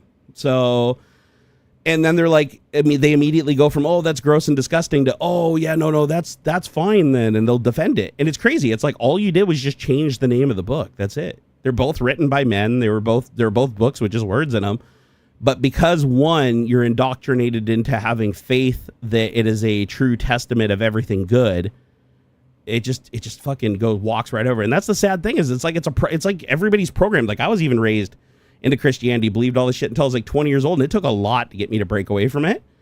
But I'm glad I did, because I didn't realize until I was away how much I was being manipulated by people using it. It's really sad. Like, when you fear something, when you fear an omnipotent being can curse you, damn your family, screw your afterlife, hurt the ones you love, or if you just submit to this imaginary force that humans tell you what to do on its behalf, then you get eternal bliss and everything's great. It's like you're literally rewarded for having faith, which is literally another word for ignorance. Like, literally, just don't worry about it. Trust me, bro, and you'll get into heaven. And that's why people take that path of least resistance when they're indoctrinated as children. It's super scary. And keep in mind, this isn't just Christianity. Any Abrahamic religion, doesn't matter. It could be more. If Mormons were in the majority, this would work. If Islam was in the majority, it would work. It depends on the country. If a Trump happened in an Islamic country where Islam was the dominant religion, that would be the religion they targeted if they were an atheist, to gather the people around. And then instead of Jesus, maybe they say Muhammad, right? And it's same thing. It would just bypass, because of the indoctrination at a young age into that, and the fear masquerading as love, you will just take it on. If somebody tells you that they're chosen by him, you have to believe it because it's on faith. And that person has so much money that they can literally hurt you if they want to, using their money and paying other people to hurt you. And you interpret that on faith as they must be telling the truth because God gave them that money, gave them that power. When in reality, that money and power is all traced back to corruption, lies, and deception. Like, they're rich because they're bad. Right? They're using that money that they made by being bad to be worse. Like, this is all trackable, but once they involve religion, you don't question it anymore. And that's truly sad. That's what's put us into this situation right now. Some people are starting to snap out of it a little bit, but the funny thing is they're just questioning like the stuff he's doing that directly affects their lives from a selfish perspective, ignoring all the other shit that's affecting other people's lives that will soon come to their doorstep. But until it comes to their doorstep, they're only going to be critical of the things that affect them. And it's weird because it's like Christianity, if you've ever read the Bible, teaches community. and acceptance and helping the poor, right? Hell, even Pope Francis was like, he was all about helping the poor and feeding the poor and being nice to immigrants and like understanding their struggles and understanding how you got it better than them and it's okay to share and it's okay to help other people. And it's like, now you've got this Trump Christian, which is funny. Hitler created his own branch of Christianity. Remember, Hitler used Christianity to get power. And then he went after the church once he had that power to destroy the Christian church so that he could create his own brand of Christianity. I can't remember what it was called. It even had a name. And then everybody had to follow that. The Nazis followed his version of Christianity, which made him basically the prophet of God. And he was the only one that could speak to God, nobody else. And now Trump's kind of doing the same thing, right? He's trying to do his own curriculum and everything. So like I said, he's following in Hitler's footsteps. And the sad thing is it's working. It should not work. Let's see here. Mifael said, I'm sorry, but I don't think that would work for Islam. If you would know more about Islam, you would know why. Well, explain to me. I mean, I read the Quran when I was in my 20s. You know, so it's an Abrahamic religion. You guys still believe in Jesus. It's just Muhammad is basically like a brother and a prophet. So why wouldn't it work? Like if you're indoctrinated into a religion where you have fear for a God, which in Islam, just like Christianity, you still have fear for a God. It's masqueraded as love, but you have fear for God. God is an all-powerful being that if he wants to fuck you, he can do it, right? So there's a fear affiliated with that. And if somebody can exploit that fear, they can absolutely redirect you. And proof, and I can give you multiple proof of that. Think of the Taliban. Think of fucking all these terrorist groups that are Islamic. Why are they able to indoctrinate people into being suicide bombers? It's literally religion. If you don't have religion and you cannot offer them the virgins in the afterlife, and you cannot offer them this eternal bliss, they're not going to blow themselves up and kill a bunch of innocent women and children. It's literally religious indoctrination. So just like they're able to amass people into the cults of the terrorist cells that follow that indoctrination, if it happened at a presidential scale, the same thing would happen. Absolutely. If the majority of the people that vote for power, again, if it's a state that doesn't have voting or whatever, that's different, right? If it's an authoritarianship and the power is based on like religious hierarchy or a monarchy or something, this doesn't apply. But if it's voted in officials, voted in leaders, voted in presidents, voted in all that by the people, and the majority of the people are susceptible to an Abrahamic religion, regardless of what it is, and they utilize the Abrahamic religion to force people into using their faith and questioning their faith, it's highly successful. You know what, Mifael? I appreciate that. He said, I guess you're right. You know what? That takes a lot to say that, honestly. Most people would just fight me to the death on that, regardless of how many receipts I have, because I've studied this stuff really heavily. Honestly, since Trump has started doing the things he did, I started really extending my research back into Abrahamic religions and why, throughout history, people have been so successful leveraging them to turn democracies into authoritarian regimes. It's wild. But it's just because people are not really educated. You're 100% right. I agree. I agree that lack of education is the core of the problem. Because even if you're indoctrinated into Christianity, if your core education shows you that weakness, shows you that backdoor and highlights examples throughout history of people using that, then I do agree that the majority of people would be able to defend against that. You wouldn't have the majority moving together in concert to install somebody who's just using your faith against you. I think they'd be able to see that coming. I think our biggest shortcoming is we taught everybody in school about Hitler and who he was, but how Hitler got the power to start World War II. That was the more important thing. If everybody from childhood in the United States wasn't taught just about World War II and the Holocaust, they were taught about how Hitler tricked a society into giving up their freedom so that he could have everything he wanted, persecute and push his racist bullshit forward, and start World War II. If they knew that part of it, I think they'd be much more aware of what Trump is trying to do, and they would have been able to resist it. They would have seen it coming. But sadly, that education didn't happen. And I'll even admit, I didn't know as much about Hitler's life until I started studying it after Trump was elected. I thought I knew a lot about Hitler. I did a ton of studying about Hitler, but again, it was based on his World War II persona, not his 1920s Hitler, not the one that went to jail for 9 months for treason when he would have been killed if he had left the city and been tried at the federal level, right? It's like the Hitler that existed before World War II. 6 years before World War II is when he took power and he converted their democracy into a dictatorship. But it was a slow transition. It was like a slow burn. as he continued to divide the people and round up all the Jews and start just getting progressively worse and worse and worse and worse until he exhausted all of Germany's resources, and he literally had to start World War II to start attacking his neighbors to steal theirs. I mean, it's really that simple. Like, he pumped all of his money in the military, just like Trump's doing right now, because once you're left with a strong military, then you can just use that to go force other people into giving you their shit, right? You become a bully. People don't want to be educated. I don't want to, sort of. I think a lot of people do want to be educated, but I do think that a lot of religions teach you that education isn't as important as faith. That's the biggest problem with Abrahamic religions when you're raising a child, is you're like, listen, when it comes down to it, anything involving God, don't listen to your eyes, don't listen to your ears, don't listen to your sense of touch, your sense of smell, don't even listen to your experiences. Don't listen to the pain of the priest doing bad things to you when you're a child. Suck it up, keep the secrets so God doesn't hurt you and doesn't give your family cancer and make them lepers or whatever. Like, whatever, just follow and tote the line. Just don't fuck logic, fuck science, faith all the way. If you deviate from that faith, then you'll be punished for it. And because of that, they see education as a threat. Any education that conflicts with that faith immediately just gets rejected by design. That's where the problem is. So I don't think it's people don't want to be educated. I think people want to know about technology. People, that enjoy games want to know about games. People want to be educated on how to program or how to write stories, how to play instruments. Like there's interest, right? But if there's any overlap with religion, they immediately, by default, because of their indoctrination, have to take faith over science, right? They have to take faith over fact, even if it's sitting right in front of their face. If their childhood in that indoctrinated programming that's now like an instinct and a reflex pops up and says, listen, everything's telling you right now this person's lying to you, but your entire life you've been told that this is the sign from God. Then on faith, you're like, I'm 99% sure that this guy is a scammer and he's going to hurt me, but that 1% on faith is more important than the 99% that's fact. That's where the shit gets bad. That's where the education doesn't really help at that point, because if you can't educate people, once people are indoctrinated into ignoring any education that clashes with that area, you're done. That's the back door. That's literally the back door. The back door is not, and that's why every Abrahamic religion has the same. They all agree on one thing. There's a lot of shit they don't agree on, but what they all agree on is faith. Every single Abrahamic religion is hardcore faith, right?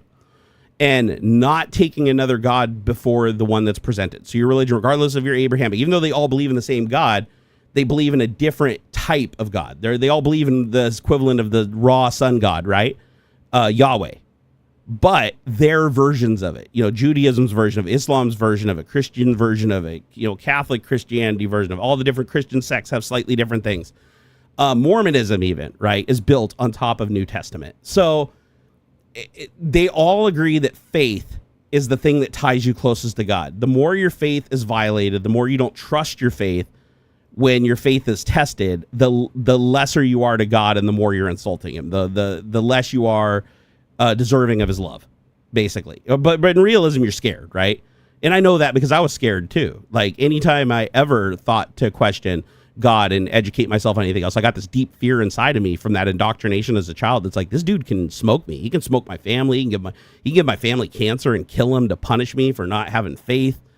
And it's funny because everybody says, oh, my religion, I love God and God loves me or whatever. And it's like, no, Old Testament God was a warlord. He's only going easy on you in New Testament because his son literally died on a cross that he could have stopped, but he didn't, because his son was like, I want to take all the heat for the sins of man. So you really owe Jesus for that. God is still the same warlord, want to fucking just rake over everything, right? So it's, but a lot of people don't know that because the way they're indoctrinated in the church, it's rare that even comes about. They just, oh, God is this loving thing. But let's just slip in this little thing. It's like, don't fuck with God. He can see everything you're doing. And if you fuck up, you could be risking heaven. Your family members could get hurt. He could hurt you. If you don't pray for forgiveness or whatever, you could get fucked. It's like that stuff sticks with you as a child, as an adult, and it becomes an instinct. Just like when you speak a language, your primary language, you don't think of it, right? Same thing with religion. When religion is indoctrinated right alongside language is the first thing before any other education, right? You pick up language and you pick up religion in that language. It becomes an instinct. It's like a reflex. It's like the second something happens, your immediate response is, oh shit, is that God? Like if somebody stood next to you and said, God, hit me with a lightning bolt, you'd freak out and run away. Like if you were truly devout, right? You'd really believe that could happen. It's wild. Yeah, JK, he can see you fapping. By the way, your whole family can. According to Christianity, your entire family could be in heaven literally watching you wank it in your garage. You're choking yourself in your closet. No. Actually, God can see you at all times. And he's all seeing. And so can your dead relatives. So, sorry, Mom, if I'm wrong and Christianity exists. I'm sorry that you have to see me touch my wiener, I don't know, a couple times a week. I've kind of been slacking. Oh, another reason why I don't like it. But so can Santa. Does that make Santa God? No, but here's the interesting thing.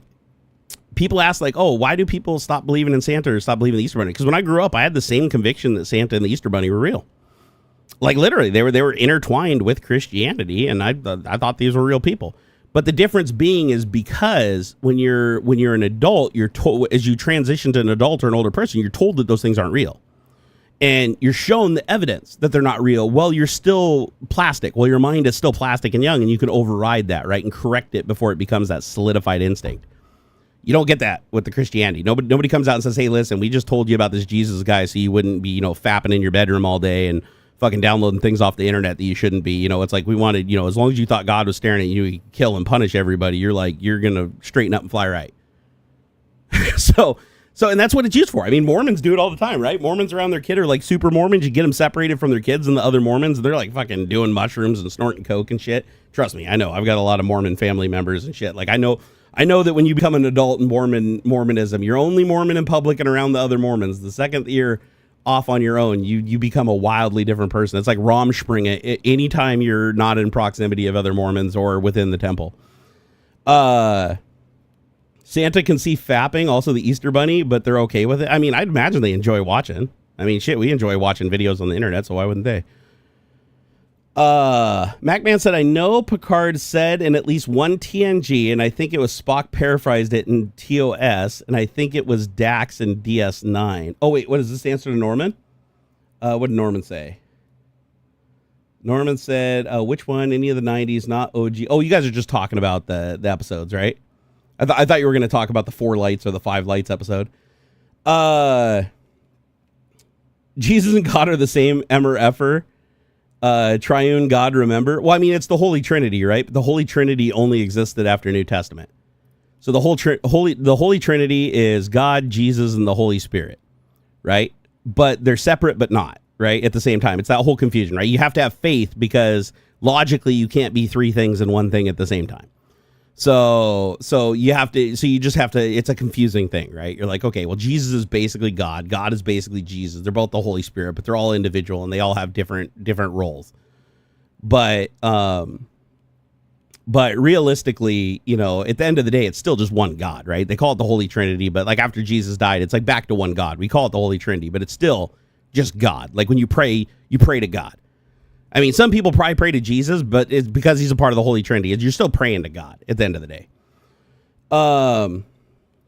Jack Ender said the Aramaic God, or Yahweh, is a Judaic volcano, then Judaic air, and latterly Judaic war god. Christianity later created the Son and the Holy Ghost concept as elements of a single entity.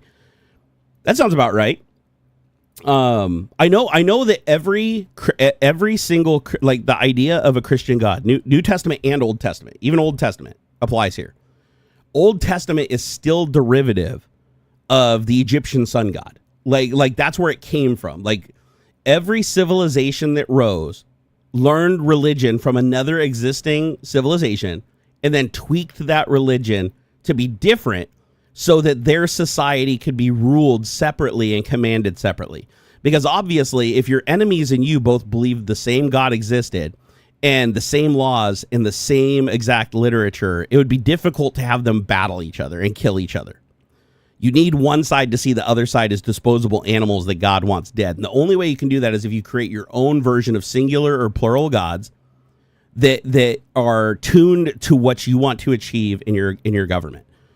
And that is actually a good point. It's like religion is just a replacement for government. Like religion is the original government. The service that our government provides today with the elected officials we have is the same exact thing that religion used to provide to society. Like back in the day, religion was the government. It's what governed the people. It's what taxed the people. It's what solved disputes. It's what decided who the who the leaders were, who the people were that could enforce the law, when you were to listen to the Bible or listen to the local law, depending on where you are, like all the rules, the commandments and everything, right? That was a government. Now, because we actually have governments and we use taxes to pay for a government that's agnostic of religion, supposed to be agnostic of religion, but of course Trump said he's going to create a Christian government that only Christianity is recognized in the United States. That's really bad because Hitler did the same thing, obviously. But the whole point of government is to not need a religion. Jack Anderson, not technically accurate, but close enough for government work. Too long of an explanation for TechTalk to correct the minor issues. Jack Andrew, we disagree. We agree on a lot of stuff, but we also disagree on a lot of stuff. I have my own take on things from the research that I've done throughout my life, but everybody has their own views based on their own education. And I know from your perspective, I'm sure you're 100% right on everything, but we do disagree on a couple things. Kevlar said, you should do a theology talk with my wife. Oh, that'd be fun, actually. I'm down for that. We should do that. That'd be cool. We need to be in the same space, though. I think it'd be cool. I should come over and we should like set up a camera in the studio and do it. That'd be awesome. Because I'd love to talk theology. This is like, I studied theology in my 20s. I'm starting to get back into it again because I'm finding that it's a critical component of what Trump is doing here in the United States.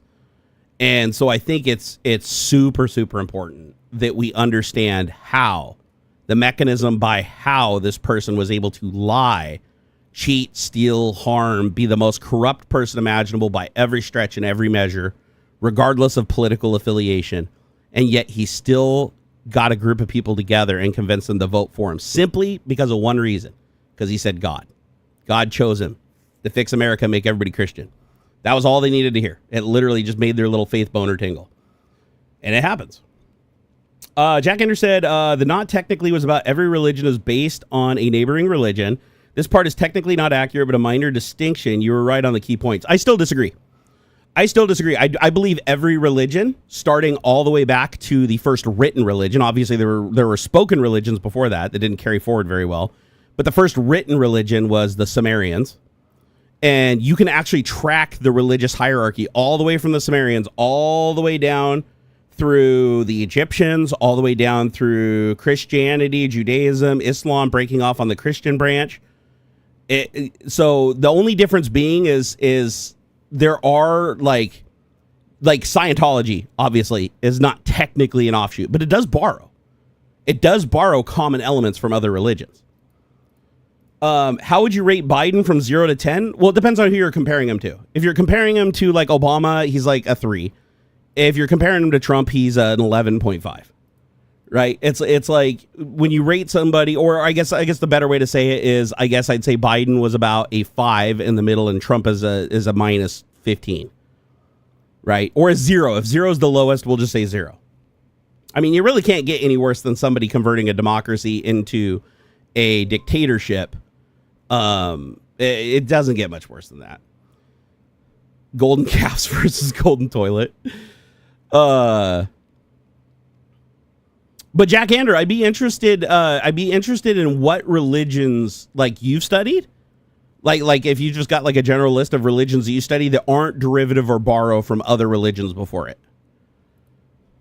Because I haven't really found one. Like all the religions that I'm currently aware of, they always borrow from another religion that existed before it. And by borrow, I mean like the idea of plural or singular gods, the idea an all-knowing, all-seeing, all-powerful, invisible thing that you only know about through the teachings of other physical beings that speak your language and written language. Shit like that, right? I'm not saying... When I say one is derivative, I'm not saying that they just like take it and they just scribble and change a couple of things. I'm just saying that they borrow, the whole idea of religion is borrowed from observing another civilization using it. It's super rare. I'm sure it's probably happened at some point, but it's super rare for a religion to just magically manifest itself. I'm sure it happened in the beginning. It had to happen at some point, right? But for a cutoff religion to just completely manifest its own religion of an all-seeing, all-knowing, powerful God that can actually hurt people, whether it be you or your enemies, that's a commonly borrowed like trope from previous religions. But yeah, I'd love to see some examples, because like I said, I haven't studied every religion, so there very well could be like religions out there that were practiced for significant periods of time that were never that those people never knew about another existing religion, even though it did exist at the time, and their religion died off without ever evolving into and being exposed to other civilizations after it that then would borrow from it.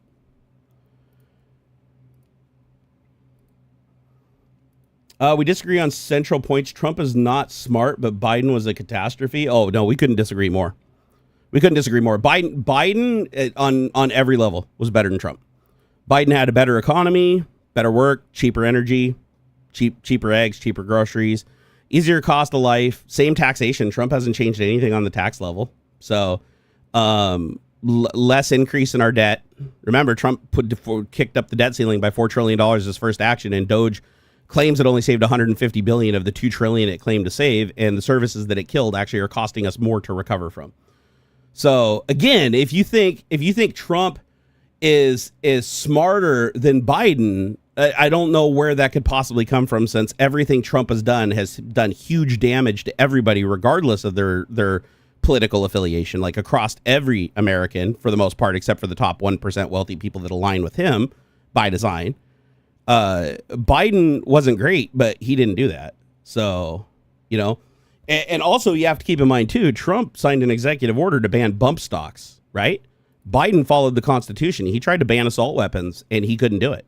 He got shot down through the official channels of government. He got shot down by the Supreme Court, and his executive order was no longer valid. So you have one president that everybody blames for, he's trying to take our guns away. He never was able to take anybody's guns away. And yet you have Trump, who took bump stocks away from everybody. So realistically, Trump is more anti-gun than Biden if you go by the success rate, right? But it's because Trump he treats executive orders like they're just insta law, right? He claims emergency executive powers that he doesn't meet the line to have, but he doesn't have the people to hold him to account. Prehistory religions, and we think we do not know. These are based on interactions with megafauna and their previous. Oh, okay. We're talking about like way before written language. Like these are people that just are trying to figure out how the world works. Like without a written language. We're talking about like the people that used to draw on walls and shit like that. Okay, fair enough. I'll give you that. I'm talking more about like the first like written organized religion that was accepted by the masses, right? Like an entire civilization as a whole accepted it as the law of the land, right? That would be the Sumerians. And the Sumerians also, by the way, Sumerians created written language too. So the Sumerians created the first written language, and then shortly after creating the first written language, they're like, hey, let's create a religion to control the people. It's wild. It's super wild that you would think that the very first, like one of the first things you do after creating a written language and the ability to transfer knowledge from generation to generation in a written archival format, you're like, shit, let's create a religion. But it does make logical sense, because you want a government to grow. You can only grow a society so far without a government keeping everybody in check before it starts to fragment and infight and start breaking off, right? If you want a really big society, you have to have a government. Like without a government, it'll fall apart every time. You have to maintain law and order. You have to have compromise. If you don't, shit falls apart fast. So religion was kind of the way of like, listen, if you guys step out of line, God's going to kick your ass and like kill a bunch of people. So like, don't do it. Religion is the packing foam of human development. Once you can read the manual, i.e. science, you can ditch the box and the foam. I love it. just read the manual and then throw everything out. You're like, okay, now I understand how it works. Religion is throwing the manual out and then just like pushing buttons and fucking with it until it either works or kills you. Jack Ender said, I will be fascinated to see you learn all the stuff we have uncovered in the last couple of decades. I mean, I'm more interested, honestly, in the written languages that led to like mass society, like very, very large, expanding empires. However, that is all derivative of people just passing religion along verbally and through glyphs.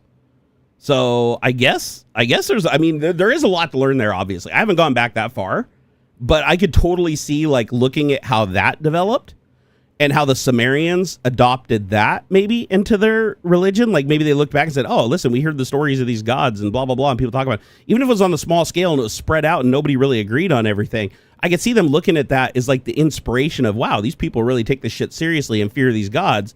So what if we did this in a written form that could reach a lot more people across a lot more time and a lot more distance? Like that could be hugely powerful. And sure enough, it was. It was very, very powerful.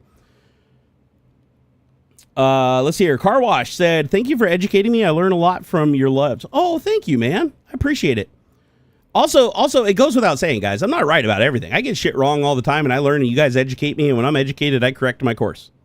Because knowledge is everything. Knowledge is everything. Like, if my knowledge is wrong, then I update it, you know? That's how that needs to work. Like, if you don't accept science, and I'm just, like, believing shit on faith, then I'm no better than the people that got duped by Trump in the first place, right? I can't allow that faith boner to take me over, right? I can't. That's a regressive thing from being raised into Christianity. I can't allow that to like sneak back in and allow shit to just cross the threshold. It's like if it doesn't meet the minimum standard for science and observation, then I shouldn't be just taking shit on faith, right? It's like do the research. There is a great documentary though that I actually here. Let me see. I want to get a link to it because I think you guys really should watch it. This documentary like fucked me up a little bit. Like, it's 2 years old. The documentary came out long before Trump was president. And here, let me find it. And it's a fucking wilder. God, I watch a lot of YouTube videos. Holy shit, this is embarrassing. How many YouTube videos do I watch? My God, that was just yesterday. Holy shit balls. I'm going to be scrolling a while here. Oh, Adam Conover did a really good video titled You Are Not Safe. If you guys haven't seen that, you should really watch that too. Let me see. Where is it? Where is the video? I got to be getting close. Let's see. Go back another day. I want to say I watched it in just like the last 3 or 4 days, so it's got to be in here. My God, my history. If you've ever wanted to see the embodiment of like full-blown ADHD on display, it's my YouTube history for sure. Let's see here. I mean, I gotta be getting close. Where is it? That's Meat Canyon. Meat Canyon's awesome, by the way. His videos are hilarious where he like satirizes and blows everything out of proportion for like other YouTubers and stuff. Shoot, where is it? Okay, I've already gone back. Wait, I've gone back like 5 days. There's no way. Do I need to go look at my X feed to find it?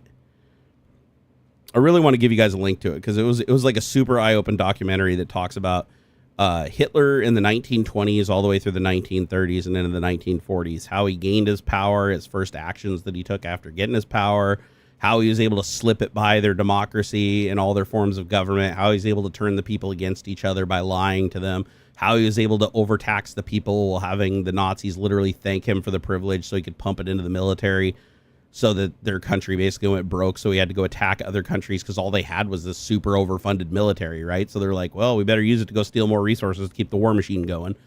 Very similar to everything that's like happening right now, like literally step by step, almost in the exact same order, all the way down to like why RFK Jr. is the head of health services, why Trump is trying to create this like bastardized version of Christianity that's the opposite of Christianity and trick Christians into believing that he is the true servant of God and all that shit. It's just wild. It's fucking wild, man. Here, let me see if I can just look it up here. Look up. Let's see. I probably could have just did this earlier. Yeah. Oh, here it is. The Rise and Fall of Hitler in 3 hours. So here is, I think this is it. Share copy. Here you go. So, oh wait, what Kevin? There is no separation of religion and politics. They both control and exploit. Same. That's fair. You know, that's fair, especially now. Like with multiple explanation points. You're not wrong. Shit, JK even agrees. Holy shit, man! Look at us. Look at us finally getting on the same level on something, man. Ain't that some shit? No, totally. Oh, JK said he doesn't care about bump stocks. Yeah, but it doesn't matter if you care about bump stocks or not. That's beside the point. It's like Trump took away something that the Constitution gives you. Like he literally went around the process. He broke our laws. Like that's the thing. If you don't listen to you know the what each branch of government is responsible for doing, right? Congress creates the laws, the Senate ratifies them, the president enforces them. That's his only job. He doesn't create law. The president is to uphold law, make sure that it's served faithfully. If there's any confusion, the Supreme Court steps in to interpret the Constitution. That's how it's supposed to work. That's not how our government works right now, sadly. So, but I will agree that politics absolutely at this point has devolved. YouTube has a search in history? I didn't see that. Hold on here. Let me go back to my history. I want to see here. Hitler. It didn't work. How do you search within history? Because when I'm in my history and I use the search bar, oh shit, there's another search over to the side. Holy shit, you're right. I've never seen that. I've never looked over to the left. Yeah, there's another. It says search watch history. Okay. Let's see here. Hitler. Because I think that link I sent out, that might not be it. Is it? Nope. No.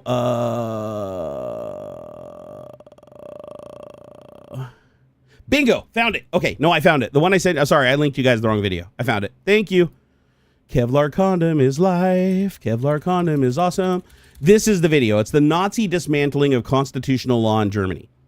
I was surprised. A lot of people didn't know that Germany was a constitution like we were before Hitler took it. There's so many parallels. There's a reason that Trump is quite literally using Hitler's plan. Like he's using his manifesto, Mein Kampf, Project 25, MAGA versus Nazi. All the similarities are there for a reason. It's because the plan worked. Hitler came up with a plan to convert a democracy, a people-elected democracy, into an authoritarian government under one person's rule by using the highest unified religion of the land, which in the case of Germany and the United States is Christianity, and using division and blaming other parties. That's the whole thing, is like you want to group the Christians together and you want to ostracize them from everybody else. You want to make sure they don't talk with the Jews and the other people. You don't want them to be able to trade information back and forth. You have to make them hate each other or not hate each other, but like hate outside of the party so that they stay unified and they stay with the illusion that's created. And then you use that mass to override everything. It's fucking wild. Hey, JK, I'm just curious. What are you laughing about?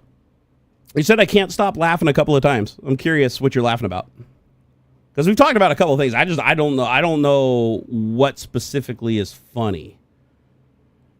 This is pretty scary shit that's happening right now. Let's hear. Jack Anders said, "So am I. We are discovering language and civilization is much older than Sumer."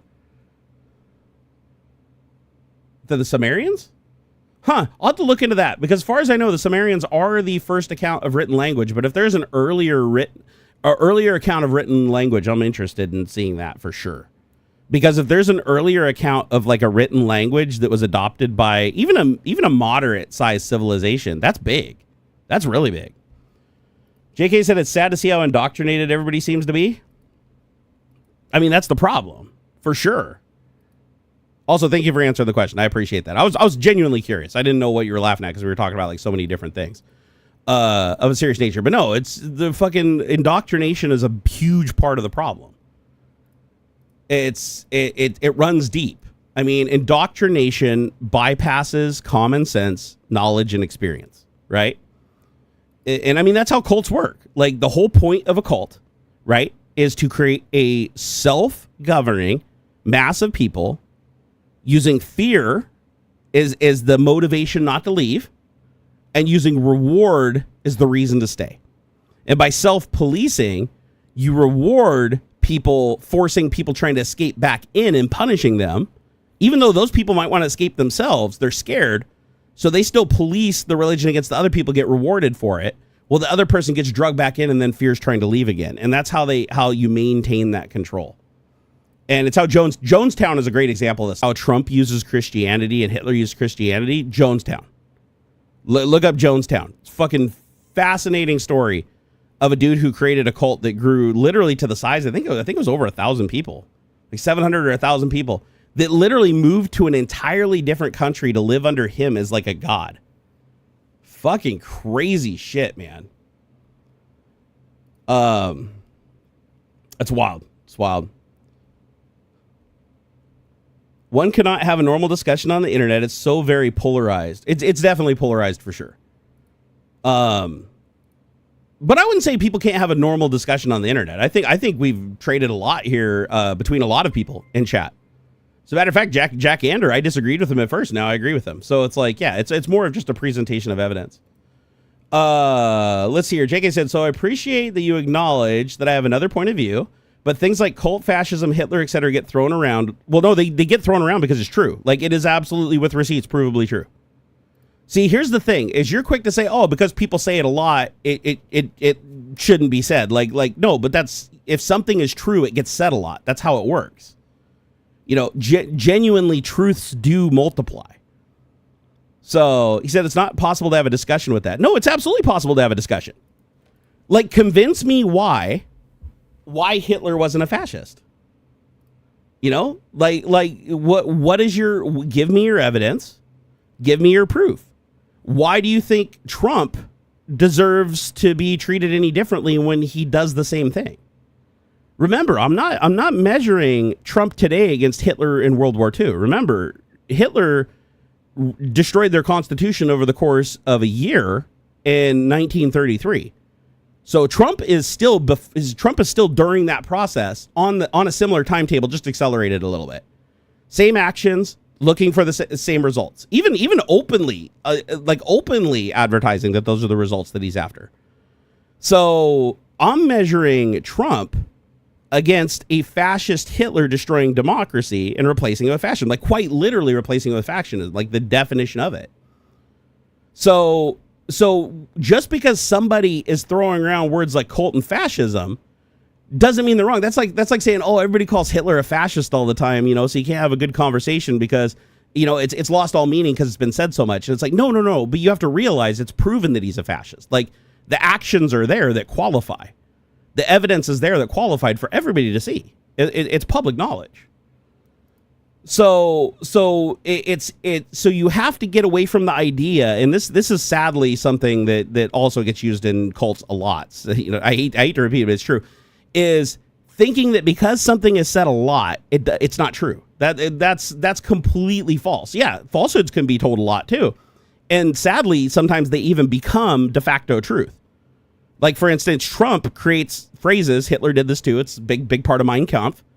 And a part of his speeches, he would create unique phrases to describe events. Like Trump does with, like, you know, Russia, Russia, Russia, make America great again. Slogans and stuff like that can be repeated ad nauseum so that people remember them in the forefront of their mind over what the observable truth is, because they've heard them so many times. They just assume it must be the truth because they've heard it so much. However, in this context, Trump has made it clear that he wants to make the official religion of the United States Christianity, which that's a violation of the Constitution. That violates literally our freedom of religion. He's already just decided that English is the only like official language of the United States, which again, that conflicts with our Constitution and us being an immigrant nation. So again, when you look at the things Trump is doing, the people he's appointing that are loyal to him over our Constitution, him going around the Constitution to do everything, literally signing executive orders at like a rate that no other president ever has.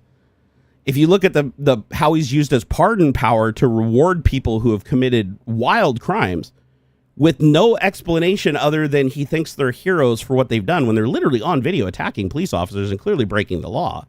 Many of them even admitted and pled guilty in court and said that they deserved what they did. Like, they got fucking pulled into it all and committed a horrible crime, and they regret it, and they wish they'd never had followed Trump. So here's the thing. You look at the evidence and you measure it against the accusation.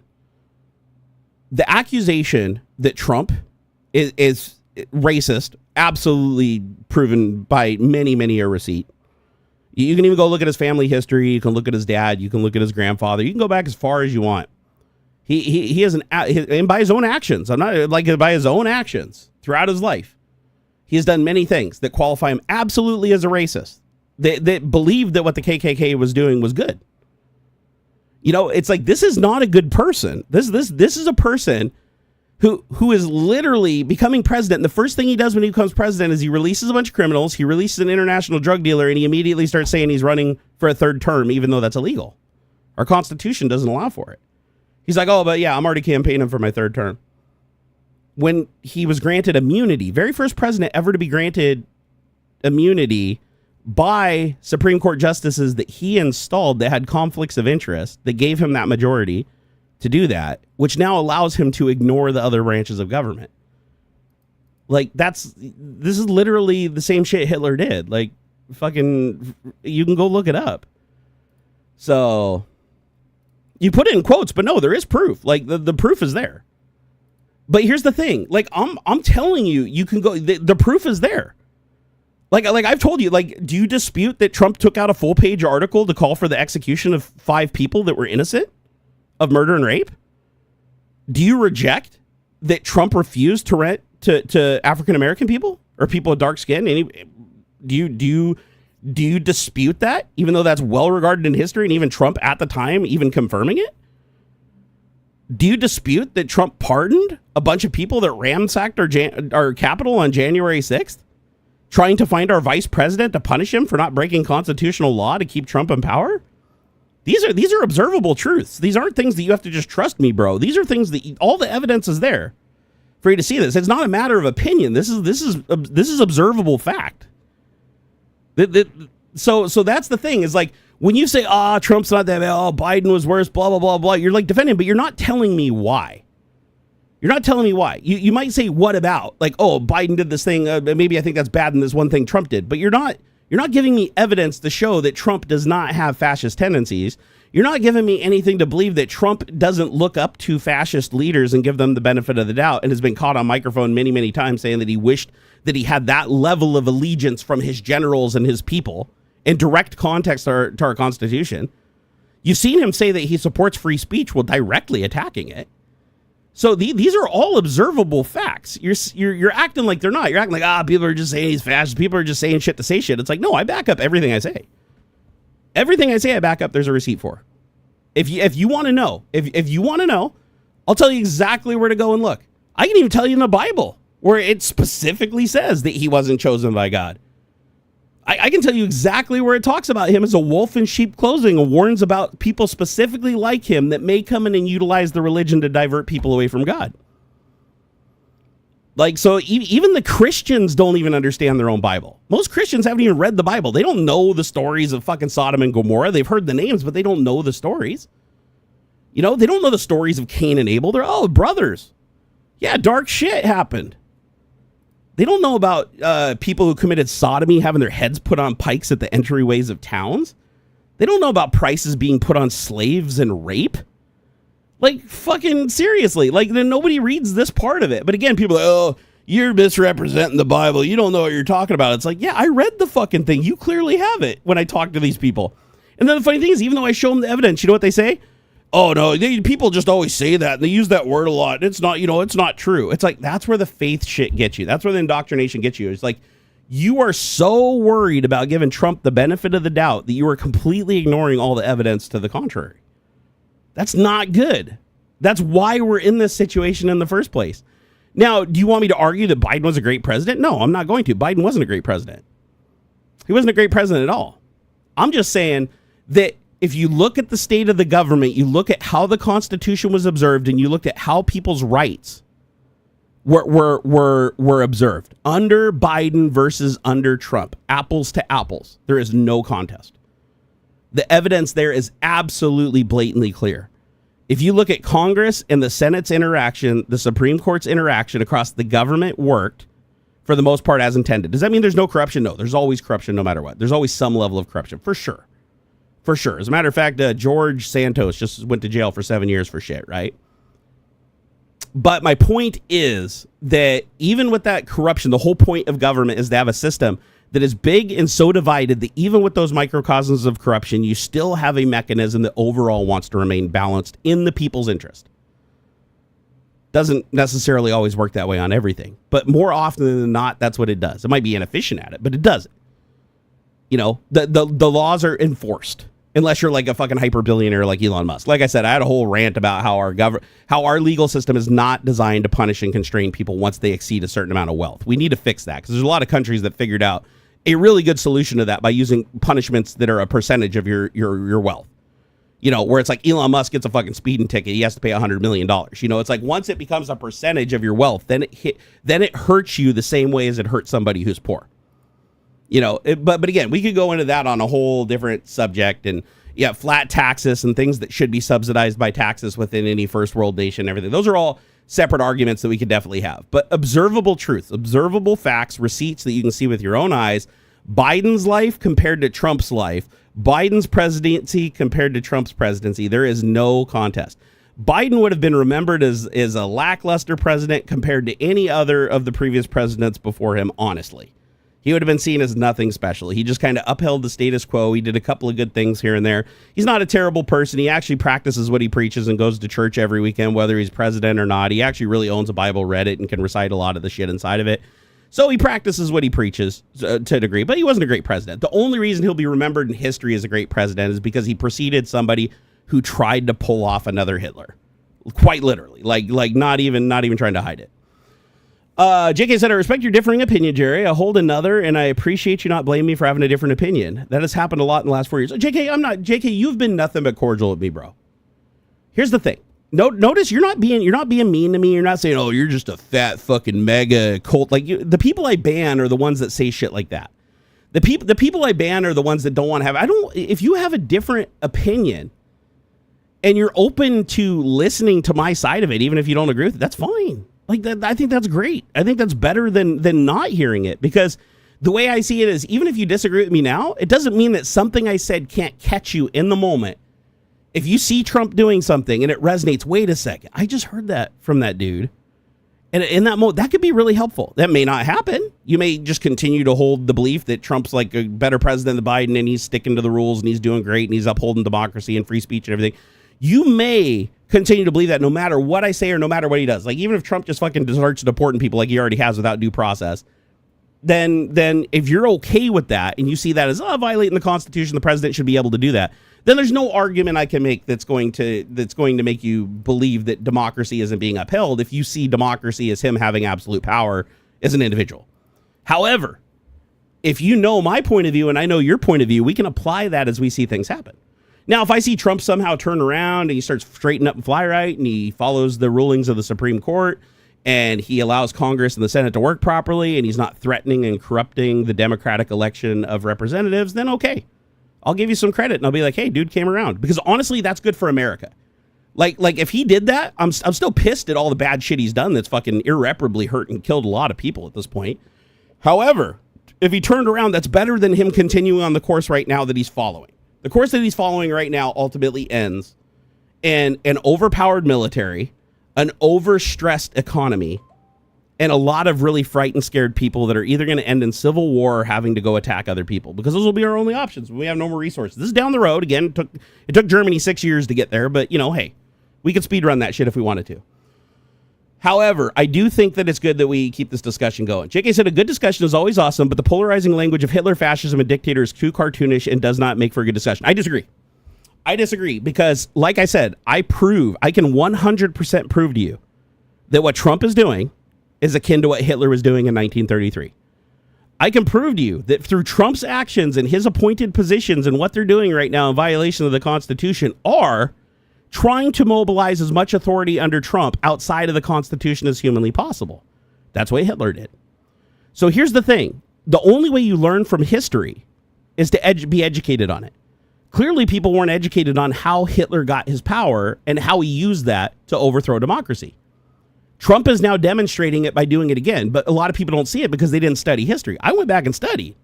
Go watch that video I linked to you earlier. Go look at Hitler's life. Tell me after watching that video that you don't see any similarities between what Hitler did and what Trump's doing right now. Once you do that, tell me if I'm still being cartoonish by comparing him to Hitler, because Hitler's the only one I can compare him to. He's quite literally been caught multiple times saying that he actually thinks Hitler was an amazing speaker and an amazing leader on many levels. He's been caught on camera multiple times praising Vladimir Putin and saying that he wished he had the same authority over his government that Kim Jong-un did. This is not a guy who values democracy. So when you say it's cartoonish to compare him to Hitler, I'm literally comparing him to the one person in history that he specifically is following the track of. Like, literally looking at his manifesto and doing what he did. And I mean, the similarities are uncanny. Trump literally is a convicted felon who became a president. Hitler is also a convicted felon that became a president, or a chancellor there, right? A chancellor that took all the power away from the president. So you say that it's cartoonish, but that's because you've literally seen it so much that you're like, oh, because I've seen it so much, obviously it's cartoonish and over the top. But what you're failing to realize is there's never been another president in our United States history that has had this comparison, because they're not doing the things Hitler's doing.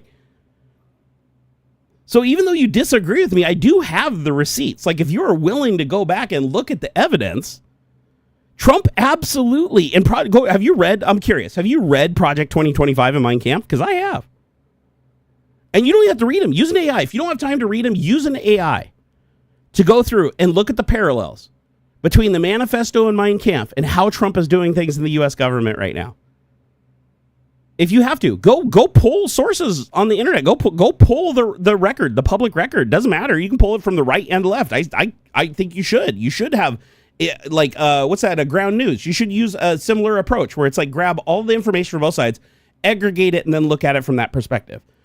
But the one thing is that Trump is consolidating power. He is saying he's running for a third term. He did literally post himself on the internet that a president is above the law. If the president does it, then it's legal. The president cannot commit a crime.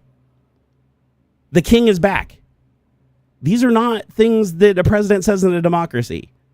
You know? Trump read Hitler's speeches every night. It's the only book on his nightstand. His wife literally outed him without even realizing it. Ivana Trump was happily married to Trump, was literally doing a show, and they asked, like, what kind of literature he should. Oh, he has this book called Mein Kampf in his nightstand that he reads all the time. And it's like, oh shit, but she didn't realize. She didn't even really know much about it, right? And you know where he got the book? Most likely his dad. Because his dad was a huge fan of Mein Kampf. Maybe he bought his own copy, but when his dad died, maybe he got it given to him. But my guess is, because his dad was such a big fan, I'm sure his dad raised him with a lot of the same shit that was in that book. That was like their Bible. Remember, his dad was in the KKK. So it's just wild, because it's like, I get where you're coming from. Like, you're no, I'm not. I won't even put you in a bucket right now. I don't think that's fair. But I will say that I do think, as much as you think I'm being hyperbolic by comparing Trump now to 1933 Hitler and the actions that transitioned a democracy and a constitution out into a fascist dictatorship. If you think that I'm wrong on all that, the way I'm looking at you is like, I don't think you've seen the evidence. I think that you've seen the people talking about it and the people saying Hitler, but you personally are just like, what I know from, my past, the little thing about World War II and the Holocaust and shit, I don't see any comparison. But what I challenge you with is go back and take the time, watch some documentaries, read some history, go back and look at Trump's history too, because I think it's important to look at Trump's upbringing, the things that he's done, the thing his father's done, the thing his grandfather's done. I think it's all super relevant. If you go back and look at those things, do the comparison, that you're going to see insane parallels that you had no fucking idea existed, because I sure as hell did. So that's my challenge to you, is instead of saying that I'm being cartoonish and hyperbolic, and I'm not saying you're putting those labels on me, I'm just saying you just think in general when people use that language a lot that they're being hyperbolic, and some may very well not even realize why they're using it. Me, on the other hand, I am using it precisely as it's meant to be used, with the receipts to back it up.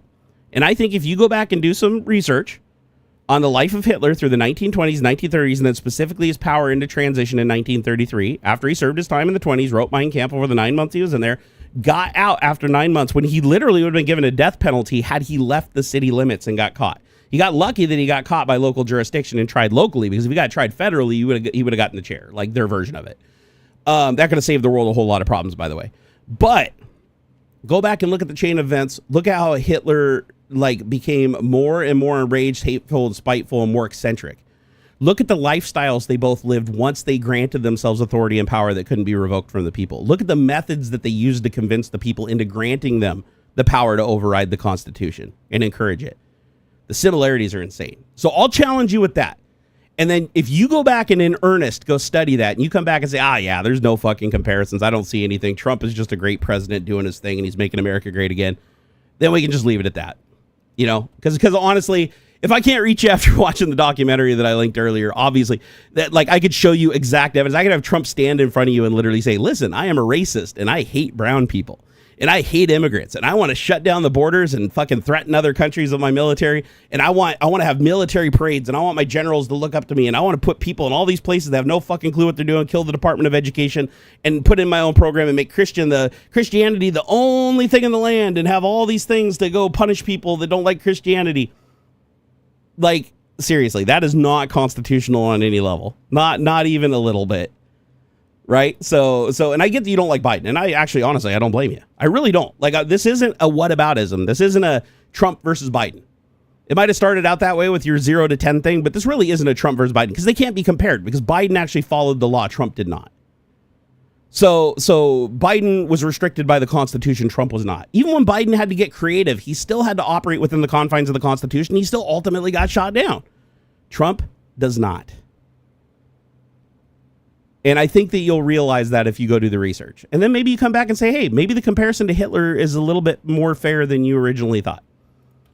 But I will agree that, hey, maybe some other people threw around the Hitler word without really, truly knowing the history. Just jumping on the bandwagon. I'll give you that one.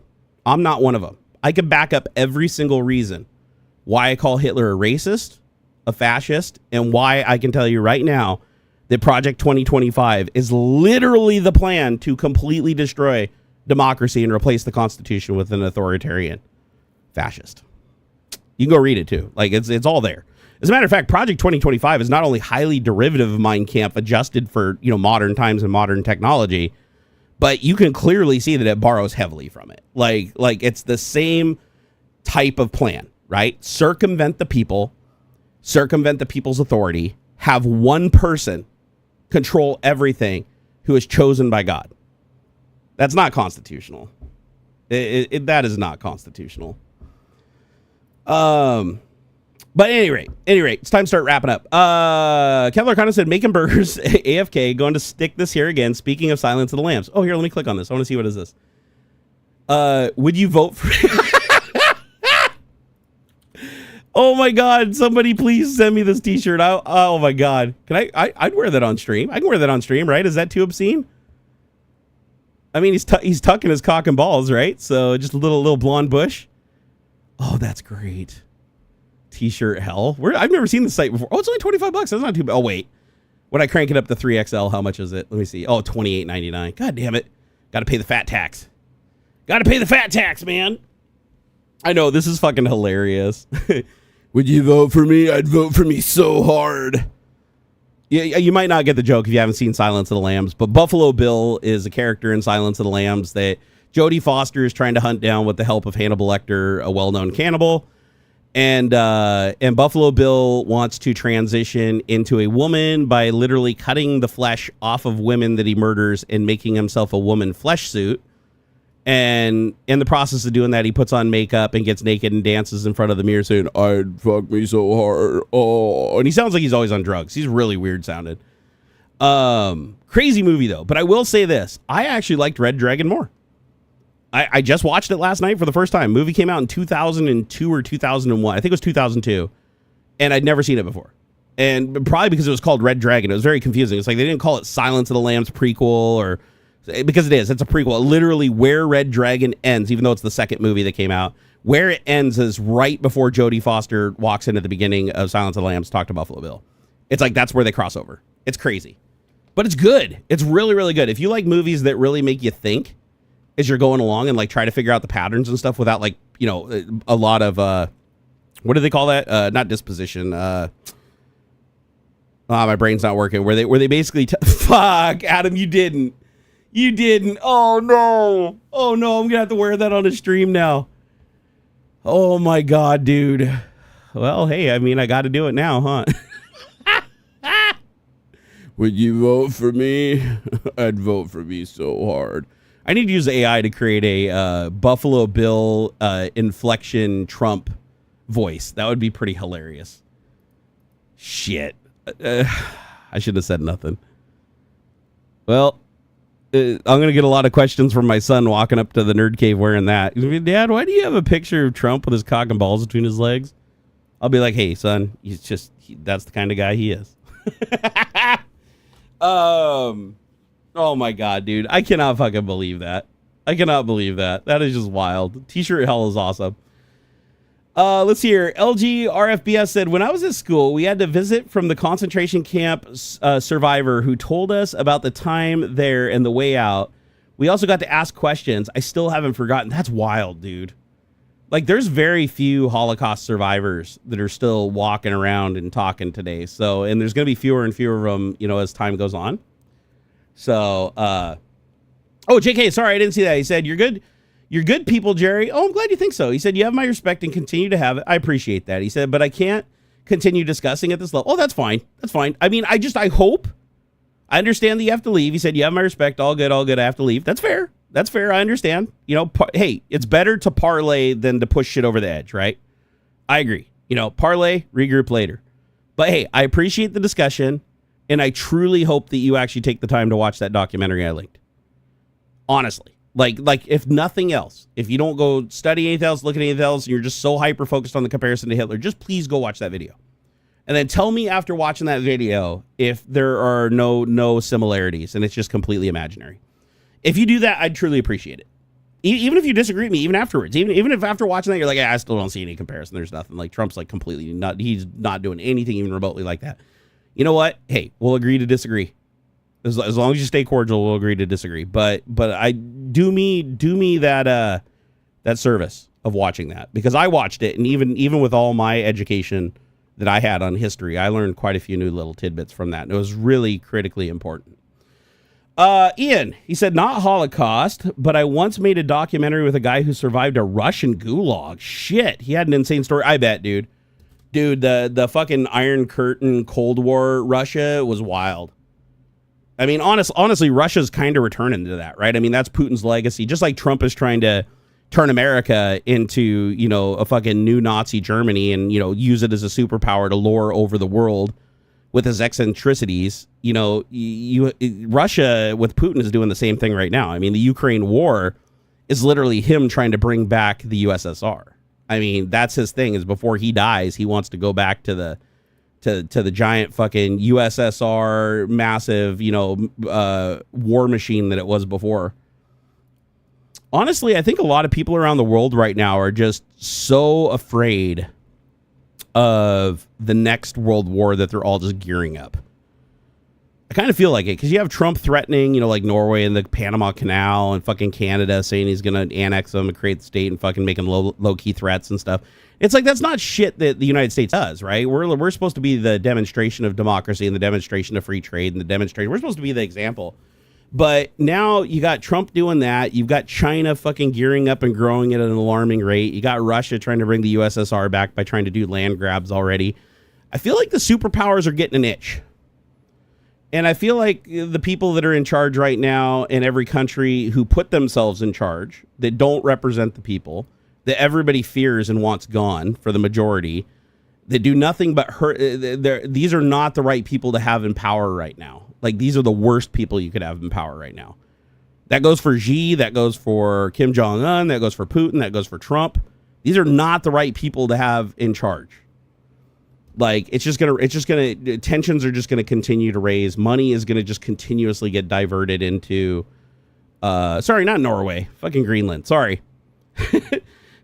What did he say about Norway recently? No, we're on decent terms with Norway, but Norway has a trade surplus with America, yet we still put a 10% tariff on them because of ChatGPT.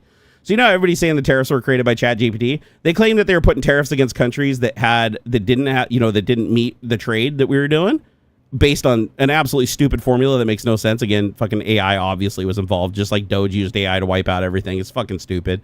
But it's fucking wild, man. Like, Norway has a trade surplus with us, and yet we still are tariffing them 10%. So it's like, they're not just meeting it, they're exceeding it, and yet we still are charging them 10%. And somebody confronted Trump, and Trump's answer to the question, of course, was not an answer.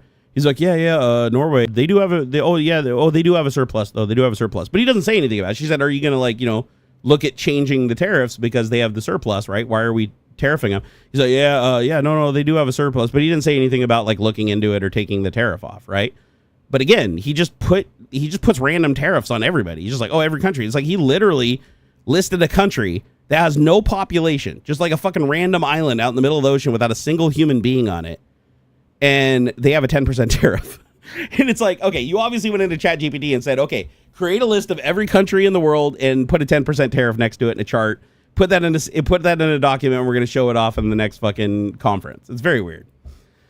Norman said, you are very shadow banned here. I just switched to my phone and you're not on my home tab, sub tabs, or the bar at the top. I had to search for you. Yeah, I figured I probably exceeded the limit of swear words that you can say during a live stream and got, I'll find out after the stream too. It'll say I'm demonetized. Like after it processes, when it ends, it'll turn to the little yellow thing. And if it does, then that's why you can't see me.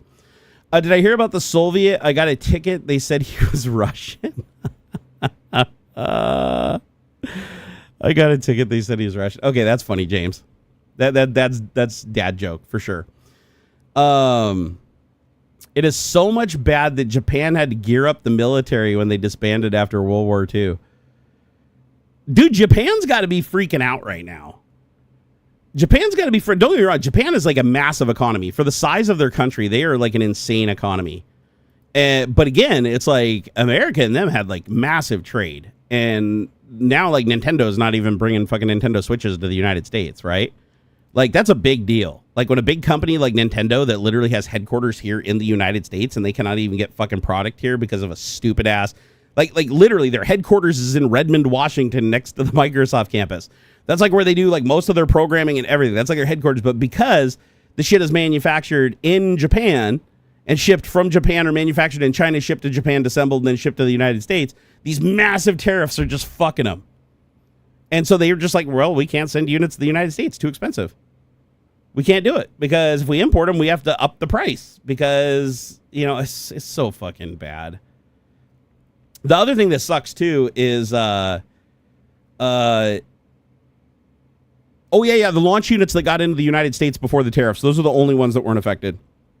Apparently, most people still just got placeholders for it though. Norman, thank you for telling me I was shadow banned here. Yeah, we lost about 50 viewers. It's possible that I'm just not visible. Can you guys verify?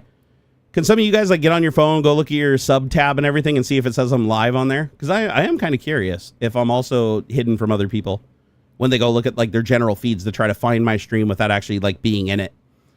Norman said it happens every Tech Talk. It's funny because it starts out as us visible and then towards the end it's not visible anymore because I just say enough cuss words at the end that we get kicked out. Yes, it is what it is. Oh, whatever. Ian said not just uninhabited islands, he even tariffed an island where only the USA military base exists. I didn't know that. Are you serious, Ian? We tariffed ourselves essentially? Oh, that's great. That's even better. That's even better than the uninhabited island, dude. I'm going to go look that up. That's rad. Oh, God. What a fucking idiot, man. Oh, my God.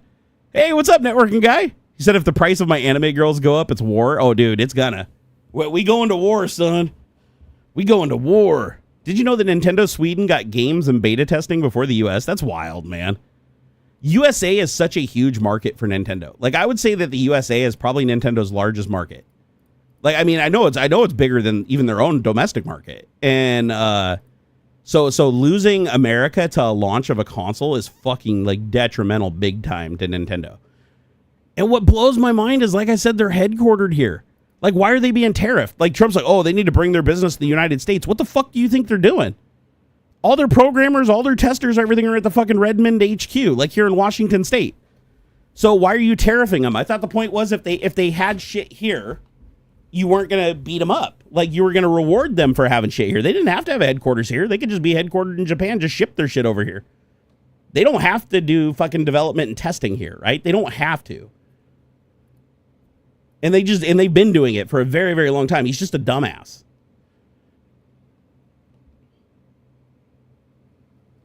Not just penguins, tariffs targets U.S. military bases. To Donald Trump's global tariffs have included regions that host U.S. military bases, such as Diego Garcia and the Kwajalein Atoll. That's fucking crazy, dude.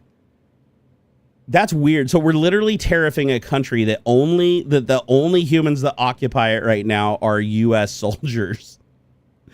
Or I shouldn't say soldiers, but like U.S. military personnel. That's fucking wild. That is wild. So does that mean that if you're on one of those bases and you're literally you're the only military base there, and you try to ship shit from the military base back to the United States and it goes through customs, they're gonna stop it and fucking make you pay a tariff before it comes through?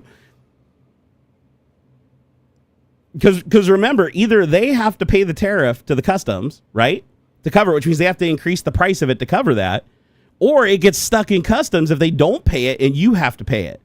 Because remember, the importer pays it no matter what. Even if they pay it, they have to increase the price on you. So it's like, that's why it's always a tax against the importer, not the exporter. Because even if the exporter chooses to pay the tariff to push it through customs, which again, the tariffs are changing so rapidly, even if they pay the tariff, it could go up and still get stuck in customs. And then you have to pay the remainder, or they have to pay the remainder. But no matter what happens in that transaction, they have to raise their price to keep their margin, which means ultimately, even if they pay the tariff, they have to raise the price by the same amount that they paid the tariff. So you're paying the tariff in the end. They're just taking care of it up front, but you had to, actually not really. You gave them the money first, and then they used that money to pay the tariff. So yeah, either way, it doesn't matter if you pay the tariff to get it out of customs or they pay the tariff to push it through customs. It's like, you're still paying it. You still got to pay it. Ian said, if you haven't watched it yet, watch the Gamer Nexus documentary on tariffs affecting tech companies. Oh shit, I didn't even know he did it. It didn't even show up in my feed. Never showed up in my feed. I'm gonna have to go look for that. I didn't even know that. I didn't know that Steve did a video on tariffs. That's awesome. I'm gonna go watch that for sure. Coyote Hunt said, "Welp, I'm gonna start downloading my games." See, and that's the problem. Is like, Trump is going to hurt the economy so bad that people are basically going to have to turn to piracy just to subsidize all the increases everywhere else where they can't. So ultimately, the software industry gets hit even harder, and because you have to pay so much more for physical objects to be able to allow the government to collect taxes that they can then pump into the military to threaten other countries. Not good. Not a good situation to be in. Not at all. More tariffs, Elon money. Less tariffs, Elon not money. Actually, Elon hates tariffs. That's one of the interesting things. So Elon bought Trump the presidency. Like, the election was close enough that without Elon running the illegal lottery that the FBI deemed illegal, if Trump didn't lose, if Trump lost the election, Elon would be in jail right now, because he even said during the interview he knows what he was doing was illegal. And he knew that he'd be going to jail for it because it's like a super fucking big crime. Like, it is a massive felony to interfere with an election. But he did it. It worked out for him. He was able to slip out the difference, combined with the Russian bomb threats that went to the states, and RFK, running a mock election, only pulling people primarily from Biden and the swing states so he could drop out and give them to Trump. That was always the plan. He made that clear on the phone call after the assassination attempt. And that still just squeaked out Trump on a very narrow margin. So the fact that he installed him, like Elon is literally the linchpin. Like, if Elon wasn't involved, Trump wouldn't have got the election. The fact that he did that only for Trump to immediately take away the EV credit, take away solar credits, tax solar at what is it, 1,300% tariff or something that's like just bananas, and super tax all the Chinese production of Tesla cars, which is where a lot of Tesla's factories are. And that fucked him bad. So now Elon can't produce cars at a profit. Like, as a matter of fact, I think they reported their earnings are down like 71% or something. And now they're projecting that they'll have to raise the price of their cars dramatically, because if they sell their cars currently, they can't even make a 2% margin. That's crazy. Hey, Zunu, take it easy, man. So Elon fucked himself. Elon did this to himself. Like, Elon's got nothing to blame. He got so fucking tied up in the indoctrination thing that he could control Trump, and that he was smarter than him, and he's the alpha. And it's like, no, it's not a matter of intelligence. It's a matter of like arrogance and who holds the most power, who can kick who out, and who can fuck over somebody else's companies, right? And Elon can't do much to Trump at all as president, but Trump can do anything to Elon. He could order Elon fucking deported, right? He could say, oh, Elon's visa's invalidated, fucking deport him and put him in CCOT. He could do that. No amount of wealth that Elon has is going to do him any good when he's stuck in CCOT and can't communicate to anybody.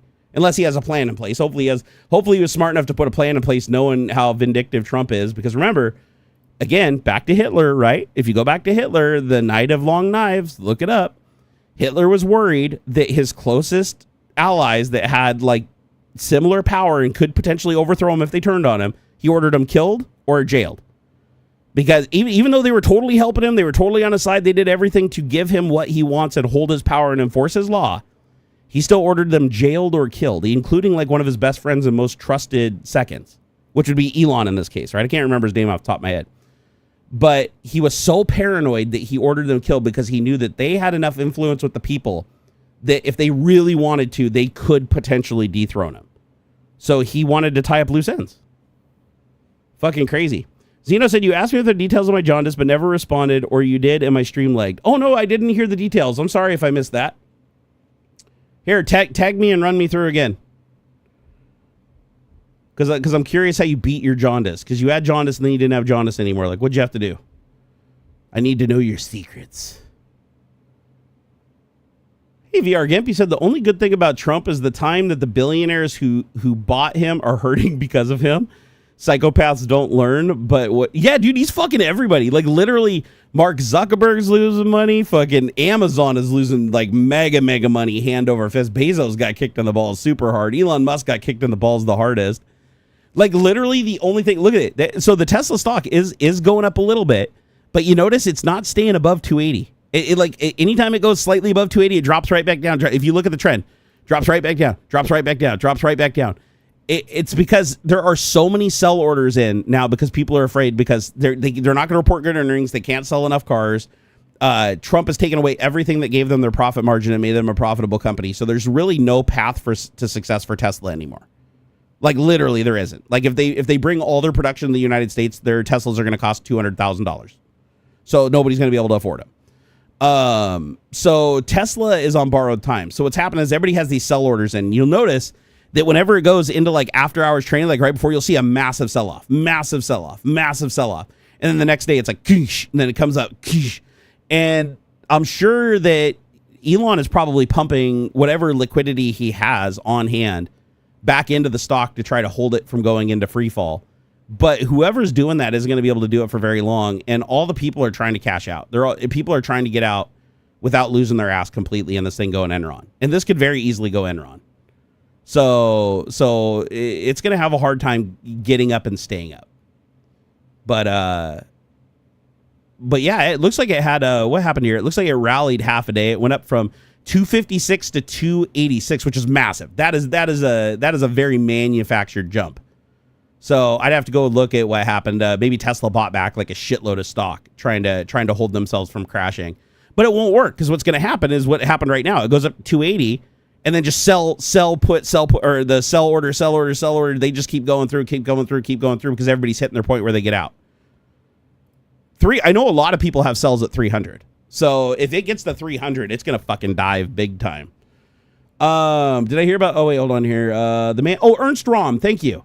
James, thank you for looking that up. Yeah, the guy that one of the guys that Hitler ordered killed was like his closest confidant. And the guy held Ernst Röhm, who he feared could technically turn on him and potentially get the people to turn against him. So he's like, fucking tie up loose ends. I'm just going to kill him now. Fucking crazy. Yeah, Hitler was a psycho, man. Hitler was an absolute psycho. And Trump sent it. And the thing is, like, Hitler didn't like getting his hands dirty either. Hitler ordered other people to do the killing. Like I know I think Hitler did kill some people, but like he was big on like ordering other people to do it, like because he didn't want to get his hands dirty. Kind of like Trump. I don't think Trump has a stomach for the blood, but he doesn't mind the killing. Like it's clear he doesn't mind if women and children die and shit. Like I mean, he makes decisions every day that he knows just kills women and children. I mean, he let Elon literally gut an agency that left children starving around the world and die. That literally cost us almost nothing in the grand scheme of things to maintain. Are basically just completely neutralizing our soft power, fucking us over in the eyes of the world, just in killing a bunch of innocent people. And he didn't mind doing it, but he wouldn't want to do it himself. Like if he had to be there and actually be the ones like shooting the kids in the head and stuff, I don't think he would. But he has no problem with other people doing it. Hey, Keymad, what's up, dude? Ian said the stock jump came after he said that he wants to leave Doge and concentrate on Tesla. Dude. Okay, first of all, he's not leaving Doge. He got kicked out. That was made pretty fucking clear from the observers in the White House that leaked that he was arguing with Trump's buddies. Because Trump doesn't like Elon. Trump is tolerating Elon because Elon bought him the presidency and gave him like $300 million. So Trump tell by how he was acting when he was on the airplane flying back to Tesla when he was playing the video games and faked the live stream cutting out. He was fucking like sad and upset. Like he definitely got kicked the fuck out.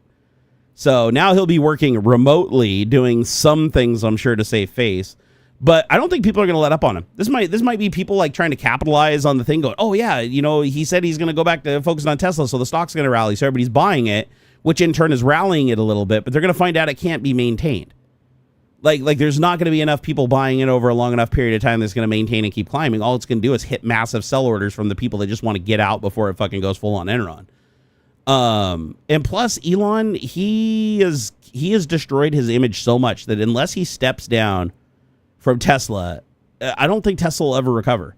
I don't think there's enough people that tolerate the kind of evil that Elon represents. Like, I know there's a lot that'll tolerate it for sure, but I don't think there's enough.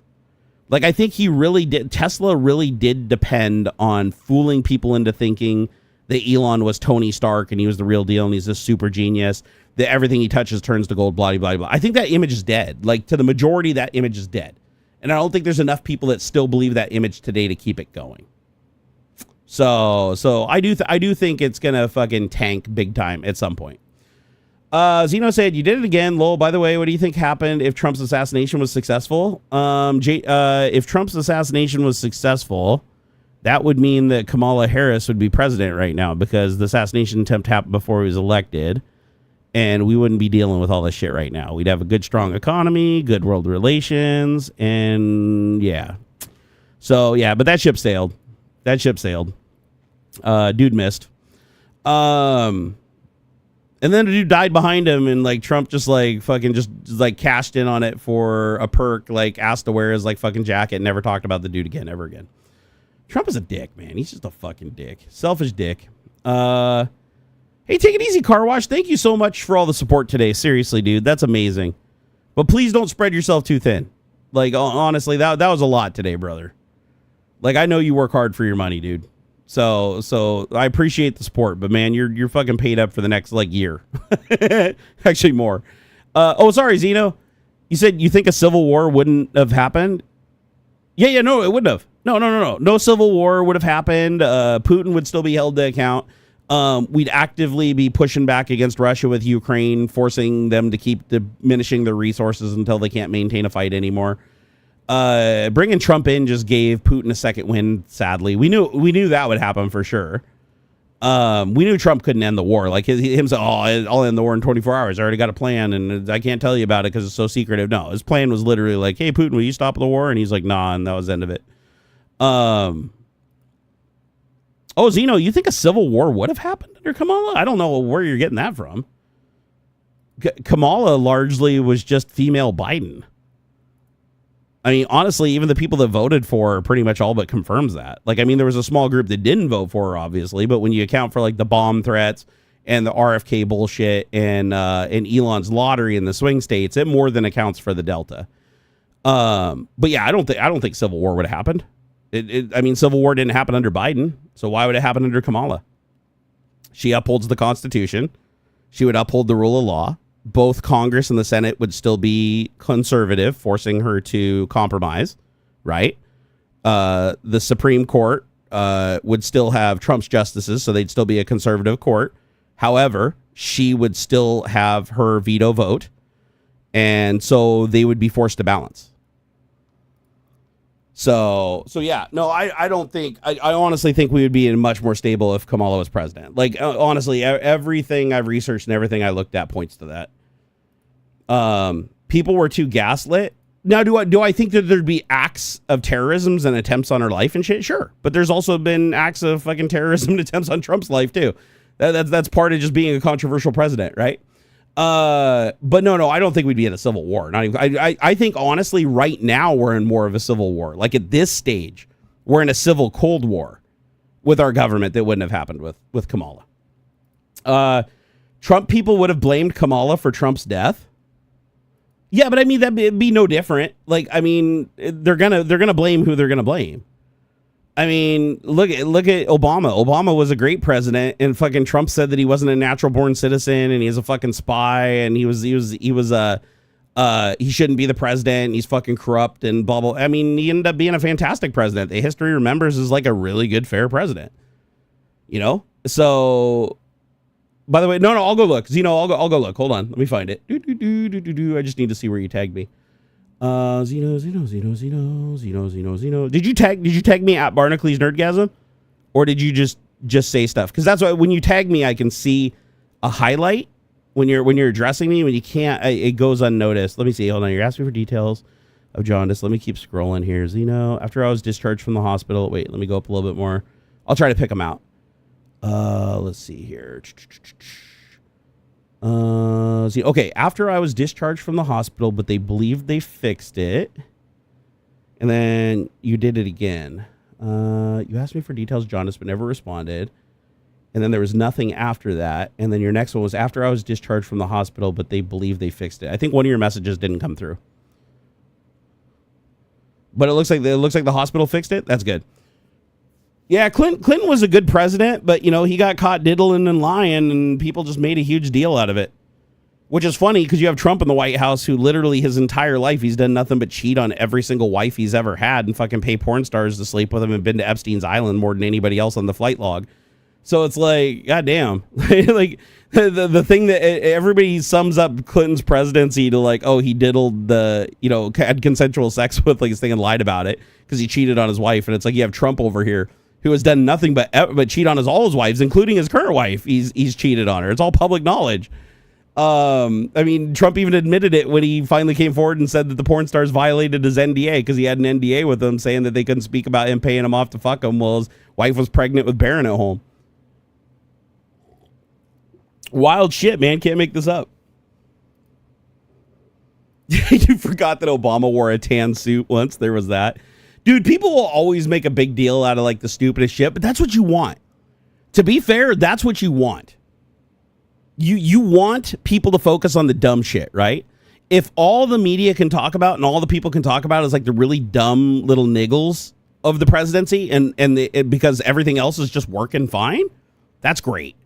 That's fantastic. That's what it was mostly like with Obama, right? But when it's Trump, it's like every day is a 5-alarm fire. Like last night, he fired every general and the generals underneath him across like all the military branches. Like these guys are all fucking like heroes and tacticians and everything that know the state of the world.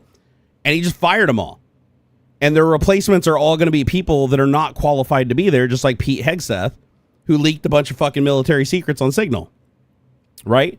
These are not people that are in any state of being able to do the job. They're just getting it because Trump needs people that are loyal to him that will just do whatever he tells them to do, whether it's against the Constitution or not, because they know he'll protect them. I know, technically he leased it. Yeah, Trump leased Epstein's plane. He's like, oh, I've never been on the Lolita Express. Yeah, no, I've never gone. I hardly knew the guy. It's like dude's like all over the manifest, and then when he dies, he fucking like leases the plane from the company that it went back to after he died. Oh my god, dude. Oh, he had a severe case of hepatitis. Shit, bro. Well, at least it wasn't the hepatitis you can't come back from, right? Isn't it like hepatitis C or whatever that's like basically a death sentence? You can't be cured from it. A dying houseplant can pilot a ship if it's on autopilot. We have a Cheeto and no autopilot. Yeah, fair enough. No, I've always made that comment. I was like, Biden could literally be just a plant. He could be a vegetable. He could sit in the corner, not know where he was, and just like sleep. And honestly, we'd be fine, right? Kamala was already doing most of the work anyways. Let's be honest. If Kamala was elected president, nothing would have changed because Kamala was basically doing everything anyways because Biden was just kind of like checking out towards the end. So Kamala was already like running the show as the vice president by proxy through Biden, right? As a matter of fact, it's like that for a lot of presidents where the vice president does actually help with a lot of the heavy lifting. Trump is one of the few presidents where the only thing he tasks his vice president with is just echoing what he says. That's it. He's just a megaphone. Everything you hear from J.D. Vance and he'll even contradict himself. Like if Trump contradicts himself, in the same day, J.D. Vance will even just say the opposite of what he just said. And then when reporters call him out, oh, you're just trying to twist thing in a gotcha moment. You don't understand what I said. It's like, no, you literally said the exact opposite of that like 10 minutes ago. What are you doing? Oh, you look down at your phone and now you're saying something completely different because Trump tweeted something and you weren't privy to it beforehand. He's just a megaphone. That's all it is. Trump even said as much. Remember, when Trump picked him, it was the very end. He was running out of time and he literally picked the one guy who publicly said that in the 2020 election, he would have accepted the electors, keeping Trump in power.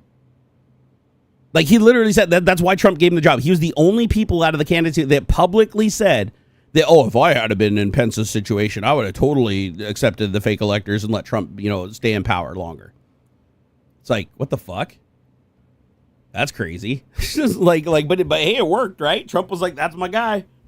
That's my guy. He's willing to break the law and commit treason for me just for a little power. I feel bad for his family though. Like his wife's Indian, and Trump is like hugely racist towards fucking Indian people. And, you know, his kid's half Indian, and, you know, Trump probably, if they weren't married, if JD Vance wasn't married to her, Trump would have her deported and fucking put in CCOT along with her son. So it sucks that she has to be in that situation, because I'm sure she puts on a smile and tries to go along with him, and, you know, tries to be the good wife or whatever. But behind closed doors, I'm sure she's like shitting a brick, and she's like, what the fuck did we do? Here's worse, Mike. Oh, JD Vance is way worse. Don't get me wrong. Mike Pence was not good. Mike Pence was like fucking evangelical Christian, wanting to return the United States to Christianity and fucking bypass the Constitution and fucking force his will on people. But he did it within the confines of the law. JD Vance doesn't care about the law. He doesn't care about the Constitution. JD Vance knows he's protected with the pardon power of Trump, who has full immunity, so he can't be removed. So he'll always have access to that pardon power. So he knows he can just do whatever the fuck he wants as long as it helps Trump or doesn't hurt Trump. He has the power to just do whatever, right? He doesn't have to worry about the Constitution. He doesn't have to worry about the law. Shit like that doesn't concern him. Coyote said JD Vance just wants to screw couches. I love the meme. I love the meme, the fuck, marry, kill meme. Have you guys seen that? Look it up, JD Vance fuck, marry, kill meme. It's like he fucks the couch, marries his wife, and kills the Pope. Dude, you can't write that kind of comedy. That's fucking amazing. Yeah, Hegseth literally drunk on TV. Yep, and do you remember when he was giving the speech and he kept taking sips of the fucking brown liquid out of the glass? Like, what is that, dude? Is that a Coca-Cola or is that a rum and Coke? If you think that guy stopped drinking, that dude literally would get the DTs if he stopped drinking. That guy's such a bad alcoholic. Every single person that knows the guy and was close to him like came forward and is like, yeah, no, that dude fucking drinks in the morning. Like, that dude wakes up and drinks his breakfast. And he claims he's clean and doesn't drink anymore. No, he absolutely drinks. Ian said, sadly, I have to conclude your streams are cursed. I can watch the only YTLS, then LTT1 with no issue, but with your streams, my laptop runs hot, discharges 3x as fast. What? Seriously? And Firefox tab freezes out every 20 minutes and needs a restart? YouTube can't handle this awesome stream? Holy shit. Bro, I mean, there's a lot more pixels in my facial area. Maybe because there's more mass moving on camera, it's like fucking overloading your GPU or something. I don't know. Maybe your graphics card's racist. Oh, I forgot. I'm white. There can't be racism. I forgot. Reverse racism isn't a thing. Fun fact: everybody's racist. Everybody's capable of racism. Everybody is capable of prejudice.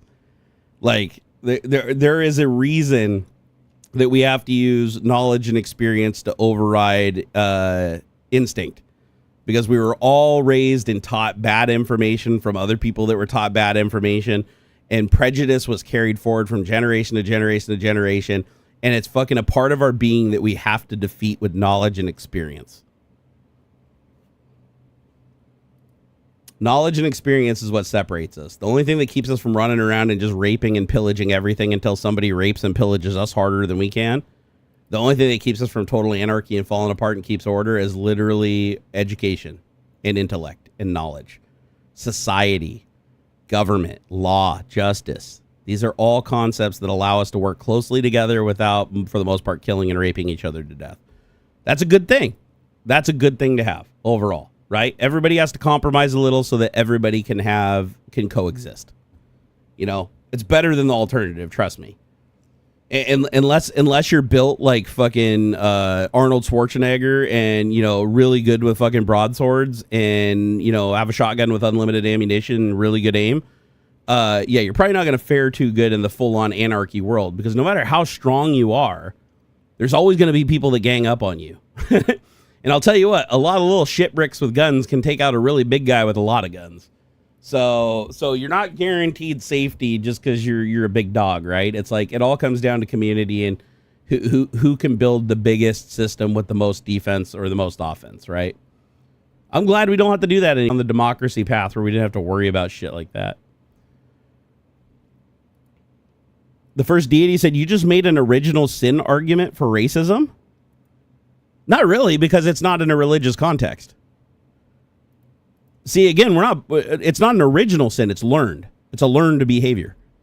See, and they've already proved it before, like when they raised the kid with the chimp. Really fucked him up, by the way, but he came around and he did all right. But yeah, if you raise a child without any concept of religion or any concept of race, there's no racism. There's no superiority, right? If you raise them within the confines of a set of rules that places everybody on an equal level, and that's all they know from the beginning, to them, that is the instinct. So for it to be original sin, you'd have to be born with it. Like, you'd literally have to be born with the idea of racism. Like, literally, you're born a white person or whatever, or a black person, or an Indian, a brown person, Mexican, whatever. Doesn't matter. And you look at another person that looks slightly different than you, you just immediately want to kill them and attack them for no good reason. When you are perfectly well taken care of, you have everything that you need at your disposal. There's laws in place that would punish you for hurting other people regardless. There's no concept of race. They're just other human beings. You would just coexist within the confines of the rules so that you could have a good life.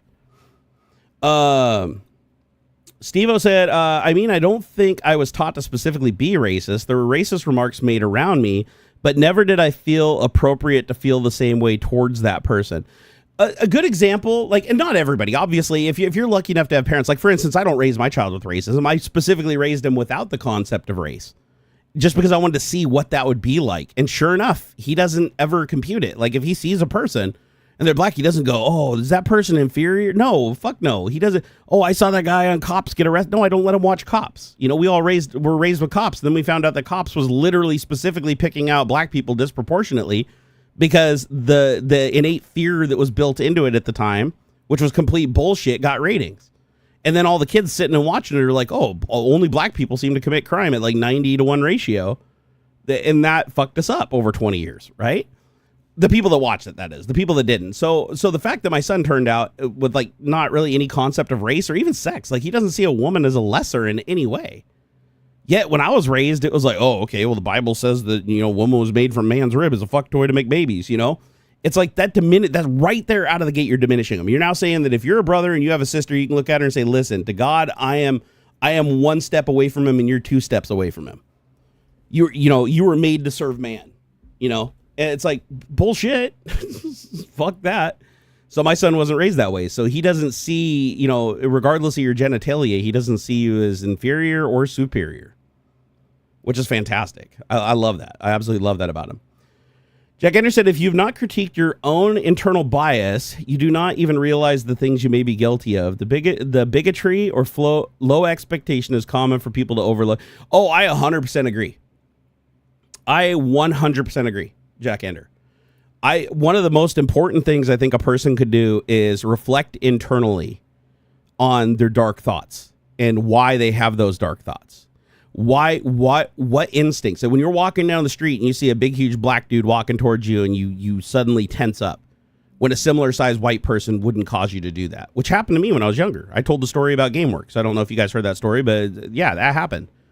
And that was literally a learned behavior from years of watching Cops. Right? And then you realize that that's not the fucking case.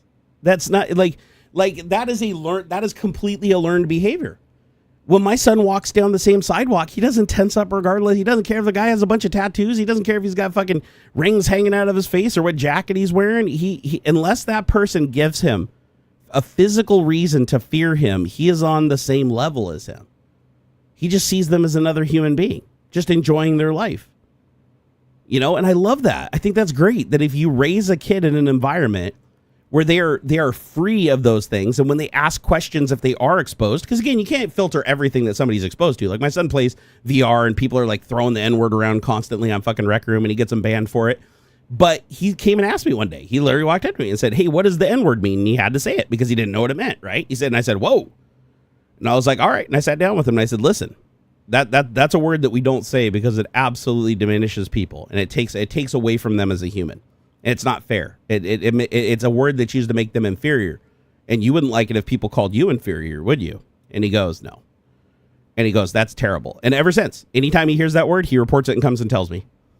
So, and the cool thing is Rec Room actually removes them too. Like he has an amazing ban record on Rec Room. Like literally he's gotten so many people banned because he only reports people that actually commit TOS violations, that it's gotten to the point now he reports people, it's like within 5 minutes they're gone. It's wild. It's gotten to the point where it's like Rec Room just trusts every report he makes. They trust, and a person looks at it immediately. However, if you abuse the system, they have that crying wolf algorithm where if you abuse the system and report people that haven't violated TOS, then your reports get less and less and less engagement over time. When you learn that the big tattooed bikers are usually the kindest people that ever exist, I learned that. I actually learned that. I got to meet the Hells Angels. And they look like fucking badass, dude. They look like they fucking kill you, right? And they're not. They're fucking the nicest people I've ever met in my entire life. You know? Oh, my son's going to be an amazing mod one day. He wants to be a streamer. He's not, he's 15. I'm not ready for him to go down that avenue yet, but it's something that he has said that he wants to do. And when he does, you know, me and his mom committed to being as mods and moderating chat and only allowing messages through that we moderate, so that he can enjoy himself. But again, we may not even have to do it because he has actually shown an incredible resistance because he wasn't raised to be called inferior and he wasn't treated any less than or superior to anybody else. And he just sees everybody as friends to play with or people to ban if they're violating the rules. He's got a really good attitude towards it. Like it doesn't get him down. Like I've literally listened to people in Rec Room rail on him and I've had to hold myself back from just running out there and just like screaming at pulling the headset off and screaming at him because they've said such mean things to him. And the way he hands it is like so cool. He's like, yeah, you're just being mean. He's like, if you keep being mean, I'm gonna report you. And then they'll keep saying it. It's like, okay, well, I got to report you now. Bye. And then he mutes them and reports them. They get banned. And then he yells at me. He's like, I got another guy banned. I'm like, good for you, kiddo. But he doesn't get upset. And I was like, that's interesting. Like, why doesn't he get upset? Like, I get upset when people attack me online. Why doesn't he get upset? And the thing is because he has self-confidence. His self-confidence is reinforced because I haven't raised him to question himself. I haven't raised him to see himself as lesser or to punish himself for not being good enough or not being smart enough. I haven't done any of that. So from his perspective, he has every bit the right to exist and do the things that he wants to do as everybody else. And I think that's amazing. I think that's amazing that shit just rolls off his back. Like that I couldn't handle. Like shit that I would definitely just fucking lose my shit. He doesn't do it. He handles it like with grace. Me and his mom, we talk about it all the time when we hear it. We'll be listening in the background when he's playing on there and you can hear the people coming through the headset and shit. And you're like, man, the way he handled that was just so graceful. Gaming Matty Rock said, I got somebody banned for saying bad things about me being trans in Call of Duty Black Ops 6. Rock on, man. That's a violation of TOS, man. If you play, you got to play by the rules. Kyudon said, as somebody on the spectrum, it might just not faze him emotionally. Kyudon, he's an emotional creature. Like my son is a very emotional creature.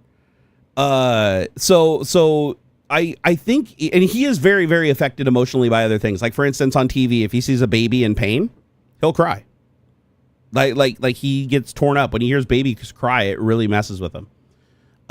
He doesn't like seeing people hurt. Unless it's in a fail army video, then somehow it's all right. But we're working on that. But he has a lot of empathy. When I'm in a lot of pain and he sees that I'm struggling and I'm in my worst, like where I have to put myself away in a dark room and just kind of scream it out to get through the pain sometimes.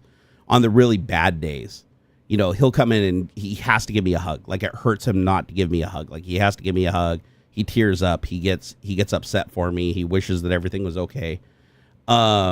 So he's a very emotional creature, but I get where you're coming from, Kyodom. A lot of people on the spectrum, a very common trait of people on the spectrum can be misinterpretation of emotion, lack of showing emotion. But no, he shows a lot of emotion all the time. But for some reason, he just does not respond to attacks from random people. If it's somebody he cares about, he'll get upset. Like if it's somebody he knows and somebody he considers a friend and somebody who's like special to him, and they're mean to him, then he gets really emotional and really upset about it. But if it's just some rando, it doesn't affect him at all. So it's like, I got to give him kudos for that. Yeah, exactly. His emotion, yeah, it's like his emotions are very context and state dependent, for sure. I'll tell you what, though, man, he loves VR. Xander can live in VR. Like, I don't know if it's because he played VR from such a young age, but the kid just can play, like he can play VR for like until all the batteries are dead. He played for like 3-4 hours. Doesn't even phase him. Takes the headset off. It's like nothing ever happened. I'm like, dude. And he's so good at Rec Room, like playing paintball and stuff. He just owns me at paintball now in Rec Room. It's like I'm not gonna win. I just know I'm not gonna win when I go into it. He absolutely destroys me. And it's cool to see that. Like as a parent, it's fun to see your kid, overtake you. That is a really big thing that gives me a lot of pleasure. Is anytime I see my son best me at something, it's a point of pride. Like I don't want to, I'm like, I really tried. I didn't give him any concessions and he kicked my ass. Well done, son. I love it. Absolutely love it. Kaidon said, I see my father is on the spectrum and a lot of things just don't phase him emotionally. Yeah. And I've seen that, honestly. I have definitely seen that, Kaidon, where like, especially back when my son was, doing his therapy when he was younger, we'd go to groups where all the kids would get together and it was neurotypical kids and kids on the spectrum and they would all interact with each other. And it was like a part of their, because one thing that my son had when he was really younger is he didn't acknowledge other people. Like they were basically invisible to him. Like unless it was mom or dad, like that person wasn't even there. Like he'll just walk right by him. They'll be talking to him. He just ignore him. Doesn't even look at him. He had this weird like perception thing where he just did not see other people. They were basically ghosts.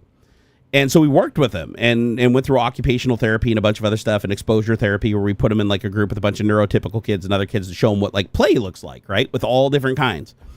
And I did see a lot of kids that definitely were like emotionally neutral. That was a very common thing. However, I saw the opposite of that too, where I saw kids that were highly emotional. So it can go either way in the spectrum.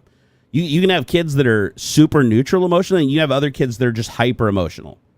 That, I mean, literally they'll cry over nothing. Like just because they're just generally just upset for some reason. And I witnessed that like quite a bit when we saw the other kids play and stuff. There'd be like a kid, he'd go down the slide, he'd pick up a toy, the other kid would beat him the toy and he'd just start crying. And, even though there was another toy sitting there and it was the exact same toy, it just affected him on that level.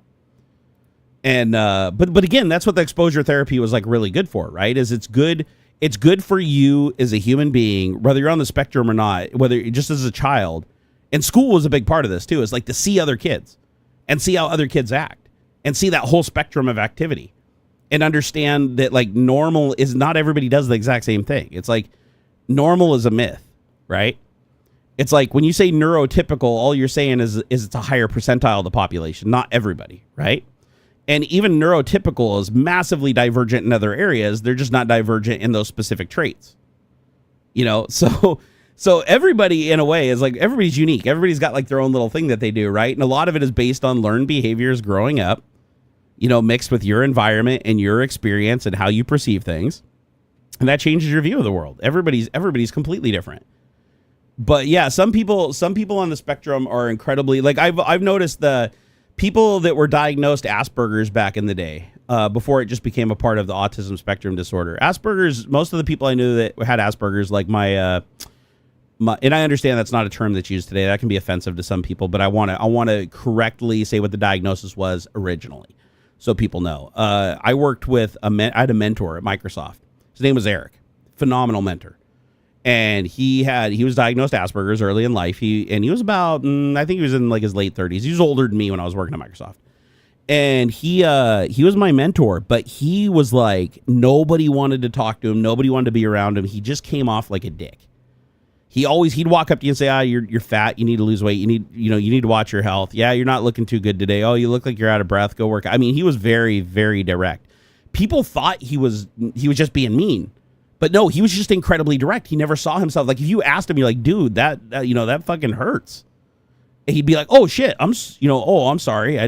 That was not my intent. Very emotionally neutral.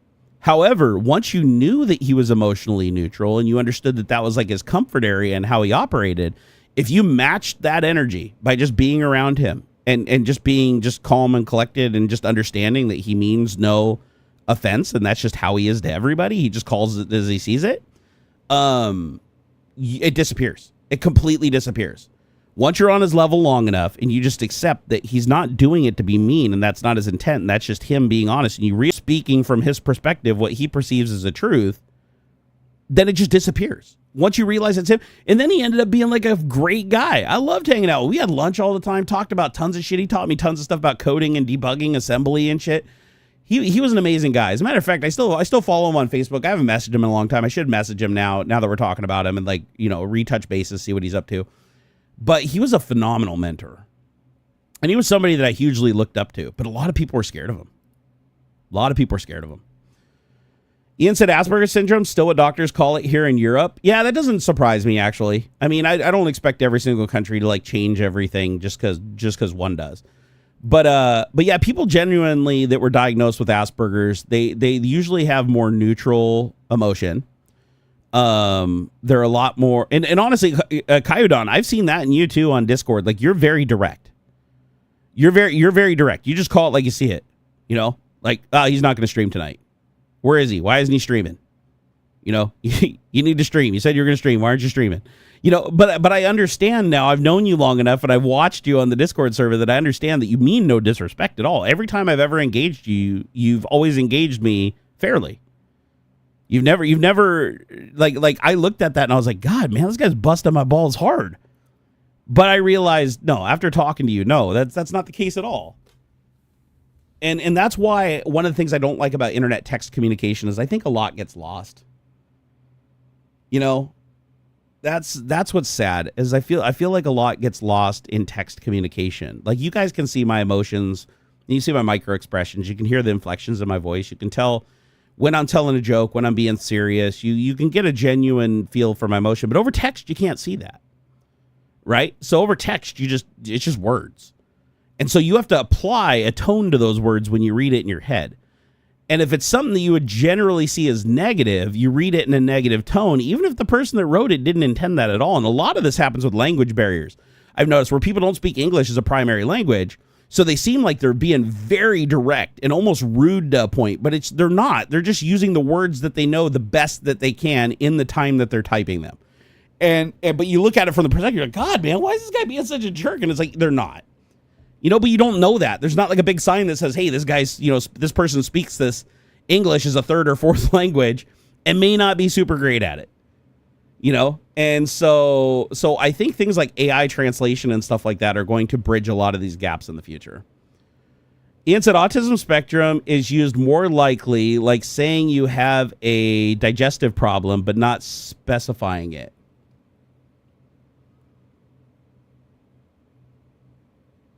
Oh, I see where you're coming from. Yeah, no, that's fair. That's fair. And like, for instance, my son has a diagnosis within the diagnosis. Like, for instance, inside of autism spectrum disorder, there's other markers that you can be classified as. My son doesn't have any of the specific markers to qualify for any one group or bucket, they call it. I think it would be similar to like Asperger's, right?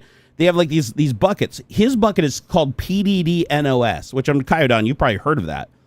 And I can't remember what it stands for, but it basically means they don't know what bucket to put him in because he shows traits from multiple different categories, but not huge counts in any one category. So it's like across, you know, again, a spectrum, right? He doesn't qualify for any one of the buckets, but he has enough of the points and neurodivergency across multiple categories that he still qualifies on the spectrum. And apparently a lot of people are PDD-NOS. That's actually like a really common diagnosis where they're just like, you know, he doesn't have any singular traits to just be like, boom, this is the diagnosis. But we try to get away from the labels anyways. That's something that we're not big on around here. And so, you know, we don't, labels aren't good. Labels just aren't good. We try to avoid them unless they're absolutely necessary to explain something. Network guy said, I just say I'm fucking can't say that word and people see my actions and agree. Yeah, I don't use that word anymore. I used to use that word a lot until I had a son on the spectrum, and then that word just became bad to me. But you know what? I still tolerate other people using it because I understand that they're not using it in a context. I'm a person that believes the context of a word is more important than the word itself, right? Like, that's something I genuinely believe. I don't say it as a personal choice for me, but I don't forbid others from saying it. Like, I don't become offended because other people say it, as long as the context that they're saying it, like for instance, networking guy, he's using it in a self-deprecating respect. It's comedy. And I see that. Therefore, it's not bad. But if he said, you are effing R word, you know, middle finger emoji, and he meant it, I'd be like, okay, that's a little different. I'm going to start. Now that's being used, you know, in a derogatory sense towards another person. And then that would upset me, obviously. But again, I think context, people focus too much on words and not enough on context. Context is the really important thing for sure. Coyote said, the funny thing about my autism diagnosis is that I don't really have an official diagnosis. My therapist asked me like 10 questions and said I have Asperger's. Okay, that's not a very good diagnosis. Because it's really easy to just say somebody has Asperger's just because they may outwardly lack emotion. That doesn't mean you have Asperger's necessarily. However, your dad's on the spectrum, you never know. But if you're ever curious, yeah, go get a psychiatrist to diagnose you. I think it takes like 3 days, like an hour a day. That's what it was for me. But I didn't get diagnosed as autism. I thought I was going to get diagnosed on the spectrum, but they said I was ADHD, OCD, and depressive. So I guess I didn't qualify for the spectrum. However, I kind of want to go get re-diagnosed because the more that I see my son as he matures in the things he's doing and how closely they resemble the things I did when I was a kid, I'm like, I'm starting to think I might be on that spectrum. My therapist was just being a little generous. So I want to go get tested again because I want to get on RFK's fucking registry. So when he comes for me, I can kick him in the nuts.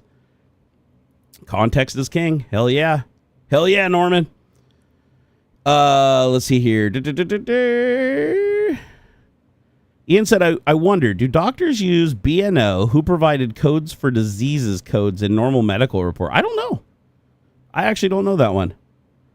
The problem now is the insurance doesn't cover the test to diagnose me. Isn't that the bitch? Seriously, that's the bitch. It's like why are we're in a first world country that taxes the ever living fuck out of everything. It's like, why don't we have healthcare and education for everybody? God, man, countries that do that excel like a motherfucker. Like, educate your population and keep them healthy. RFK Jr. is like, oh, I want to make our kids healthy again. Yeah, you can't do that when they can't afford healthcare, bitch. Like, fucking focus on giving everybody healthcare and keeping them healthy instead of trying to take their fucking vaccines away so that you can sell them ivermectin to cure everything. Yeah, buy some of this pharmaceutical grade horse dewormer from the person that gave $10 million to my foundation. Yeah. Yeah, it's no surprise. Go look at RFK's past. He's profited massively to the sums of tens of millions of dollars throughout his career by peddling anti-vaccine bullshit. He doesn't even believe himself because he's fully vaccinated, including all 3 rounds of COVID. Same for his wife, same for all of his kids. Publicly demonizing him and saying that it causes autism because his organization sells fucking miracle cures for fucking everything. It's like fucking horse dewormer cures fucking everything, COVID and measles and everything. And it's like, yeah, that's a bit of a conflict of interest. Do you think your son will end up being a software developer? That'd be cool, but I don't think so.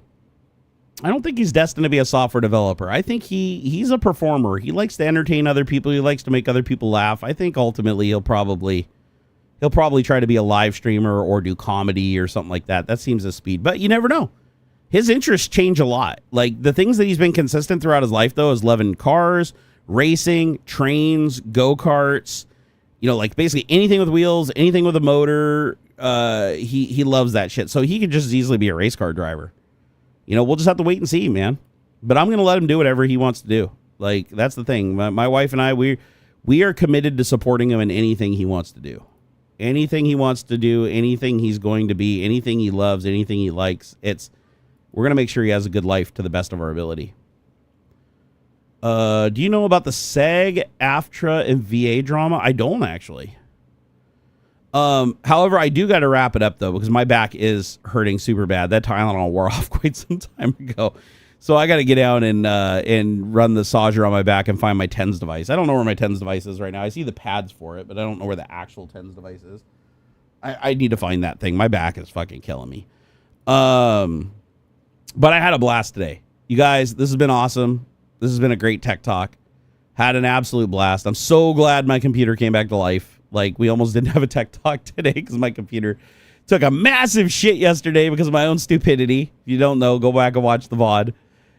Yeah, made some huge mistakes that luckily system restore actually worked for once in my entire life and saved my ass. Hence why I'm here. Background said, has Xander done any of the nerdy things like jerry-rigging of stuff like you? Does he have good Google food like you? Yeah, let's put it this way. He is a very smart kid. He's like the Columbo of kids. He likes to play stupid and he likes to make it seem like he doesn't know what he's doing, but I keep a close eye. I know exactly what he's doing. And it's good. It's actually good. Like, honestly, even some of the bad things are good because it shows that he is learning and he's capable of human traits that benefit him while not hurting other people, which is fantastic. Those are good things. Those are great things. As a matter of fact, one of the things, if you have a child that's on the spectrum, one of the things that they tell you is like the best thing ever during the therapy is like behaviors that a normal kid, the parent would be like, God damn it. Like you want your kid to do that. Like that's good. That's good when you have a kid on the spectrum, because that is like a more neurotypical behavior that makes it easier to integrate with others. And it's interesting when you see stuff like that. It's like I remember the first time my son threw a tantrum. He doesn't do it very often. Super rare. He's got to be really tired, really hungry, just on the edge of fucking, and then he might have a little bit of a breakdown. And when I see that, I'm like, that's good. That's actually really good, because he's not just tolerating discomfort. He's not just tolerating being walked on. Like he does have a breaking point where he will push back, and that's good. That's fantastic. 100% fantastic. And I love it. He does it in VR too. It's amazing. Like if people stop listening to him and they're playing a game together and they start like pushing back too much and it's driving him nuts, he'll eventually like start laying down the law and get a little bit firmer and a little bit firmer and a little bit firmer until they start listening. And then if they don't listen, he's like, all right, I'm out later. And he goes and plays with other people. Joe Taji, thank you for the 24 months as a member, dude, man. I appreciate that. Almost 2 years. Damn, brother. Blue Varo, thank you for the $10. He said, I just went through Marquette, Michigan, and there was a small protest saying stop the GOP. Rock on, dude. That's awesome. That's freaking awesome. The car wash said, thank you again for all that you did for me. Don't worry. This is throwaway money I won at the casino. I love you, buddy, and glad you're okay. I was super worried about you. Aw, man. Thank you so much. I appreciate you, dude. I appreciate you a lot, dude. I'm glad that your channel is taken off too, man. Congratulations. You guys can go check out his channel, the Car Wash channel of Northern PA and Ohio. It's awesome. Oh yeah, the air fryers are glorified mini convection ovens. They absolutely are. Ian, I get irritated when I'm tired too, man. It's a good thing to see, but the sad thing is a lot, and I won't say it's a sad thing, because again, it's different from kid to kid, but a lot of kids that are on the spectrum don't know how to express discomfort. This is a very real thing, by the way. And that's actually a really scary thing for a parent, because if a kid can't express discomfort when they break their leg or cut themselves, like a matter of fact, my son was heading in that direction when he was younger. When we were starting to do therapy, he broke his arm and he just kept playing with a broken arm. Like that should have been a tremendous amount of pain, but he was like, I'm playing. And we were like, fuck. And he had to go get surgery and pins and the whole deal. And he broke his arm 3 times over his life. Same arm broke 3 times throughout his life from various different accidents, falling off of play equipment and stuff like that, because he's got small arms, So he's got one elbow that's like pretty big because he's broken it in like multiple locations. But now it's all strong and everything. But the thing was, he didn't really know how to express pain very well. He didn't know how to express like discomfort really well. Most babies will cry when they have a wet diaper. He didn't. Like, he could have a diaper with shit all over it and he wouldn't make a peep. You had to stay on top of that stuff because he wouldn't tell you. But then as things went on and we got better and the therapy got better, he started learning how to do it and it started becoming commonplace. And now if he's discomfortable or he's not having a good time, he will let you know it. He will let you know. And if you tell him, hey, sorry, we can't do anything about it right now, then that's the end of it. So he also like just accept, he'll accept it for what it is, but boy, he'll make sure use some of those 10 pads with a 10-volt car battery. Oh, dude, that'd mess me up big time. Shit, with what that thing does with a 9-volt, I'd be afraid to put 12 volts through it. Your girlfriend's son is autistic. He had a cow last night when he lost a baby tooth. It was a bad freak out. See, that's the opposite. See, some autistic kids don't know how to express pain very well or discomfort. Other autistic kids will not know how to handle it at all. Like, they will absolutely freak out over everything. Does Xander want a pet? He has a pet. He has 2 cats. He has 2 cats, and he loves on them every day. And the hilarious thing is, as long as we've had these cats for like 7 or 8 years, he's grown up with them was pretty much his whole life. And these cats only come around us when they want to, like, we have to tease them with treats and stuff, or they have to be really tired to get on the bed, but they really don't like a lot of attention. But they follow him around like ducks and beg him for attention. As a sibling, it's hilarious. They'll even like play fight with him. So it's neat to see that they accept him as like one of their own, but they see me and mama as like just, we're just the food wagon. How'd I come up with my son's name? Was it your idea or your wife's? Well, actually, his name was supposed to be Zane, But apparently I didn't realize that women reserve names for their kids, and her friend reserved Zane. I didn't know that was a thing, that you couldn't name two kids Zane. So because we can't name him Zane, we named him Xander. And the reason we named him Xander was after Vin Diesel in Triple X. Xander Cage. Not even joking. my wife really liked Vin Diesel, and I liked the movie, and I like Vin Diesel too. So I was like, shit, that's a cool name, Xander. Hell yeah. So we went with Xander with an X. Like Triple X. I know. It's a corny way to come up with a name, but we love it. And cats be like, part of the crew, right? It's amazing. It wasn't the pain, it was something was different, and he got reminded of it every couple of minutes. Oh, that sucks. I know when my son gets really irritated, like honestly, one of the worst things is when if he gets constipated, he freaks out. That's like one thing that does really ruin his day. Is tooth pain. It's funny you bring that up, because he did have a really bad tooth pain that finally went away. We figured out what was causing it. He was literally irritating it by licking it and messing with it and touching it 5,000 times. Once we got him to stop and kept telling him to stop, it healed after a couple days and he was fine. But boy, he had a cow over tooth pain, and I get him on that. Like I'd use Chloraseptic and a Q-tip on him like every 5 minutes to keep him calm.